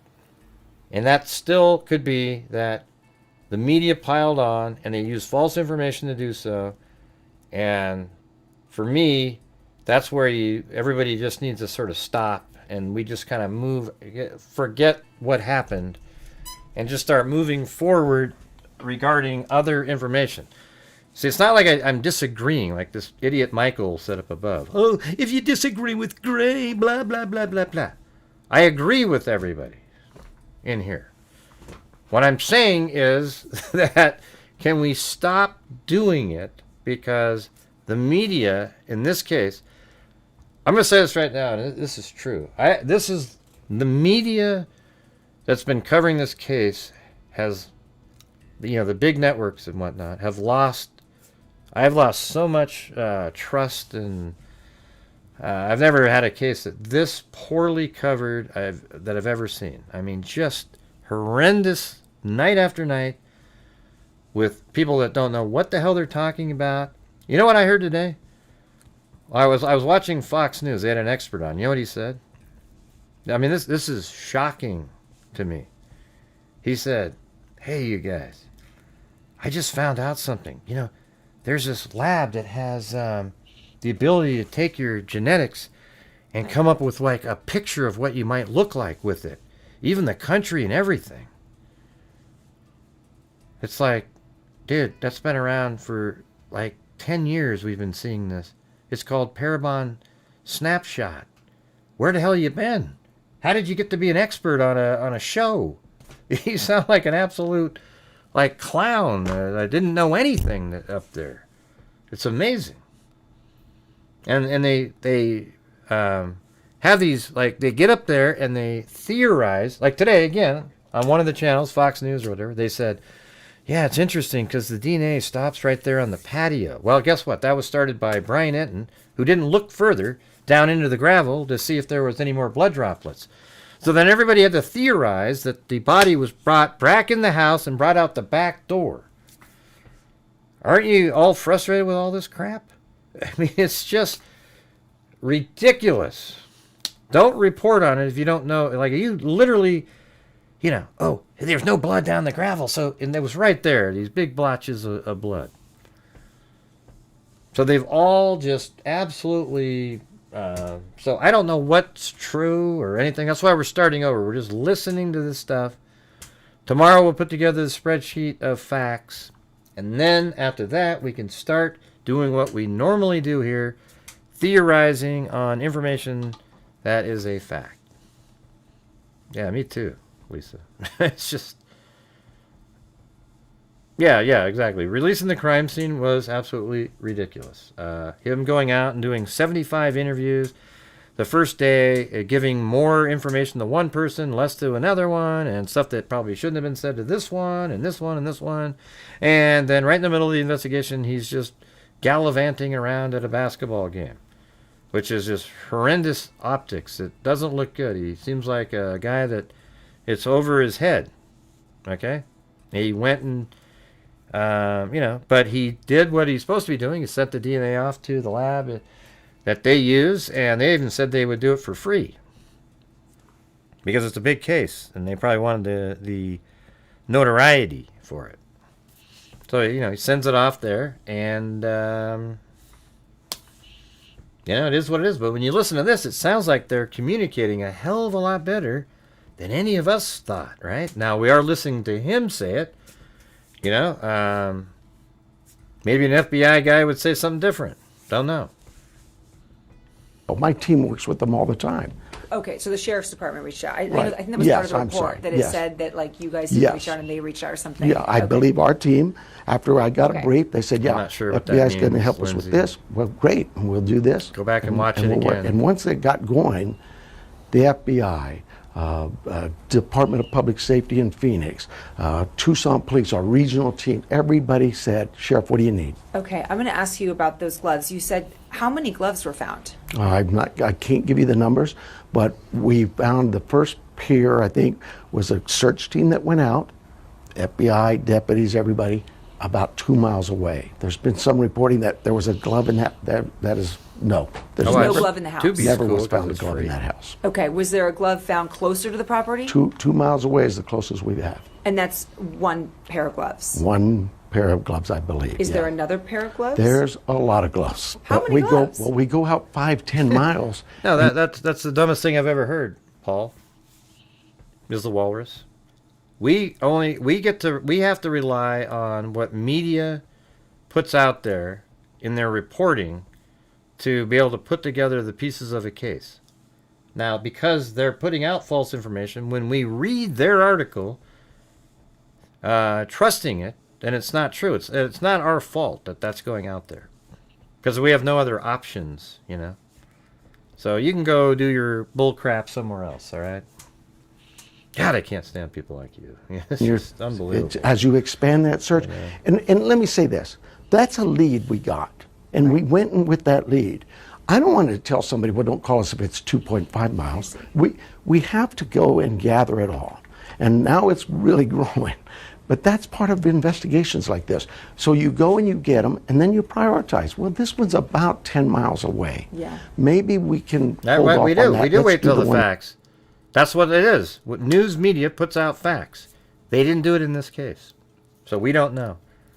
You know? They do. They usually put out the facts in cases. It's not happening in this one. And that's 1 or 2 miles away. That kind of thinking. But that's all that is. See you, Paul. It's about You're no all longer the gonna leads be come here. in. Thank we you. develop evidence. You're not Leads aren't interesting. just phone calls. Leads aren't just interviews. Leads can be from evidence, from things found, from searches, from search once served. All of those things develop. Do you believe that any of those gloves could be the gloves we saw the person in the surveillance video What wearing? kind of question is that? You know, that work is being done. I cannot, we would never eliminate it unless Sure, I guess it's possible. there was something that our labs would tell us, yeah, this isn't what you're doing. Are you? Yeah, so my channel, we do facts, logic, reason, common sense. This case, it's making it hard. That's why we're doing the starting over again, because we're just going to try to put together the known facts that have been... But here's the thing, I mean, I guess even in the press conferences, right? Are those facts? Like when somebody says something, it seems like it. You know, the 147, but then one of these guys said the other day, oh, that was an error, you know? And it was like Harvey's inside... And it seemed like that person was almost saying, you know, he was pretending they were saying that to make it fit his story about the surveillance footage of the guy, and it turns out that wasn't even real. You know, the guy with the backpacks, that was bald-headed guy with the backpacks? So Harvey had a guy on his show he said was an inside source who said that the 147 and all that stuff is an error, so that it could all work now with the 212 being the time that it set off the front camera. But we know that isn't true because it was the doorbell camera got disconnected, and then a different camera at 212 outside that might record an animal recorded motion at 212. You see, so Harvey is full of crap on that. Absolute, almost a fraudulent, you know, I can't say for certain, but it's like almost an intentional act to trick people. Looking or interested in potentially a white truck? You know, I've heard that. So, again, I can't get into all those weeds. I know that we have gotten a lot of leads, information coming in about vehicles in the area that were concerning. We track every lead down. And so maybe they're... Man, we haven't had a super chat in here for 45 minutes. Somebody is working probably a lead that came in on, hey, this white truck was seen in the area. So, you know, that's not the only vehicle that we've been told about in the area that looks suspicious. All of those things are being assessed. Are you close to finding this person? We think we're getting there. We think we're getting closer. Like what, a day, 2, Oh, my 3? goodness, I mean, people, we're day 13 I now. know, but you know what? Some of these cases go for months. Some of these cases can go for years. We're prepared that whatever that time is, we're going to continue fighting it. We're going to get there. We will find this person. That we know. So are you at that point where you think it could go on that long? I don't rule out anything. It's like I say, these things come in highs and lows. We get a lead, we get really excited, we're way up here, and then something says, okay, that's not the right lead, and we go back down. Now we get another lead, and it's what keeps us motivated. You got all these cops out there that want to find her, and they get excited. I wish you could have been with me in that comm room or that with the FBI and watching all those agents and detectives get all energized and charged up when they thought they had, this could be it. And you see their faces and then when they realize maybe not. You can always tell the people that got the freebie memberships. They're tough guys, tough gals. They're going to get there. What was it that allowed that court order? What was it that you potentially had on that person in Rio Rico that allowed the court order search? There were several things that there, were trolls, and I can't get into that. Have you totally written that person off? You know, that's the thing is everybody wants to know is somebody, have we eliminated anybody? You know, you don't eliminate people. What you do is you go and investigate that lead until a point in time where you realize that, okay, maybe there's an alibi. Maybe there's a. Yeah, I think he in cares this and case, all we that. I think believe he's probably he was a a likable delivery dude, man. He was in the area probably for a a cool reason. uncle or his Okay, grandfather. but that doesn't mean we're ending. That doesn't mean he's completely eliminated. Hey, what thanks if, and the search for warrant, Mr. Crowley. we're processing Wow, that okay. evidence. What if that evidence Somebody in the last 40 minutes. Thank you so much. comes back and says Nancy's DNA was found in his home? Well, that would make you say, wait a minute, we got to go back, right? And that is not the case. Please don't. I won't. You see But what it I'm does saying? sound. The man had Carlos. Is that correct? The man who spoke out. I believe that's Yeah. his name. He had said that. Is this me? No, that's you. He had said.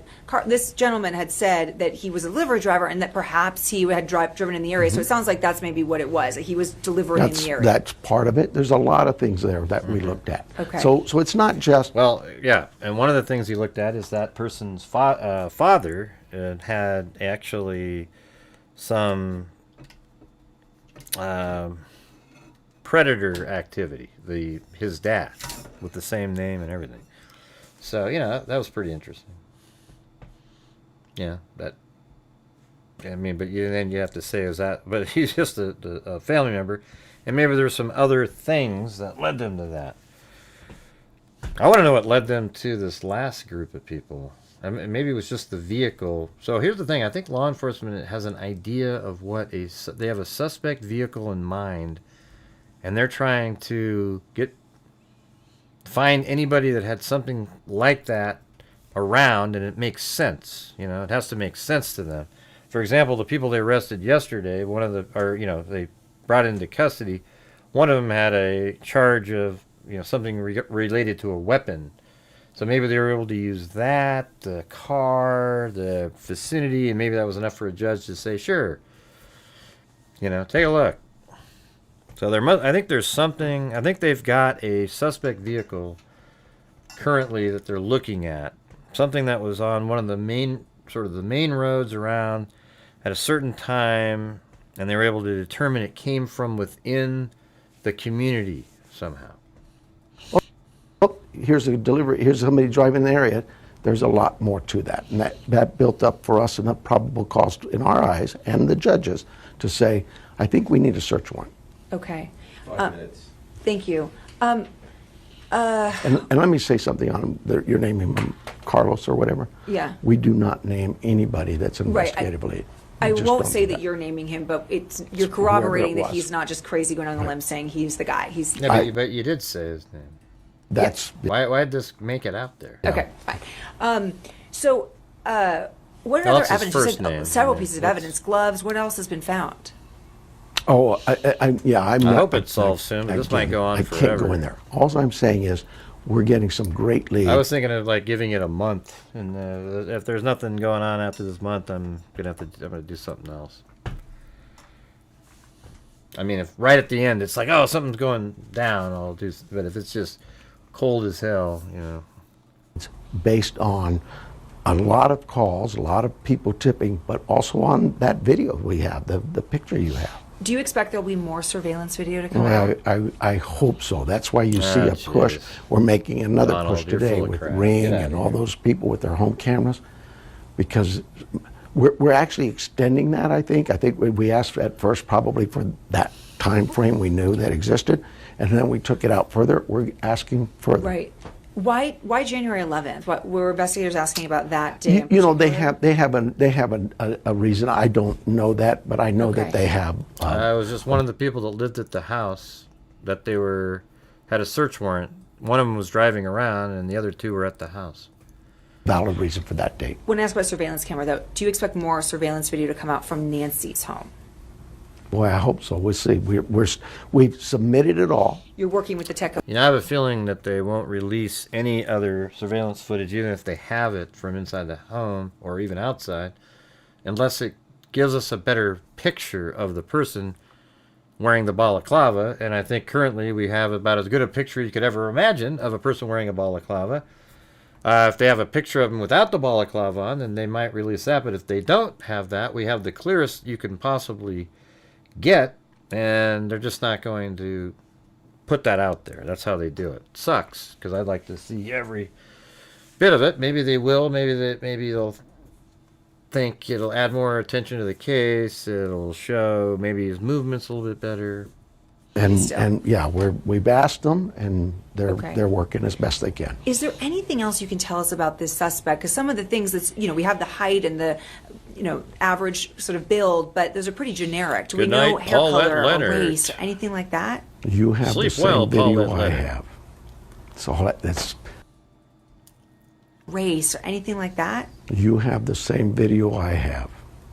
So that's all we have. Do you believe that maybe this person purchased the backpack recently? No, I don't know that. Okay. I have no way of knowing that. Okay. And I assume Yeah. you guys have been in touch with Walmart to How would you figure know out? the answer to that question unless they already knew who the person is? There's all kinds of investigative efforts into all of that. Okay. I'm going to just open it up, Andy, if you have a question. We were talking about leads. You were talking about tips and leads. How many total, and is the number of quality leads increasing? What a great question. Yeah. How many? What a great question. How many leads are you getting, man? Wow. Give us a number. Whoa. That's so helpful in trying to figure something out. How many leads have you got? Wow. What a great question.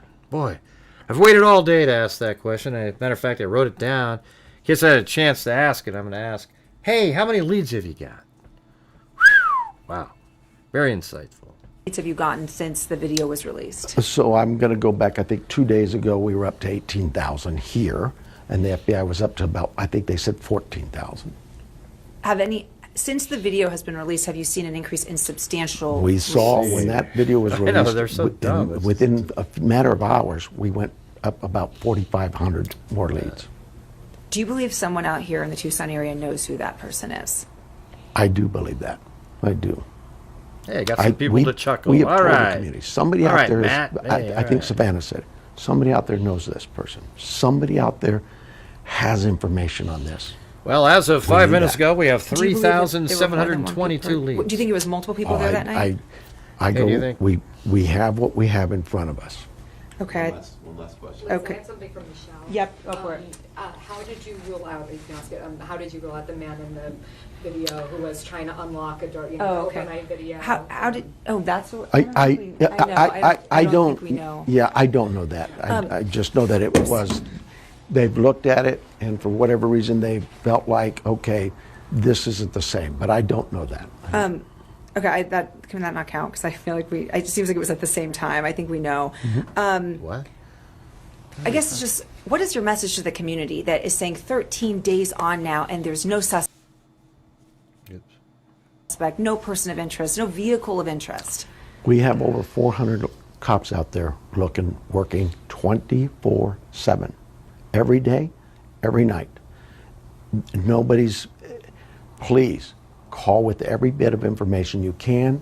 Help us help Nancy. It really is just that. We can't do. Well, I mean, the problem is they don't answer any of the questions that you would want an answer for. You know, I guess it would be like if you could ask a question that they had to answer, what would it be? Well, I mean, I guess one thing would be, I'd love to see the letter, the ransom letter, just to see what they actually say, but that's not really a question. Let's see. Where did you find the foreign DNA inside the house? That would be huge. Because then you'd know that it's very significant. And then if they get the DNA sequence of that person, they have the right guy right then. So that's what I want to know. Where did you find the foreign source of DNA in the house? Do this alone. And so. And what was it? If you get a ring request from Ring or somebody, please look at those things and send that to us. If you get a request. We already know that there was more blood inside the home. He answered yes to the question and then changed it yesterday. We already know that one. Somebody knocking on your door, please help us with this. Somebody does know this person. We need to identify that man. Cool. Thank you.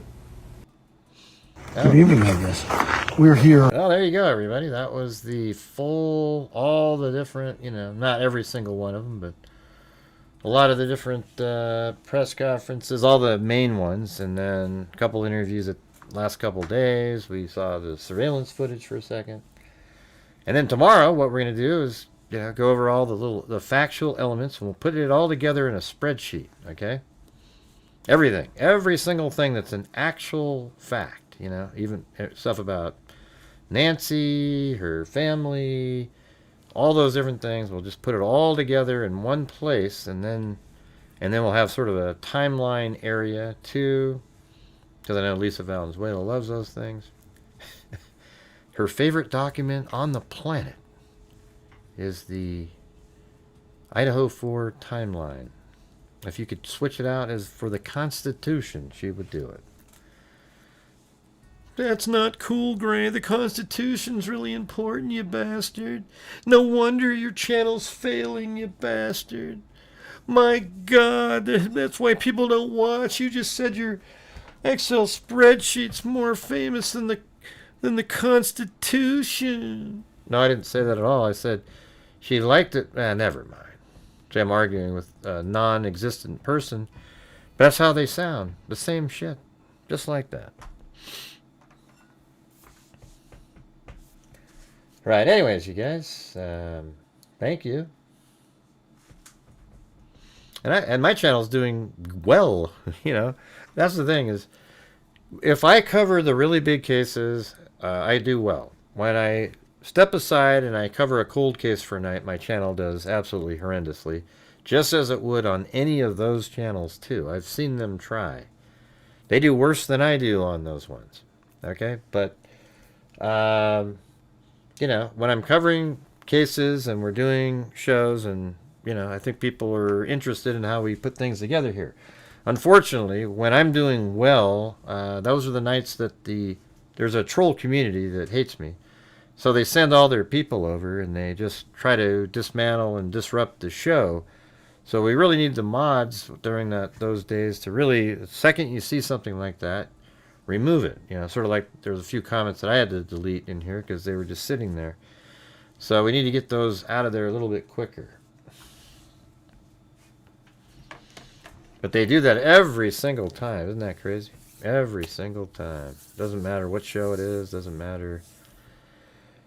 Yeah, I like arguing with myself. It's fun. I mean, you guys aren't listening, so I might as well... I know you guys are listening. I think a lot of people are doing something while I'm doing the show. They're... chilling out, or... I don't know what you'd be doing, but you might be doing something. Yeah, it's a little bit... It is sort of a fatigue. It's frustrating. It's frustrating to have 2 incidents in, 3 days of really huge magnitude, and none of them turn out to be anything. And with so many errors by the reporting media out there that we've had to correct many of them. Many times. And then there's stuff that we bring up... I don't know, like last night I think we did pretty good. I didn't bring up any names. One time I said somebody's first name, but that was about it. Didn't show their faces, didn't do any of that stuff, and other people were doing overlays. Jesus. It's crazy. Looney Tunes.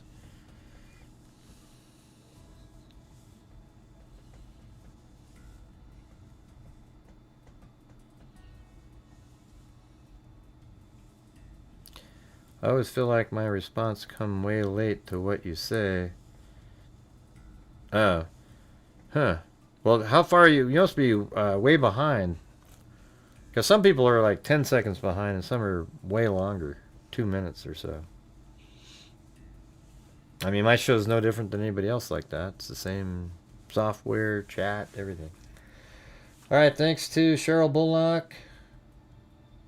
Miss Sky LA maybe, or no, Miss Kyla. Wild Bill Wassman, April Starr, Miss Kyla, gifted 5, then Timothy Cecil, Carol Silva gifted 1, Timothy Cecil 66 months, thank you.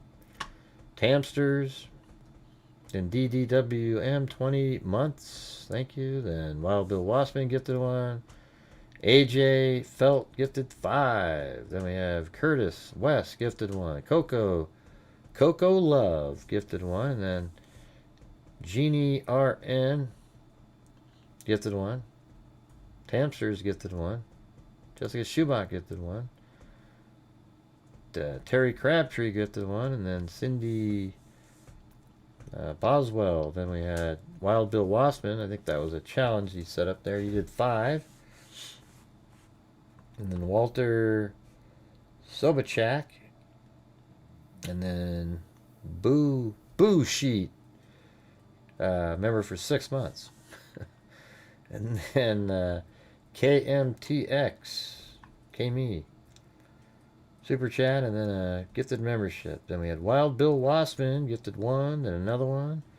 Then Grant gifted 1, and then Bengal Cat gifted 1, and then Joel Burnt.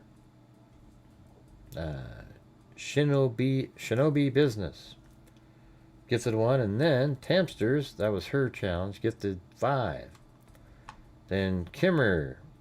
Then Curtis West.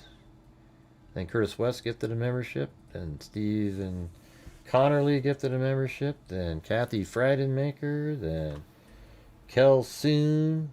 Wild Bill Wassman gifted 5 again.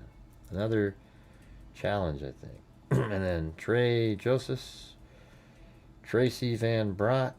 Jim Long. Kim DXS gifted 5. Then Jim Long gifted 5. Then Miss Kyla gifted 1. Then Travis is not impressed. Gifted $20 super chat. Then Wild Bill Wassman, Jim Long, Wild Bill Wassman, Nikki gifted 1. Then Susie Kraft gifted 1. Then let's see, former Crowley. Yeah, former or for Mr. Crowley. I don't know if it's former or for Mr. Crowley. Gifted 5. Then Lisa Valenzuela gifted 1. Then I gifted 5. Then C Daly, and 4, and then for Mr. Crowley again. And then we had the Enrique with 3 different PayPals. Thank you.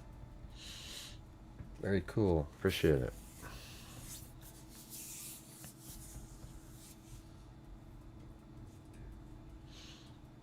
Yeah, doing fine. Did you used to watch the show, DJ NJ? I don't know who you are. But thanks for being here. Yeah, I don't know. I mean, there's a lot of, like, almost seems like you could do some lawsuits. I guess it's not their fault there's so much media attention, though. You know, these idiots that drive around and follow the SWAT vehicles around and so forth, you know.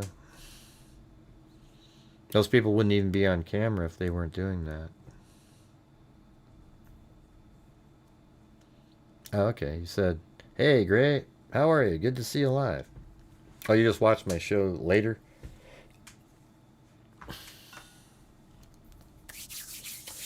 All right, you guys. Hey, by the way, you know what's crazy is Damian Lillard used to play for the Blazers, you know, Hall of Famer type, but he tore his Achilles tendon last year, and he's not playing this entire year, just recovering from it. But they had him go to the All-Star weekend to do the 3-point competition, and he won. He won. He's not even playing. He hasn't played forever. It's crazy. He actually won the 3-point competition because Booker missed 3 shots in a row. The first one, I mean, any one of them, if he had made it, would have tied the score. He probably should have made 2 of the 3, but he missed all 3. And so Lillard won it. Pretty wild, isn't it? All right. Well, thanks, everybody. Thanks for being here. We'll see you tomorrow. And hopefully tomorrow brings something better than today. Thank you for watching. And as I always say, until next time. And by the way, I know the mods, you guys got a lot of shit you're trying to catch. And for some reason, we don't have a lot of them in here tonight. But I'm just saying, sometimes we got to get those ones really quick, those crazy comments that come in. You know, because they rely on it. That's why I actually got rid of, you know how there was the comments would show up where the animals are? I got rid of that so that it's not on the screen before it gets deleted. So that's why you see the dog camera now, because the chat was showing up in there, right? So these people would throw out these comments, and before a moderator would delete it, it would show up on there permanently on the video. So I decided I'll just get rid of that feature. Doesn't that suck that you have to do that for them?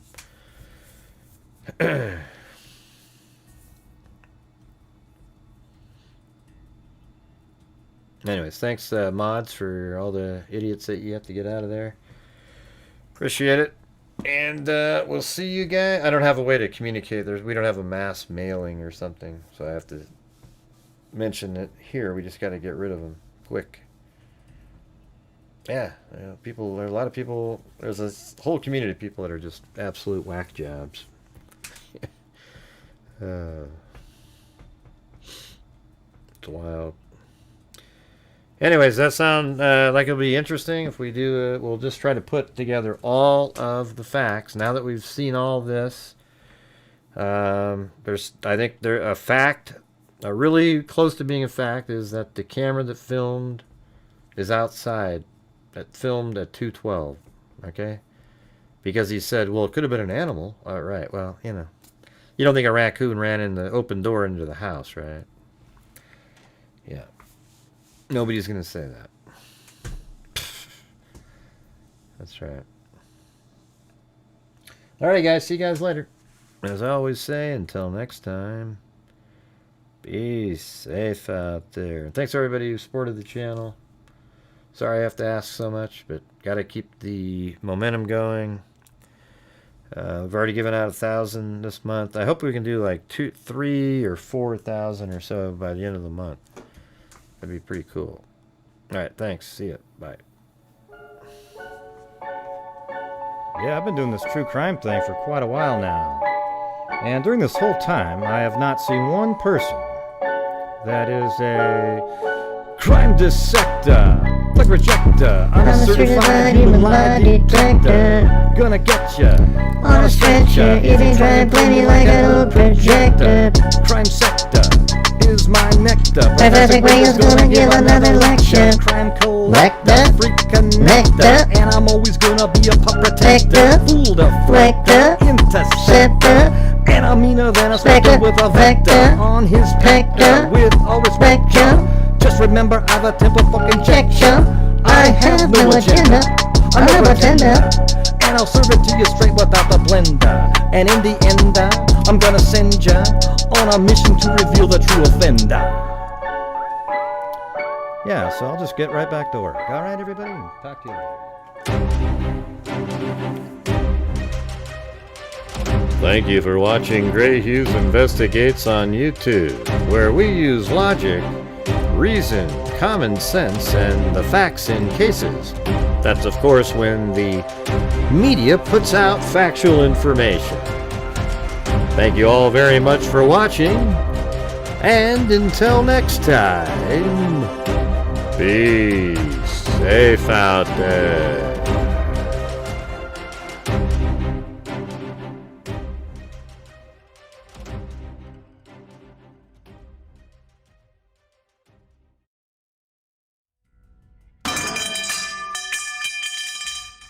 Bye. See you around.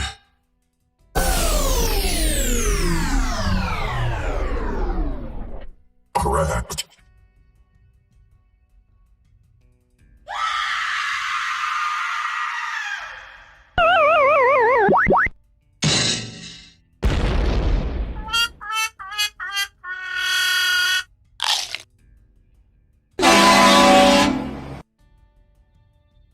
That's been a long time since I forgot about that one.